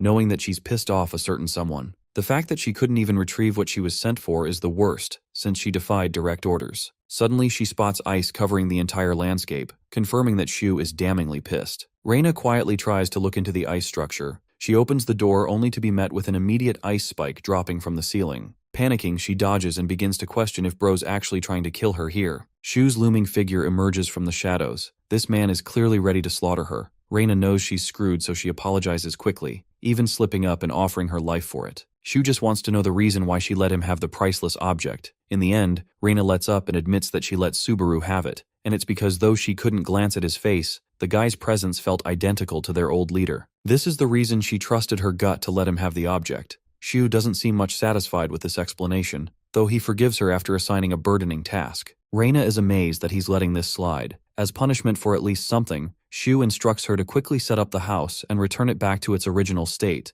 which annoys her since he's the one who ruined it. Let's cut away from their banter and focus on the main dish of the day. Omar's group is struggling to hold on even at the third floor. Both fighters are clashing their weapons with tremendous speeds, channeling their own thunder. The captain shares that Peleus' greatest disadvantage stems from his blindness, which is the reason why our boy lands a successful kick to the knight's chest, pushing him back. It's not easy on Subaru either, who is panting as his fatigue soars up to 81. The only reason he can create openings is through hiding his presence in front of the knight. Peleus thinks this much damage is dog water in front of him, but to his shock, Omar's sword suddenly comes flying, stabbing deep into his arm. While Peleus is startled, our boy turns around to confront Omar for disrespecting them one-on-one. Not like it matters to Subaru, who is supposed to win at any cost here, the Knight of Thunder removes his shield, revealing that he's got an extra arm to use without burn. Using that, he pulls out Omar's sword to use against our boy, only to realize that Subaru's already gone. In that moment, he allowed himself the chance to use Cloud Stride, leaping into the air for 3 seconds and surprising his opponent with an aerial descent. Our boy makes direct contact against Peleus's body with a clean strike, ripping his body in half. The Thunder Knight is thankful to his benefactor once more, offering his apologies for causing so much trouble in the end. We get a shot of Peleus's original face, before lightning strikes down and erases what's left of him. By the end of that epic thunderous showdown, Subaru remains standing with his eyes set towards the throne. But while he's distracted, a sword comes flying towards his face, which he dodges. This is all thanks to Polemon, who despite getting his life saved by Subaru's intervention, believes that they must still take out the threat. He strongly believes that it's their best chance to defeat our boy while he's already worn out from his earlier fight, but he is met with absolute silence from his team. The raid party refuses to help him, causing Polemon to get agitated as he shouts at them for not realizing that Subaru is standing right before their eyes. All they need to do is take him out and settle the score. Polemon is startled when he sees that no one is buying his invitation, but he's noticed one thing about Subaru, and it's that our boy has stopped using thunder, which means he's close to burning out. This is his best chance to defeat the player, so he demands Omar to stop wasting time and start getting serious already. It's the best possible opportunity for him to get his revenge against the same man who bested him before, an ideal opportunity. Playing it neutral, Omar explains that he can't do anything with an already compromised arm, so he won't be joining this fight. Polemon loops him in about the reward, even trying to intimidate the captain to not forget about the guild's orders. Once again, Omar confirms that the reward obviously belongs to Subaru, who bested the Knight of Thunder in battle. The final point is that Omar only joined the Blue Zone Guild to conquer the Cave of Thunder, nothing else about what the guild truly wants from him. His words leave Polemon speechless. No one is helping this guy. So like the coward he is, the guy turns around to meet Subaru with an offer of his own, recommending that our boy join the Blue Zone Guild, and then he'll make sure that he gets all the rewards for the Cave of Thunder. Not only that, he also promises a semi-ranker position treatment, an official guild offer that seems promising to this idiot. Polemon had intentions of securing all the rewards for himself as well as the position, but since he can't do anything, this offer is his best bet. He walks up to Subaru acting all buddy-buddy, even though bro was making plans just to take him out a second ago. Our boy shakes his head in confusion, questioning why the idiot would ever think such a thing. Polemon's rambling is forever cut as his head is taken right off his shoulders. Subaru gets the job done and saves everyone from his annoyance. With his body flopping on the ground, our boy turns to Omar and asks if he also wants to join in for the same treatment. The captain doesn't have any interest. He just cares about what's going to happen next, surprising Subaru that they're going to be tagging together from here on. The rest of the party is withdrawn. Omar specifically orders his men to leave as his final order. This makes the others begin to weep. They all think their epic captain is about to die or something. Next, Omar grabs a sword and shockingly pierces his thigh out of nowhere, giving Subaru a second guarantee that he won't do anything. With one arm lost and another leg barely functioning, he's harmless to our boy. Subaru is impressed with this man's balls as well as the chatters, and ultimately decides to let him come. He approaches the throne, walking up to it with every step. Omar witnesses in anticipation as our boy claims his rightful position on the chair as the conqueror of the Cave of Thunder. Strangely, Subaru's sight begins to fade. His senses dull as the system acknowledges his position on the unused Thunder Throne. Our boy's consciousness fades into some kind of different memory lane. He opens his eyes again to discover that he's won the same chair, except things seem far different. While he's processing his shock, Subaru also notices that the throne room isn't ravaged, nor is Omar's party anywhere to be found. Suddenly, the door opens as a long-haired man clad in golden armor strides forward. This beast of a king looks like a demigod, his eyes showing fierce determination as he expresses his complaints for being incapable of handling the true power of thunder. It's the same reason this same man refuses to take the throne, believing that one day he shall be worthy of its position. Saying those words, he turns back, thinking that he's said enough to his father who once sat in the same position. The man leaves with that confession, causing our boy to return back to the present. The ground under him rumbles and ripples apart, collapsing on his position, causing the chatters to joke around that bro's fatter than Gorlock the Destroyer, because just him sitting leveled the ground. Jokes aside, Subaru emerges with a shocking realization. Not even the chatters could see what he saw in that memory cutscene. Here, he eyes up on some kind of blue orb, which he reaches out his hand to grab, obtaining the hollow heart of thunder upon completing the stage. The system rewards him with triple the level ups, boosting his stats and allowing him to receive AP from the Central Guild.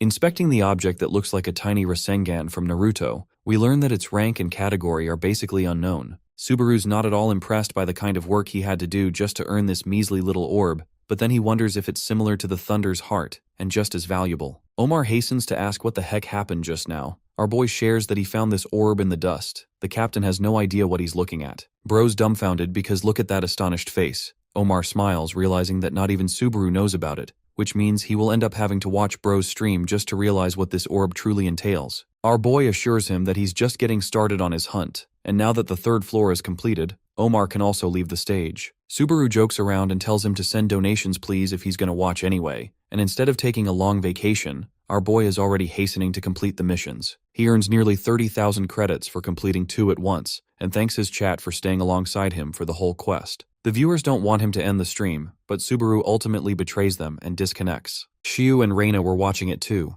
annoyed that it ended far too soon. With the stream finished, Shiu asks Reina about her in-depth review of Subaru in person. She vaguely tells him that the kid does resemble their fallen leader, but it's obvious that this person can't be the original Subaru. Well, Reina isn't too certain because of that stupid mask, but nothing really adds up. She explains that it's far too strange for the two Subarus to be connected, because the original one hated attention and would never live stream publicly. The next is how the tower system is formed. No one can restart the trials unless it's some kind of reincarnation story. Damn, did she just break the fourth wall here with that one? Anyway, to her, for Narukami Subaru to exist, he must bypass both impossible conditions, which seems ridiculous for both Shiu and Reina to accept. Let's head to Floor 5, the Burin God Forging stage, where Kiyoharu is sent. In this world, the Burin is only second to the Martial Alliance. It represents the heights of martial ability, and it's the same location Kiyoharu grew up, except the guy is being handled so harshly it makes him question if he's some kind of criminal. The guards tell him to basically shut the fudge up since they never told him to talk. Kiyoharu senses that Wika definitely found this a desperate mission because she never asks for favors otherwise. Anyway, he stands before the gate where his own uncle awaits him, questioning if he's capable enough. The gate opens as Kiyoharu walks past to meet the Lord of the Fifth Stage, the leader of God Forging, and one of the strongest high-rankers of the tower, ranked only second in the martial world,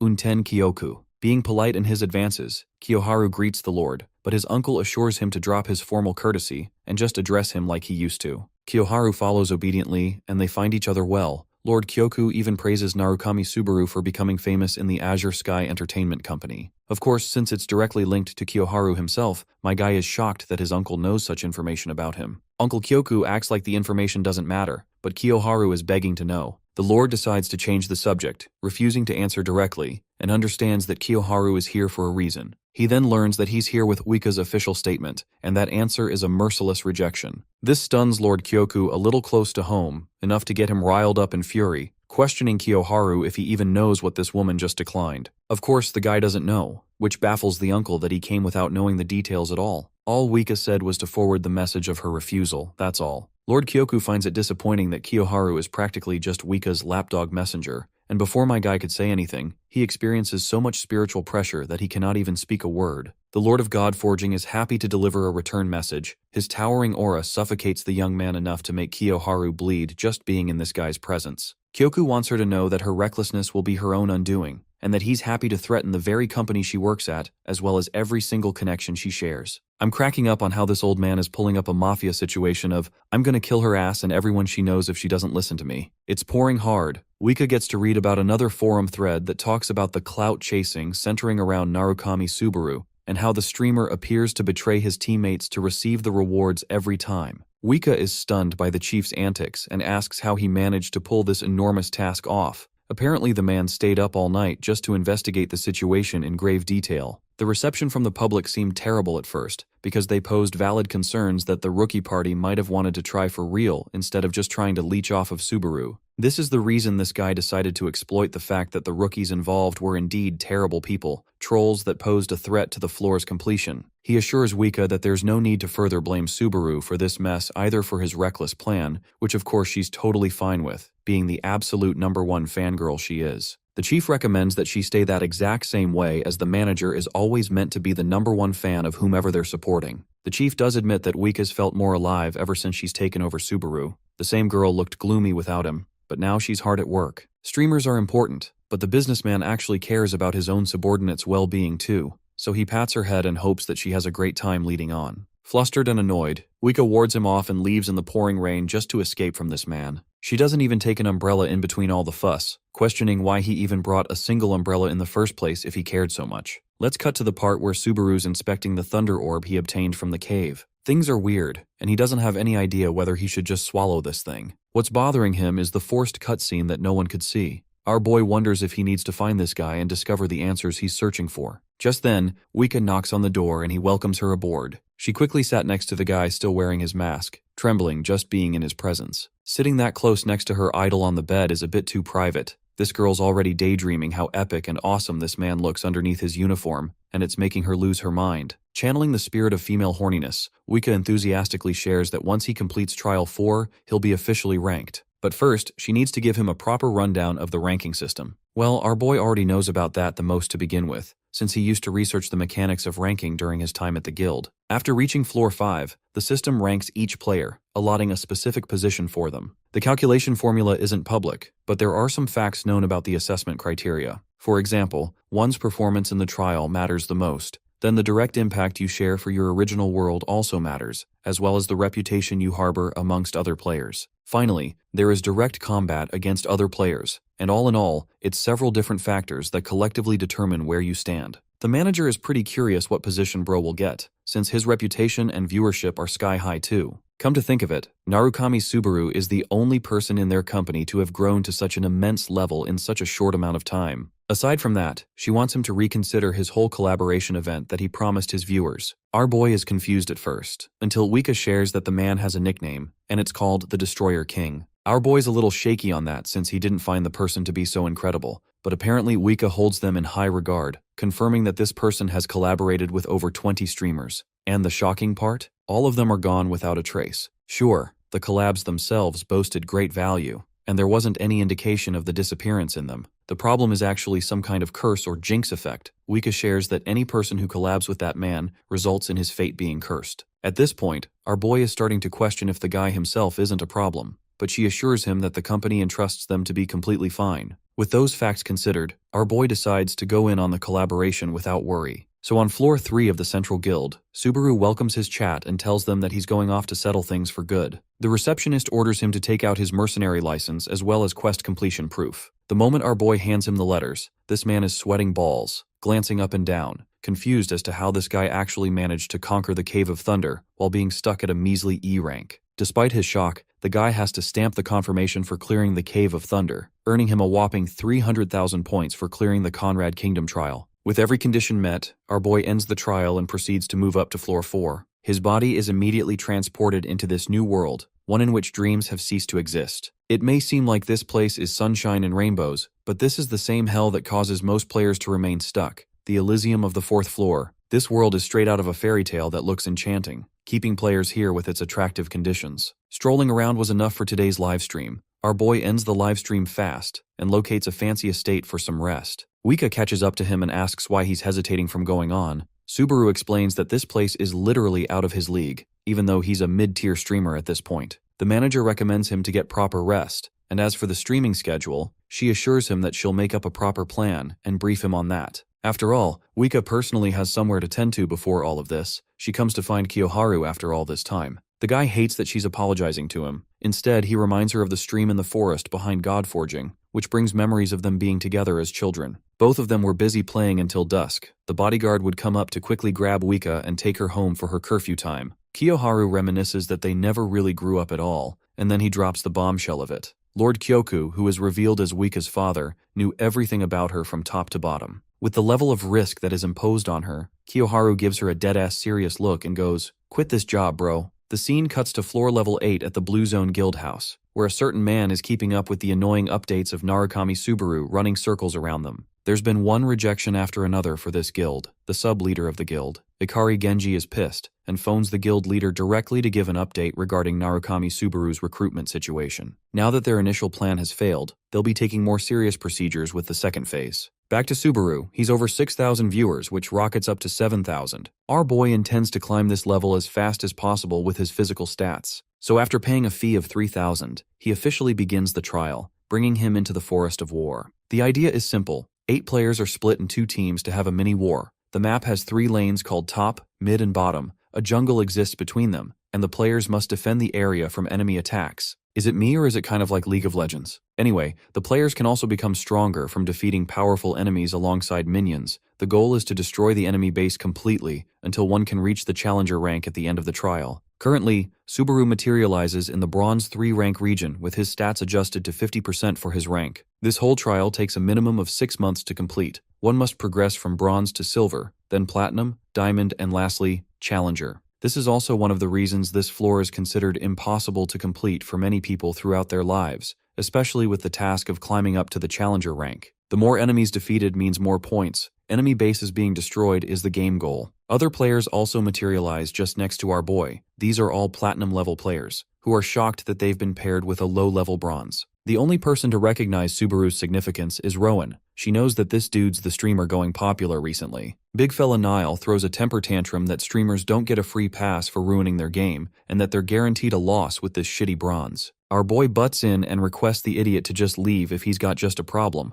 A fight is about to break out, so Rowan de-escalates the situation for them. She knows that they're nerfed too, but nothing can be done anymore. Subaru is tasked to handle the jungle while they take care of the lanes. Since he's a Bronze, she dumbs down the strategy aspect of this game, expressing how the jungle player commands the influence over the lanes. It's the safest option in the eyes of the Platinum players who can't risk him getting a lane position. Niall doesn't like the idea of the trash Bronze handling the timing aspect of the game. Still, minions are supposed to spawn in 30 seconds, so they all take their positions ready for combat. Niall is still pissed, rambling to himself about the cocky streamer who wears a lame mask and acts like he owns the place. In the middle of his rambling, he spots the Platinum level opponent who is an archer, which means this battle's pretty advantageous for him. Yet at the same time, the archer smiles, as if he's not worried at all, because apparently there's another guy just behind him. The big fella realizes that he's cooked because they baited his ass. They're moments away from taking his head off, when suddenly, black lighting zaps this dude out of position. Not even the archer understands what the hell happened. He's only met with another shot, making Niall think that the team might have a competent player after all. But the second our boy emerges from the side, the big fella is astounded. Meanwhile, the archer is on the back foot and tries to run back to the turret. But it's not useful because he ends up stepping on some kind of thunderous landmine,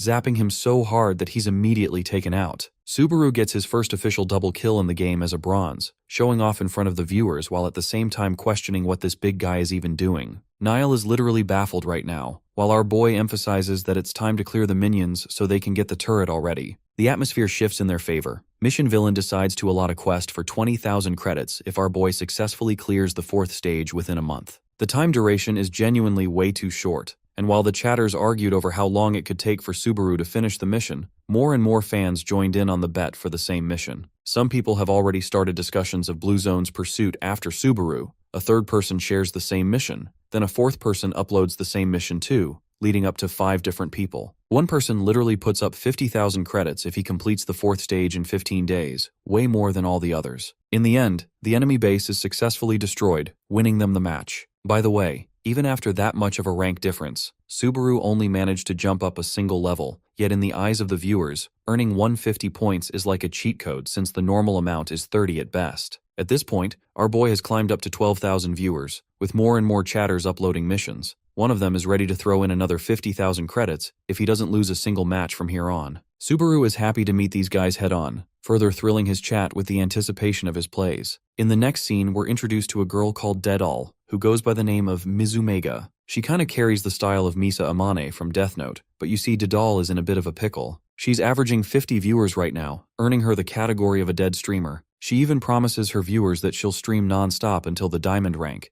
but they don't care, and find her fitting for trolling in platinum already. The interesting thing is, Dedal believes that she could have hit the challenger rank if she wasn't streaming all this time, but this is the only path for her to make money. So she keeps up the persona of being content when deep down girl's pissed. Luckily for her, she ends up being paired with Subaru, as well as the rest of her team members. Our boy is currently Silver 4, but she's thrilled to recognize him as the famous streamer Subaru, yet her disappointment is immeasurable and her day is ruined when she realizes bro's just a noob stuck at Silver. Hilariously enough, the same guy who placed a bet of 50,000 for Subaru to win every fight, places a second bet for Dedal of 30,000 to sabotage this match. Long story short, the girl is being paid just to make bro lose the match, and doesn't find an issue with earning this dirty money. The match starts off. and an interesting pattern emerges where D-Doll is being defeated several times. Subaru's chat notices that something's not right. Our boy plays it cool and knows he's close to her anyway. He watches from the distance how she's handling the fight. D-Doll pretends to make a mistake, but she's not smart enough to fool our boy, who recognizes her trolling. As suspected, the girl is defeated another time with a smile on her face. Subaru understands what she's doing here, which begs the question of who she even is. One chatter reveals critical information about how some guy gave her a mission to lose on purpose. Subaru is more than happy to disappoint the viewer behind all of this. He holds onto his sword and promises his chat that he'll make sure D-Doll doesn't get the credits like they planned. For his next opponent,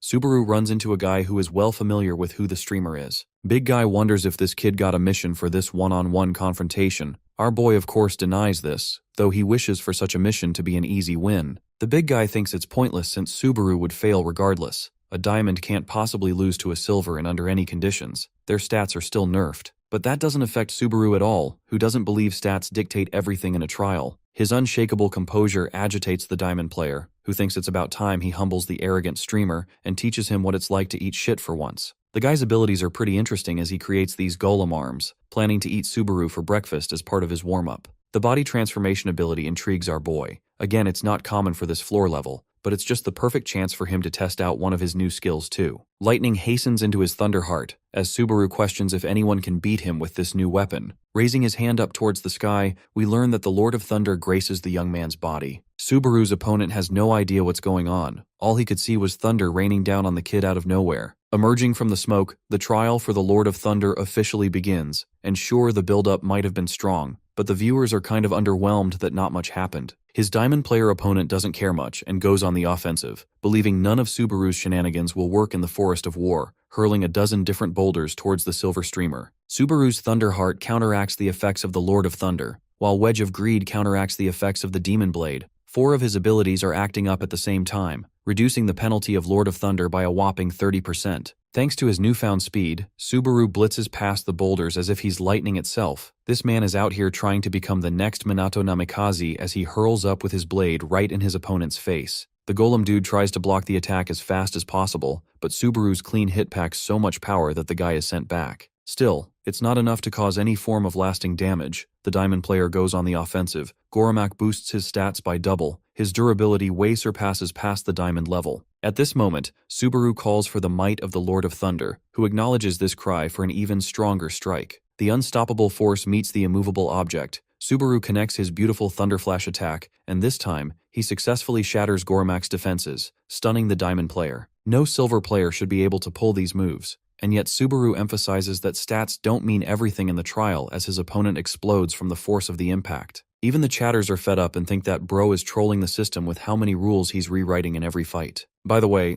this same kill managed to stop Goromak's kill streak for D-Doll, who can't fathom how a diamond-level player went down so fast. Subaru cleans up the rest of the trash by single-handedly wiping the other team, ruining her chances to sabotage further. Her own chatters hate her, and even express their desire to go back to Subaru's stream, provoking her to the point she lashes out on them for making her do these absurd challenges. All this time she hid her colors, but now that her actual feelings towards her chatters are out, they've seen enough. D-Doll rants at the keyboard warriors who slander her day and night, but then comes Subaru's personal message, egging her forever believing that she could do anything by trolling. Troll Girl's dreams are destroyed when she sees the enemy team raising up their flag for a surrender, ending the match. Feeling satisfied with his run, our boy ends the stream, expressing that he'll do another tomorrow, temporarily shifting to a daily schedule for his missions. With the livestream finished, our boy walks stress-free at night, where a certain voice calls out to him. It's his lovely manager, who waited for him all day just to hand him a schedule as promised. Wika is serious about her job and has one more matter to discuss with him. Our boy inquires what's up, and though she expresses her praise for his streams for reaching 13,000 viewers, there's just a level of unease that's starting to set in the more she watches his streams. This conversation is going nowhere. Subaru mocks her for being drunk or something. Wika deflects it and shares her observation. She senses some kind of desperation in Subaru, as if he's being chased or chasing something. All this time, the manager has wondered about the kind of burdens that he's carrying in secrecy. Obviously, our boy refuses to answer such a private question for the time being, exactly what she expected. In her randomness, she blurts out something relating to Subaru's situation, but after catching herself in the weight of what she just said, Wika drops her envelope and holds her face in horror. The girl vomits while bro's left, wondering what the actual frick is her problem. Subaru offers her a hand, but she pushes him away, embarrassed to see him come near her vomit. Instead, she asks him to pick up the file instead. The following day, we shift the perspective to one of Blue Zone's assigned members, who is on the call with the Vice Guildmaster. They've tasked this white-haired guy to bring Subaru back by force. It's Joe Yuhi, ranked around 50,000 according to the system. Budget Gojo Satoru over here was very close to reaching floor 8, but ended up being handed a shitty floor 4 mission out of nowhere. Anyway, he arrives at the place where Subaru's supposed to stay. The whole mission is pissing him off already. The first thing that Yuhi eyes down is a gorgeous woman sitting at the table. It's Wika lost in her thoughts, giving this hornball a reason to suddenly like his new mission. Currently, Wika's busy having a headache watching our boys stream with our bazookas out of view. Of course, they attract the attention of this wannabe cool guy who takes a seat just opposite to her, inviting her suspicion towards the stranger. Playing it cool, Yuhi stares at her with a smile and asks for her name. Frustrated that he's not being straight to the point, she gets up to leave, refusing to state her identity. But that little effort gets her startled when the man suddenly teleports right in front of her. Wika couldn't even sense when he moved, let alone appear in front of her like that. Yuhi tries to win her with charm, expressing that he was really happy to meet such a beautiful woman, and that he doesn't have any intentions of being shady. Hilariously enough, the girl's feelings creep the hell out with his advances, until she read the card he just handed her. Hailing from the Blue Zone Guild, Wika expresses her shock, which makes this douchebag think that he's got her under his control. Bro thinks just flexing his card will be enough to sway a girl. What really bothers her is why a Blue Zone ranker is doing on this level. Continuing to be suspicious, he refuses to not only answer her question, but tells her that they should get closer instead. Annoyed, the manager turns the opposite direction, crushing this man's ego a second time until he grabs her arm. At this point, Wika's pissed off, roaring that he shouldn't casually touch her like that. That's until Yuhi decides to ask more pointed questions, inquiring why she was asking that stream earlier. Instantly, the girl knows she's caught. Yuhi can tell that she had some connection to the streamer because she was staring at the screen like crazy. Offering a more threatening tone, Yuhi calls Narukami Subaru outdated, and this new faker is nothing more than a copycat. Wika checks him again, wondering if he can really speak like that, but he assures this woman that not everyone worships her great hero. Wika recommends this guy to remember his place because Narukami Subaru's original guild is the real reason Blue Zone now even exists. Of course, it matters little to Yuhi, who thinks they're both a thing of the past. He's of the opinion that the rankers of today eclipse the rankers that once existed in the Blue Eyes Guild, and he's proud enough to LARP as one of them. Wika's about to retort once more, so he decides to tell her a little fun fact, some private information only the higher-ups at Blue Zone know about. Yuhi whispers that there's a rumor of one of the original Blue Eyes members teaming up with demons and still making waves in the present, drawing another shock from Wika. Let's switch perspectives back to our boy, who concludes the stream and replays it a bit to check his viewer count. Currently, he's doing well with about 15,000, but while he's busy checking, Budget Gojo shows up and calls him for a chit-chat. Subaru takes a minute to give a good look at the guy who's trying too hard to pose and call him Junior. Yuhi reveals that he's a sub-ranker from the Blue Zone, and maintaining his trash talk, he repeatedly calls our boy Junior to berate him, offering him a chance to join their guild. Subaru's annoyed by now, he's declined them far too many times. Yuhi assures him that he understands his previous rejections, but since he's a senior, he's happy to give some advice. They just want to see his face for now, then they'll make sure he gets the best benefits with a word from the Vice Guildmaster. Agitated, Subaru begs to know who their Vice Guildmaster even is, learning that it's Ikari Genji, a high ranker from floor 9. Yes, the same Ikari Genji that used to be a lapdog to Kyojo's schemes, that same bastard ended up breaking past not only floor 9 but also achieving Vice Guild Master. Budget Gojo tries to be forceful by removing his mask. Subaru parries his hand, rejecting him immediately. Yuhi's nice guy act is finished, because right as our boy is turning around, a sword is drawn directly next to his neck. The streamer turns around, inquiring if this is the professionalism he should expect from a guild recruiter. Taunting back, Yuhi claims that he never managed to secure the recruitment, and that if Junior doesn't join the guild, his only other option is killing him. The guy swings his weapon, but our boy is the yellow flash and dashes away, knowing that the shitty Blue Zone Guild only cares about its public reputation. While preparing for the fight, Subaru poses a question. How will a battle of this scale reflect on the guild's behavior? It's a great question, but Temu Gojo was already prepared for that. He pulls out a Walmart domain expansion that covers a good chunk of the city. In this zone, several attributes apply. Resistance to sense of balance, external stimuli, and reaction speed all drop by massive amounts. The main goal of this field skill called Cyrus is to muffle out sound and vision. And since this dude is literally 3 floors stronger than our boy, as well as the fact that Subaru is fatigued from today's fights, he needs to end this battle really quickly. So playing it smart, he puts everything in his Charging Thunder ability, teleporting with blitzing speeds to catch Walmart Gojo off guard. The ranker thinks this is a foolish move by his junior, and as soon as our boy makes contact with his body, the dude's body turns into fluid, cursing Subaru with several stat defects, like inflicting fear, increasing pain percentage, and decreasing his senses. Honestly, this is literally the worst possible for him right now. There's just no way out. Imposter Gojo is even proud to claim that his domain is the ultimate trap with no escape. Subaru, on the other hand, is realizing how ugly his situation is.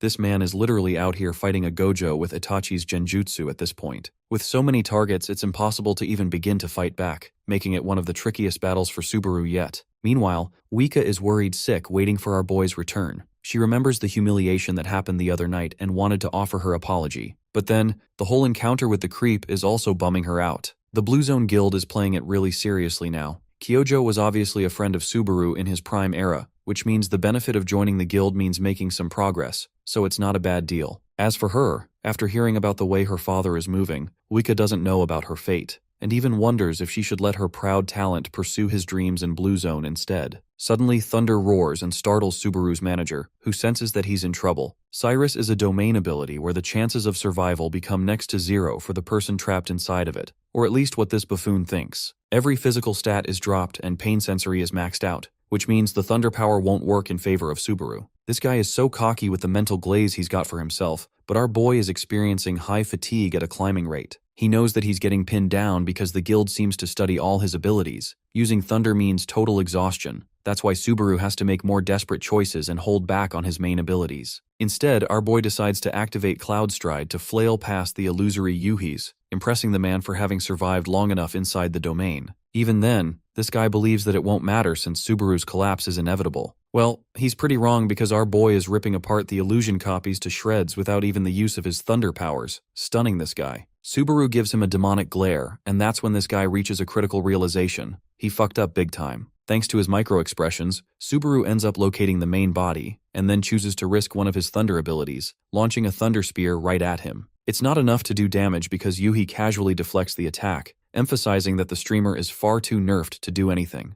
The good thing is, Subaru is already used to fighting under pressure because of his thunder abilities. Next, he deploys the Mark of Thunder ability, which reaches and connects with Yuhi's body, cautiously reading his every movement from now on. He can't even break off the mark, which means there won't be anywhere to hide anymore. Sure, Temu Gojo appears frustrated, but he still thinks he's gonna win because his opponent has succumbed to the effects of the hallucination spell. To reset the battlefield, Yuhi calls back all his illusion copies, declaring that the real battle will begin now. Activating the Curse of Hallucination, he merges all of them into one entity. The dulling of Subaru's senses is just the start of his demise. The actual worrying part is the hallucination aspect. A gigantic behemoth has formed in front of our boy. This hallucination curse only creates something the target would fear the most. Subaru is supposed to look at the image of someone undefeatable in his mind, and well, when the shadows clear, a man's voice haunts his ears, chanting that he's the sorrow, hatred, and fear dwelling within Subaru. He is everything that our boy is afraid of. It's Kyojo's face, enough to stun our boy momentarily. The guildmaster claims that their game was fun for a bit,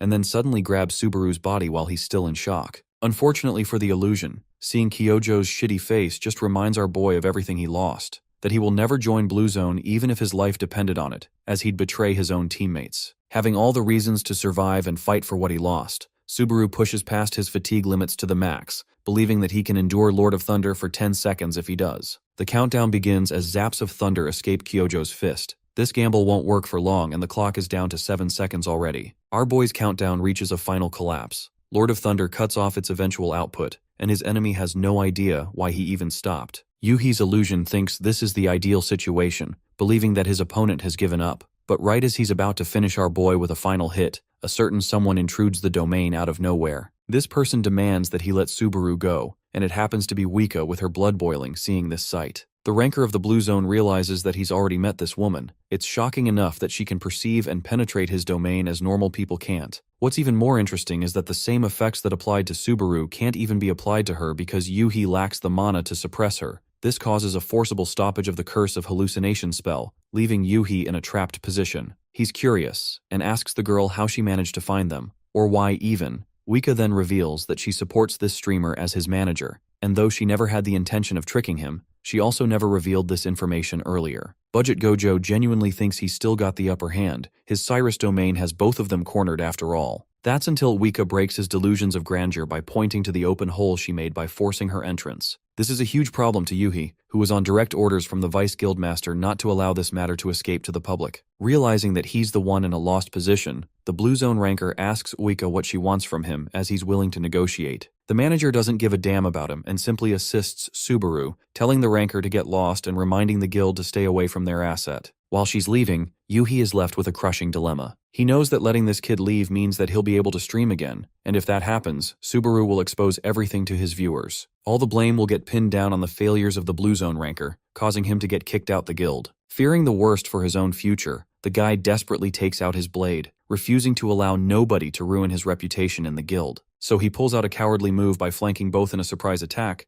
Waika is caught off guard but forced to draw her weapon, making a decisive and clean cut straight across this man's abdomen. It seems that bro got the Gojo treatment even in death with him becoming a Kit Kat, and goddamn I didn't know Wika was about that thug life. The domain clears, and the next thing we see is our duo sitting on a bench with this clown's body cut open in front. Subaru learns from his clumsy manager that she was once a former ranker who got all the way up to floor 8, so not even a floor 7 ranker could touch her. She feels sorry, but this is the only way she could have prevented his downfall, apologizing to Subaru for viewing him as a monster. Our boy assures her that he's not disappointed, rather impressed that she's this amazing with her draw technique. It's so fast that it made him wonder if she used thunder for a moment. Looking at the idiot's corpse, Subaru wonders how she knows this dude. The manager shares in her annoyance how this idiot approached her, and she nearly knocked his ass out then too. What's more pressing is that Blue Zone is intentionally hunting Subaru down whether to poach him or not, and if they bring in ridiculously amazing terms, she thinks she'll be a thorn in our boy's path. But now that she's seen everything, Wika refuses to let them go. Even Subaru thinks that it's impossible for him to join Blue Zone with how psychotic their hiring process is. After a moment of silence, the obvious question sets in: how do they fix things? They just killed a ranker, so maybe they should report to the agency first. However, the streamer suggests a completely different idea. In the next scene, we're taken in another one of our boy's live streams, who states that he's been attacked by assassins out of nowhere. This is a bomb drop announcement to his viewers. Subaru states that he has no idea of the person behind the incident, but he can comfortably say where they're from. For now, he intends to keep this matter quiet, and the reason our boy is intentionally saying those words is to make sure the Vice Guild Master in Floor 8 gets to hear this news. The man drinks his whiskey wondering what went down. There's just no way Subaru could have managed to defeat a ranker from their guild beyond his level. One baddie, the guild master's assistant, shows up to share a request for a meeting. By the evening, Wika asks if the guild has already caught hold of his newest livestream. Subaru can comfortably say that at least one of their members must have seen it. A massive guild that represents a whole world has a reputation to worry about, and if there's any leaks of an assassin trying to hunt a streamer, that reputation will take a massive dump. The manager thinks the better idea would have been to expose them, but Subaru explains that it wouldn't have worked out, because that would officially make the Azure Sky Company the enemy of the guild. And he wants to make sure that doesn't happen, bringing a smile to his manager's face that he's considerate of their side too. The bubbly Wika praises him and allows the young man to take a day off from streaming, but he denies that, sharing that he's feeling fine enough to stream again, all thanks to her help in their fight. By the way, there's still the problem of Lord of Thunder auto-canceling on him before his fatigue even maxed out, making Subaru question if his new body is still not used to it. Wika teases him for looking like crap. That part is a little obvious since my guy literally came running to this place after the end of the trial, so he's battered. That aside, Wika suddenly reveals that Blue Zone seems to suspect there being a survivor from Blue Eyes. This revelation stuns Subaru, who begs to know where he can find this survivor. He's so desperate and his heart's pacing fast, but unfortunately Wika doesn't know anything beyond basic information. The only thing she hears from Yuhi is that this survivor sold their soul to the demons. And speaking of demons, let's talk about them for a second. They're the most mysterious species residing in the underworld of the tower, sharing similar goals to ascend and grow stronger. Players can choose to cooperate with these maniacs if their interests align, but these demons practically represent the greatest evil for the tower, as they only hunt players out of interest. Reading up on several articles in his room, Subaru questions if there can truly be a Blue Eyes survivor with a demonic alliance involved. This information is flooding the masses, which means someone is intentionally spreading the news, because Blue Zone will benefit from an even further tarnishing of the Blue Eyes Guild's legacy. But that's not important. What's important is for our boy to find this mystery survivor long enough to find them. Let's cut to Reina's side, who reads upon the same news regarding the survivor. The last traces were found in floor 6, and the rumor is taking over the internet. Both of them have eliminated many players from Kyojo's guild who intend to search for the survivor, It's without a doubt a trap being set up by the guildmaster. Shu can read up on the intentions here, but he wants to confirm the theory with his own eyes, so that's where these two are going to be headed, ensuring that whoever casts the bait regrets it. Back in the Vice Guildmaster's office, the guy's feeling overwhelmed from all the work he's been getting. The chief of Wika's company calls him, immediately apologizing for being unable to climb to floor 8 for his own inadequacies, so a virtual meeting is the best they can offer. The Vice Guildmaster is pleased to meet the man, knowing that this chief is the reason the Azure Sky Company succeeded. John Tale worked for the Heresy Guild 15 years back. He was an architect who is nothing more than just a department head of an entertainment company. The Vice Guildmaster suspects something sketchy and keeps his guard up. The chief returns the pleasure of knowing about the Vice Guildmaster, whose contributions are only second to the leader. This specific piece of wording bums this guy out a bit. John decides to get straight to the point here, assuring the man that they haven't made a formal report on the situation. Not yet, at least. Sure, the Blue Zone streamer attacked their streamers, and while the Vice Guildmaster acts like it wasn't on them, John Tale strongly declares that he'll act with more deliberate choices if the guild sends another assassin. The Vice Guildmaster confirms the situation and peacefully resolves it with him, giving his word. The meeting closes with the chief celebrating the fact that this wasn't in person, since he would die from anxiety alone. His assistant is pretty impressed that this man managed to speak all that talk to Ikari Genji of all people. John wasn't ever going to let these guys get away with their actions. Both of them suspect that Subaru must have taken a day off from streaming today. John is in the middle of worrying about our boy when suddenly his assistant reveals that Subaru has already kickstarted another stream. This is a shock to both of them as they expected him to stay out for a day, but our boy's fully hell-bent on clearing Flower 4 today, believing he's got no time to waste anymore. At floor 6, we have the wasteland. The desert is cruel, and the players who've been sent from floor 3 to directly here suspect that there's some kind of trace to be found. Some of the players have full trust in their guild, but one dude is genuinely frustrated why they have to deal with a demonic Blue Eyes survivor, because that story feels like it's bogus and made up. Every member inside that guild was equal to Kyojo's level, which is why making a deal with demons makes no sense. The girl quiets him down, as they look upon the man in the distance. The Vice Guildmaster has personally descended to floor 6 just for this mission, looking all dripped out, so this mission means serious business. 3 days zoom past and eventually our boy finally hits the Challenger rank in the Forest of War, buffing his stats by a few points. 2 reasons why he advanced so quickly is because of his own low rank status paired against higher ranked players. The second reason was that the players he usually fought began to give up against him, causing the matches to end much faster. Thanks to these, Subaru completes the various bundles of missions that he was tasked by his viewers, earning hundreds of thousands of credits in the process. This marks his journey to successfully reach floor level 5, which is the world of Burin that we all know. It's practically the equivalent of a Muram dimension. Burin fights for the top year in the global tournament, and it was one of the first to establish its base in the 5th floor. Thanks to that, floor level 5 mostly became the world of the martial artists. Subaru has just stepped inside this world as the system calculates his set ranking. It goes on for a bit before grinding out the numbers, allotting 122,008-2 as his rank. For a streamer, this is pretty impressive, because this range of ranks is only accessible for floor 7 and above rankers. Anyway, our boy meets Kiyoharu, who is supposed to be his temporary manager for this level. Subaru doesn't get the deal, but the manager explains that Wika can't come here for the time being. For now, he leads the guy inside for a nice meal. The table is full of delicious options that are making me salivate through the screen. Kiyoharu starts munching down without shame. Subaru is just impressed with his appetite, and asks if this guy is a friend to Wika. The new manager gulps down his bite and frames the two of them as childhood friends. Having done everything together, they were tiny after all. Thanks to arriving in Burin, Subaru reflects that he may be able to dig up some information on Wika after all. He gets up to leave for another meeting elsewhere, telling Kiyoharu to send Wika his regards. Arriving at a completely different location of floor 5, the Manjo Peak, we see our boy all alone. All but a gorgeous black cat meowing past him. This is Tama, and he seems to know the little guy. Just as Subaru is petting the cat, the owner roars at the young man who has come here interrupting his peace. Our boy responds back that he doesn't want to enter this person's house without permission, because he won't ever be able to leave. The fact that he knows this information makes the mysterious voice realize that this guy is different. It allows Subaru to enter with permission safely. So that's what the streamer does.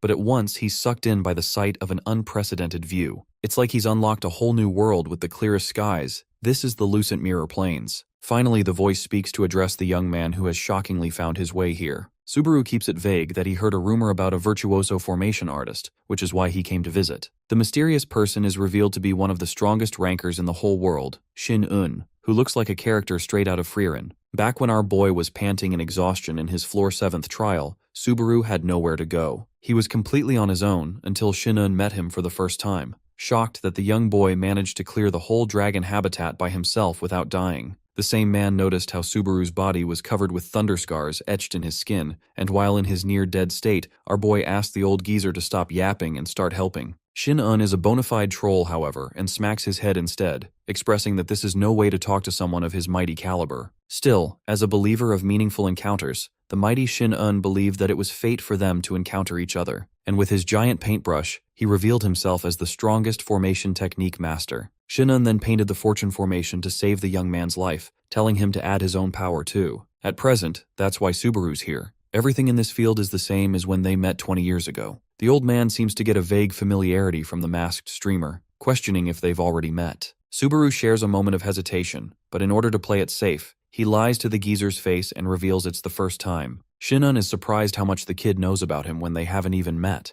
not to mention the fact that he didn't seem shocked while entering this domain. Subaru pretends to act like he's heard famous tales of the master, but this old man clocks him then and there, sharing that the cat Tama doesn't ever come up to people for no reason. Trying to think really hard, Shin-un genuinely believes they've met before, but he shows massive distrust to lend his help to someone who won't even unmask themselves before him, pointing out how the mask looks suspicious. Right now, Subaru is in a terrible position, because this guy is one of the rarest people on the planet who knows the real face of the legendary leader of the Blue Eyes Guild. The fact that a top ranker like this guy couldn't see past his mask practically confirms to our boy that not even someone like Kyojo would be able to detect him. With that confidence, our boy removes his mask to experiment once and for all. When the mask comes off, what's left behind is an innocent face. Shin-un appears really surprised but hilariously bonks the dude's head for looking nothing like the guy he was thinking about. This means that he couldn't connect the dots that both Subarus are the same person. By the way, it seems that even this legendary master has been secretly watching the streamers of Narukami Subaru,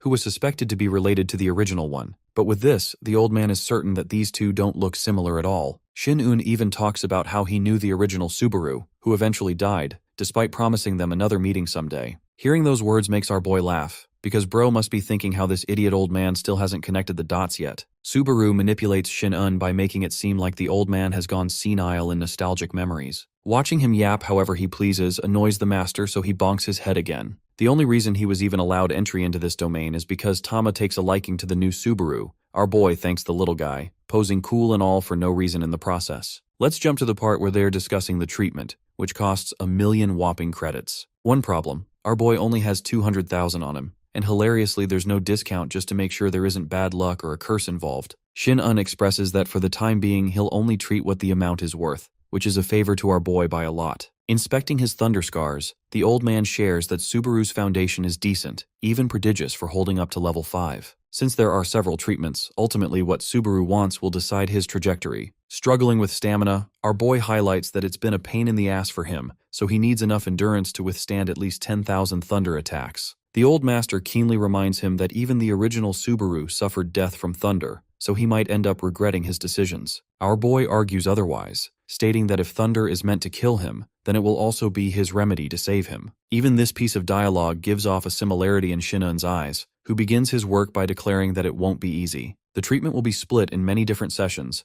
and the master recommends that the boy keep coming back, as he'll always keep the door open for him. I really like how this old man isn't depicted like an annoying cliché manhwa geezer like in most stories. Time to return to the Forest of Death, floor 6th, where a bloodbath is going on. There's demons in every direction, and the guild members from before are having a lot of trouble facing them. The thing is, every single section of the tower is cut between 3 realms: the human, the middle, and finally the demon. From the old times, the human and demon realms came with their single rule, not to cross the boundary of invading the other's territory. The boundary or the middle realm is supposed to make sure the invasion doesn't happen. However, the only floor where the boundary is thinnest is the Forest of Death, which is why several demons of low to medium level rank escape towards the human side. Currently, the human warriors are holding up tight in a battle against the demons. The same guy from before thinks this is a suicide mission since they're practically walking around for 3 days on the same path. Suddenly, both of them find a person sitting at the very top of a dead tree. They think it's impossible for anyone to just be there, so the archer girl believes it's best to shoot an arrow and test its behavior. Her friend stops her and instead takes the diplomatic approach, calling out to this entity and asking about their identity.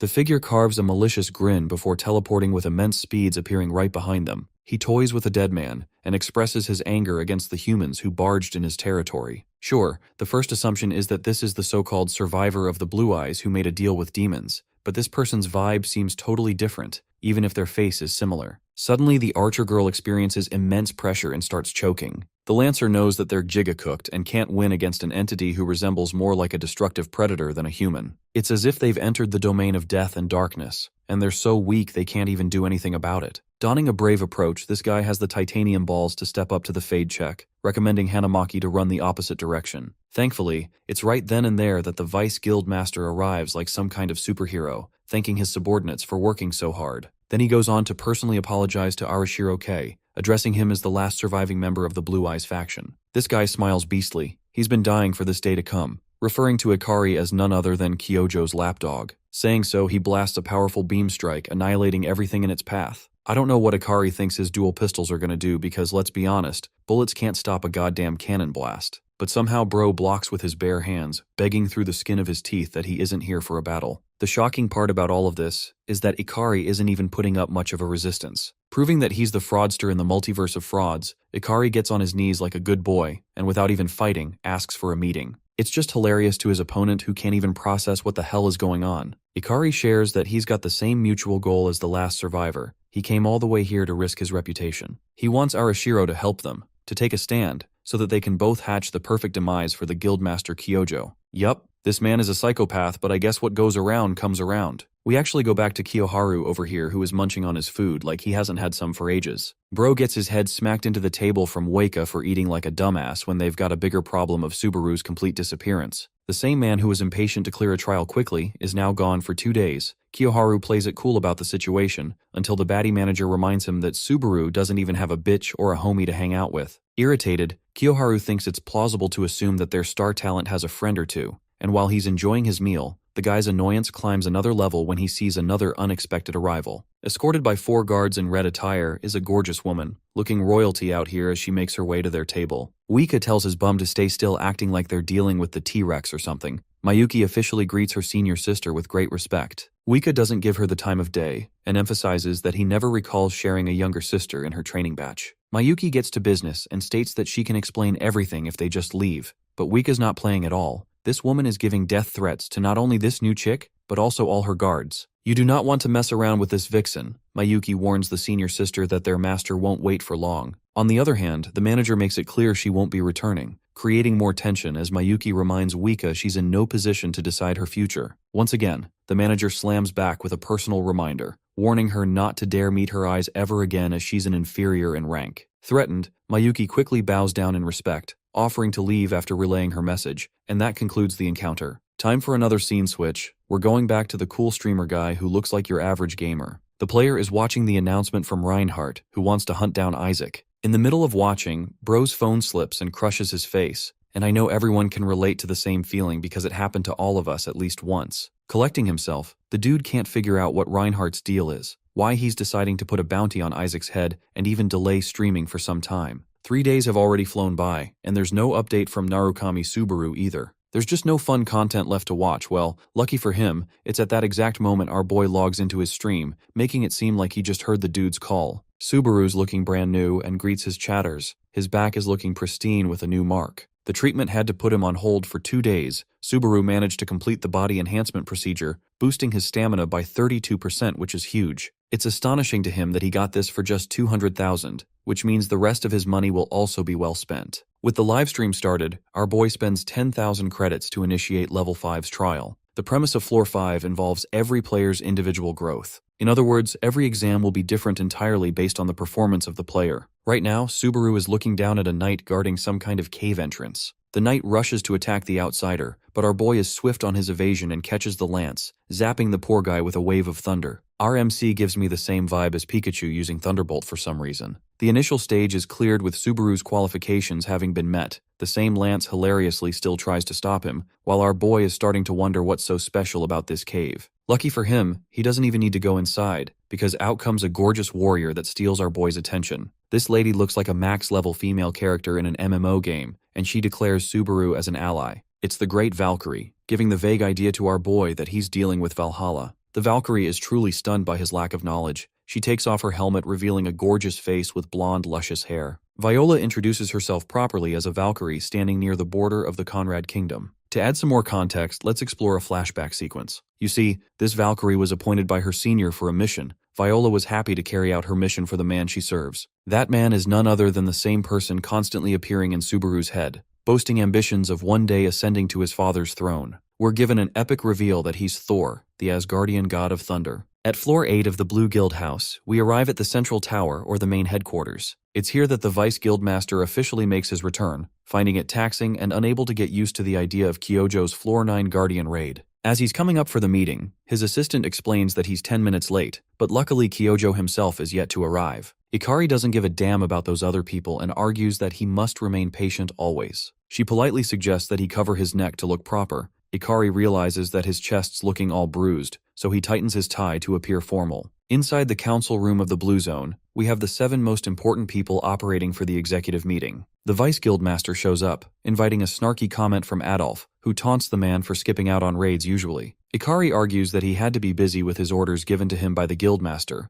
but Adult continues the trash talk and calls the Vice Guildmaster practically useless and unreliable. This comment is provocative enough to invite his anger, but that anger means nothing to Adolf, who gets up to match Ikari one-on-one, roaring that he doesn't mean shit in front of the guys that actually put their lives on the line in the real Guardian raids. To resolve situations patiently, the muscle mommy of the group, rank 18th Pierre, suggests Adolf to not say anything reckless. The only reason Adolf is so angry is because his men were jeopardized and wiped all because of Ikari's foolishness. He even taunts the Vice Guildmaster for wasting time on floor 6th for no reason. That's way too much shit talk for one day, and this man is practically about to swing right here and now. Pierre and her cannons stop him from making the move, holding him back, while Wilfred on the other side de-escalates the situation too. The cool-looking big guy is Didi, who recommends they just all step outside for a fight. Belka is just annoyed to be amongst these people. Ryusei and Nilak are too bummed out to care, only worried about Kyojo's reaction. At long last, the door opens as the Guildmaster arrives, inviting respect from everyone in the room. Kyojo sharply reminds them that it's been 2 whole decades since they defeated the 8th floor Hydra, allowing their guild to grow to tremendous heights. Even then, Kyojo shares his frustration that the Hydra battle haunts him everywhere he goes. Everyone wants to talk about the 9-headed snake in the outside world. Taking his high seat as the leader among them, the Blue Zone Guildmaster reveals that time seems to be frozen at floor level 8. Before Pierre could ask a word about the floor 9th raid, Ikari interjects and shares the completion of their mission on floor 6th. What they found were traces of humans, but it's been a long time since then. In other words, he makes Kyojo believe that their target escaped to the human world. The Guildmaster suspects that it's possible for him to be a part of the demon realm now too. For his next orders, he tells Ikari to continue tracking their target just in case he shows up. Pierre returns to her statement, revealing that she went to see Tenma for recruitment of Floor 9. Unfortunately, she couldn't share a meeting with them even after a months-long wait. The Rank 1 powerhouse could have been their greatest help in battle, but it seems they've turned the mission. Another guy speaks, adding that perhaps Tenma is afraid of failing and tarnishing their reputation. Wilfred relates to the theory by revealing that he also lost his arm on a raid, and it never stopped bothering him either. Back to Kyojo, the Guildmaster explains that Tenma likes to target Guardians without having a group around. But for this mission, Tenma's help won't be necessary. The only thing that the Guildmaster fears is that the number 1 ranker might steal the boss battle from them. This is the best way for them to prove that they're at the top of the world, the real masters of the tower. Those are Kyojo's orders for his men. After the meeting, the man descends down into his secret labyrinth to pay someone a special visit. He successfully held one person captive in a capsule for 5 whole years, apologizing for not coming here to see her more often. The woman is revealed to be another former Blue Eyes member, Hono Iori. At long last, he empties her capsule, giving her a chance to speak again. Iori is shocked that she isn't dead. The Guildmaster offers her a chance to see Kei again, the same man that she thought was dead. Kyojo then shares new information about the guy's confirmed survival, which means there might be others too. This floods her with emotion. The poor girl doesn't even care about her own condition, but rather the state of her partners. Kyojo rains on her parade by sharing his new problem. He can't locate where Kei is, and then comes the real reason why he kept her alive all this time. Iori screams and shouts curses in his face for being a human scumbag while he fills her capsule back up,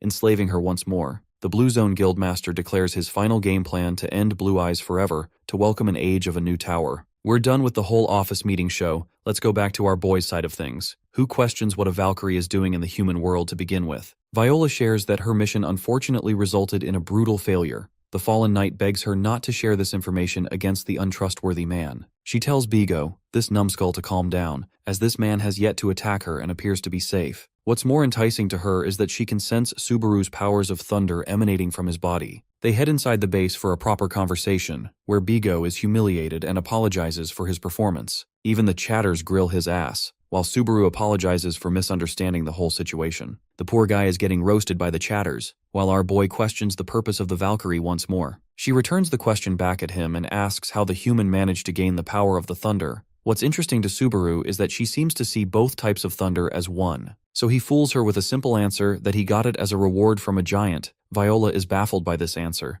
but before she could explain, she apologizes for not sharing much because of her promise to another god. Subaru understands the situation and curiously asks about the mission's failure, inviting the Valkyrie to draw to silence, then revealing that their ultimate goal is to protect the Throne of Thunder. Back to the flashback sequence. Thor appointed them to protect the seat until the day of his ascension, protecting the Heart of Thunder. The mention of the Heart of Thunder stuns Subaru, who theorizes that the throne must have something to do with the Thunder Heart. Tapping into his inventory, he draws out the emptied Heart of Thunder, the same one which he believed was a pointless reward for all the trouble. Viola explains that they're guarding the throne because the special orb is hidden inside it, and our boy asks further to know who they're protecting against. Unsurprisingly, the giants have formed an alliance with the demons. Muspelheim is the enemy realm to Asgard, ruled by Surtur, the king of giants who formed an alliance with the demons. Remembering that Floor 5 always offers a different test for each player, Subaru thinks this exam is way out of his league when it involves Valkyries, Muspelheim, and even demons now. Viola adds that their enemies are fully aware of the Heart of Thunder's location, so they're going to attack eventually. Subaru asks a tactical question to know how many forces they have, and shockingly the Valkyrie shares their only 3, a pitiful number. Another pain in the ass is the system limiting them from drawing their full strength in their ordinary forms. By the way, anytime the gods, demons, or giants try to interfere with the natural order of the humans, the system imposes strong restrictions upon them, acting like a device to protect mankind. That's why only 3 Valkyries could descend at best, which begs the question what became of the throne in the first place. Anger and hate can be seen in Viola's expression, who shares that the throne has been stolen already. Subaru thinks it's a relatively simple mission to retrieve it, but Viola argues it won't be possible, and instead, she asks for something completely different from the young man. Let's put their flirting aside and see what the Golden Lion Guild house is up to. Reinhardt is busy staring into the abyss, while all the others question if he's doing okay. Bro suddenly begins to weep out of his worry for his son, questioning if they've yet to find the person who brought the boy's demise. There's still no lead on that, as the culprit left not a single trace behind after the kill. But one thing is for certain, they can tell it's a lightning-type user after dissecting Isaac's condition. This narrows down the list, and before the poor assistant could explain his notes further, Reinhardt gives the dude the backhand of death. The poor guy crashes into a wall just for providing information. The guildmaster is offended at the idea of a grudge-related incident on the second floor. Suddenly, it all begins to click in Reinhardt's head. Once his son talked of a streamer called Narukami Subaru, who used lightning and pissed him off. The boy expresses his desire to teach Subaru a lesson, and all the pieces suddenly fall into place. Both players also climbed at the same level, which means it's Subaru who is most suspected to have killed his son. Great, so now we've got yet another dude out for blood. I don't want to see his ugly face, so let's go back to the pretty Valkyrie, whose main request is for our boy to use his power of thunder to save her comrades. Without hesitation, Subaru agrees, stunning her with how easy he is. It goes without saying that his powers are connected to them somehow, and since he wants to learn more about his abilities, he's willing to help them so he can uncover the truth. Bigo intervenes once more. This dude just can't stop cock-blocking every conversation. He questions Subaru's intentions again and again, stating that there's no benefit in risking one's life without even a reward. To make it seem fair to him, the streamer points to a pretty weapon in the corner for his reward. It's the gorgeous holy sword of the Valkyrie, a perfect object for the completion of the mission. Bigo, being the unsatisfied idiot in every situation, still tries to whine, but Viola is okay with this proposal, believing that her comrades take priority. She is ready to hand over her golden sword to the human, so long as he can promise to help save her comrades, thus initiating Stage 2 of the 5th floor. On the 5th floor, we have Wika receiving an update from Chief John, who shares that he worked out the situation with the Blue Zone Guild. He also asks for an update on her side of things, but she cuts off the call like a girl boss. Also, Wika shares that the collaboration project involving Subaru has been approved, which startles Kiyoharu, making him wonder if there's been some kind of falling out between the two. The beautiful manager expresses that Subaru himself agreed to the deal, despite the fact that she warned him of the jinx involved. Kiyoharu suggests they're dealing with a psychopath, and he's interested in what she's busy doing. Apparently, she got a message from Reinhardt for a meeting with Subaru. Kiyoharu never thought a day would come where he'd find her working hard. Finding it an opportune moment to ask, he asks Wika if she's worried about the God-forging group looming over her. Her job as a manager will get way harder with their involvement, and she might have to quit. Wika is clearly bothered, but refuses to quit her job anytime soon, stunning him. She admits feeling the most satisfied with her current position in her life, which is why she'll fight hardest to remain here, and she's already aware that they'll try to drag her out knowing her location and all. Though she's personally at risk, she allows Kiyoharu to remain free and do whatever he pleases. Hearing her say those words with such confidence stuns him, and he has no plans of running away either, believing he'd be dungeon monster meat if he did. No way in or out for this guy, so he's happy to follow Wika all the way to the end. In a way, it really lessens her loneliness and makes her smile, realizing that this compassionate side of him never changed. And then we go back to the main party again, exploring the forests. Subaru has already told his chatbot that he won't be able to read comments for the time being, which bums some of the chatters out. He stares at his pendant, a necklace of Asgard. Bigo out of nowhere apologizes for his annoyance the other day. Again, he thinks our boy is suspicious for possessing too much power without even being from Asgard. Subaru decides to flip the table around and politely asks what power he possesses. This frustrates the guy even more. Valkyrie taunts him not to eat the bait. Back to scolding Bigo it is. Subaru just enjoys the show but realizes that he needs to learn the truth as much as possible in this second life. There's just far too many obstacles at play. Gods, giants, and demons.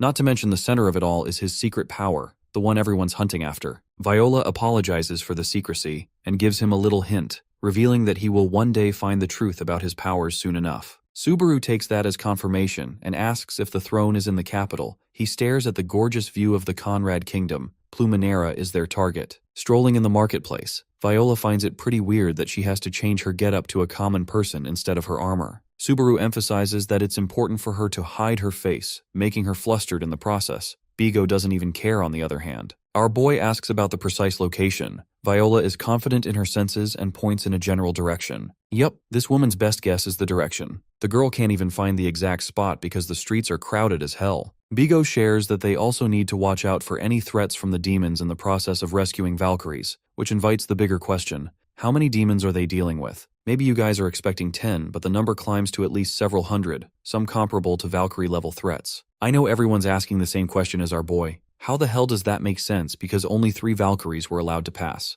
The restrictions should have stopped both sides, so what's the cause for the demons having an entire army under them? Before Subaru could solve that riddle, a fancy carriage stops just close to the girl, and out comes a wealthy lady who recognizes Viola on the spot. The Valkyrie squeals Belbaim's name in excitement as they reunite with each other. The new group of 4 is led by Belbaim. Subaru can't help but notice perfection everywhere he glances, making him ask if she's the owner of the estate. The second Valkyrie confirms that she owns it, causing our boy to admire her rich status. The woman shares that she's been here for nearly 500 years, so it was easy to acquire a bit of wealth in the process. That begs the big question. Why the hell was Viola's situation any different? The blonde Valkyrie shares that she served a knight for Count Vincent. The house has a special legend of owning a single guardian knight that never ages. That knight happens to be Viola herself, though she's changed her identity many times over the years, leaving the estate each time a generation came to an end. Both Valkyries have been here for quite a bit. Subaru suspects the estate to be safe under their command, while Belbeam is already happy to serve them with fresh meals.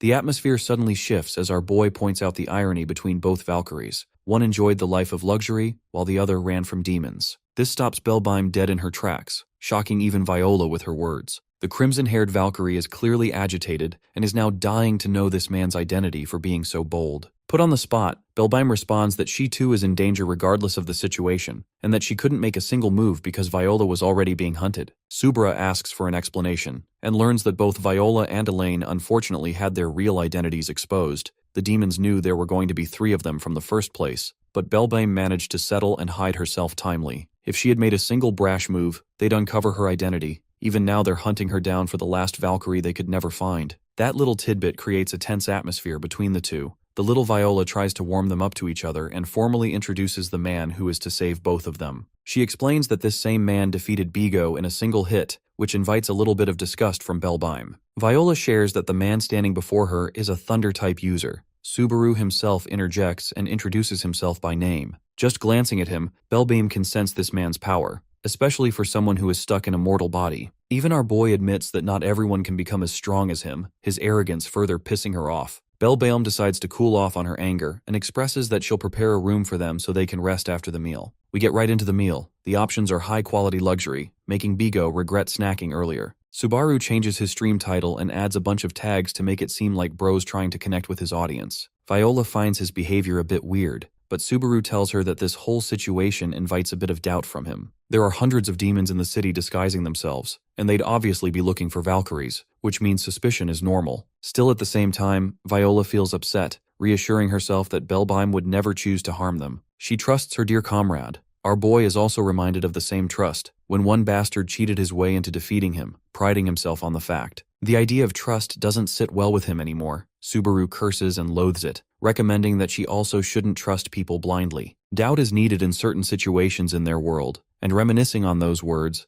Viola rests in her bed, thinking about all the positive memories she shared with Belbheim. She glances at her gorgeous sword, feeling exhausted. Meanwhile, our boy receives another donation from a chatter who wants to know where he's headed. Subaru reveals that he genuinely can't trust this place, so he's looking around. One viewer scolds this guy of a money-grabbing maniac who doesn't even talk or accept missions. The streamer emphasizes that he'll accept missions if they're not directly interfering with the trial, so as always, Safe Assets decides to pitch a new mission of 100,000 credits to wipe every demon. This is too strong of a mission, so the same dude adds another one of 50,000 credits with the only requirement of kissing Viola. But of course, this mission is equally problematic. The Valkyrie will never forgive him if that happened. As our boy is descending downstairs, he's startled to find Bigo at an abrupt hour. Both of them are instantly suspicious of the other person. Bigo shares first that he's off to see Belbheim. Back then, during their conversation, the guy came to the same conclusion and doubts as Subaru about the suspicious Valkyrie. Elaine and Viola always devoted themselves to their missions, but this woman merely lived her life amongst humans without repercussions.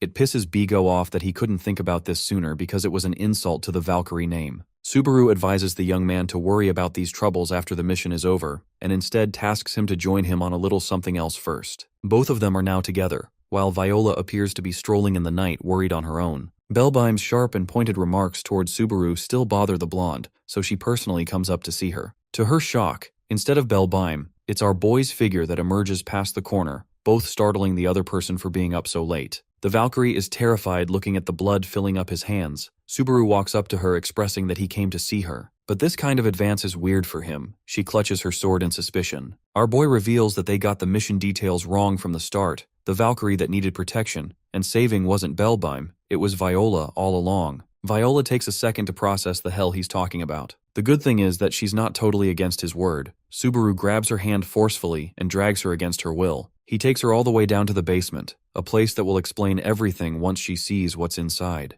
Viola's curiosity is getting the best of her, so she opens the doors with her own hands. Her expression converts to horror the moment she sees Bigo hugging a body. Remember Elaine, the other Valkyrie? She was brutally murdered down here. Bigo weeps as Viola's reality crashes before her. She approaches Elaine's body, refusing to accept her new reality. She flops to her knees, hovering over the cold remains of her comrade, screaming and weeping in denial. Subaru tries to calm her down, apologizing for quietening her. They are still at risk. She grabs his arm intensely, making our boy sweat underneath that mask. He doesn't want to fight her, but for now, they need to look for the one responsible for killing Elaine. Thankfully, the blonde regains a little bit of her composure, but she still can't believe that this is the reality. Without a doubt, she instantly blames Belbheim for pulling this move. Just by observing the cuts across the abdomen of Elaine's body, it can be deduced that Belbheim made those slashes as they've known each other for centuries. Subaru agrees with that assessment too, as skilled swordsmen have a habit of leaving behind a distinct pattern. The only way for them to clear the current stage is to keep Viola out of trouble, slipping the mansion before Belbheim can reach them. Or at least that's what they thought, because just behind that door is a presence that causes Subaru's Thunderheart to react uncontrollably. He asks the Valkyrie if she's interested in revenge. Viola confirms that she intends to learn the truth,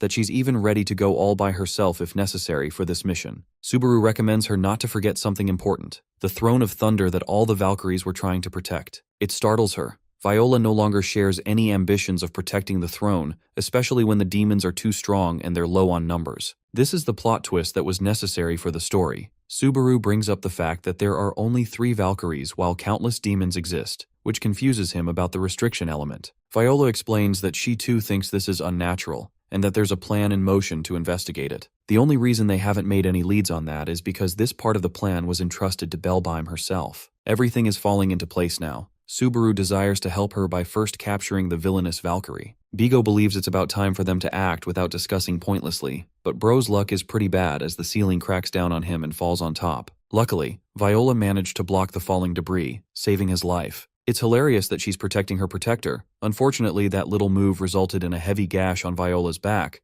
Subaru is stunned by the attack force. Instead of looking for Bellbeim, the bitch makes her entrance herself, mocking Viola for possessing a fragile warrior's heart. The blonde is actively losing her shit at the moment and screaming at her. Bellbeim calmly taunts her that she should never have come here. She didn't want to show off this side of her to Viola. Elaine suspected her, so she had to go. And with this, Bellbeim plays the victim, acting like she's the one who has lost every single friend now. It's rich of her to call them friends, seeing how she massacred Elaine like that and betrayed Viola, who weeps in confusion. Bellbeim is a psychopath deflecting blame, while Viola corners her and asks why she's doing all of this. She fires back by saying that she never intended for any of this, nor does she expect any of them to understand. The chit-chat's over with Subaru initiating the first attack, startling the Valkyrie to defend against the wave of thunder with her sword. Our boy stands there menacingly, refusing to hear the words of a liar any more than he has until now, commencing the third stage of Floor 5 with the goal of defeating the fallen Valkyrie.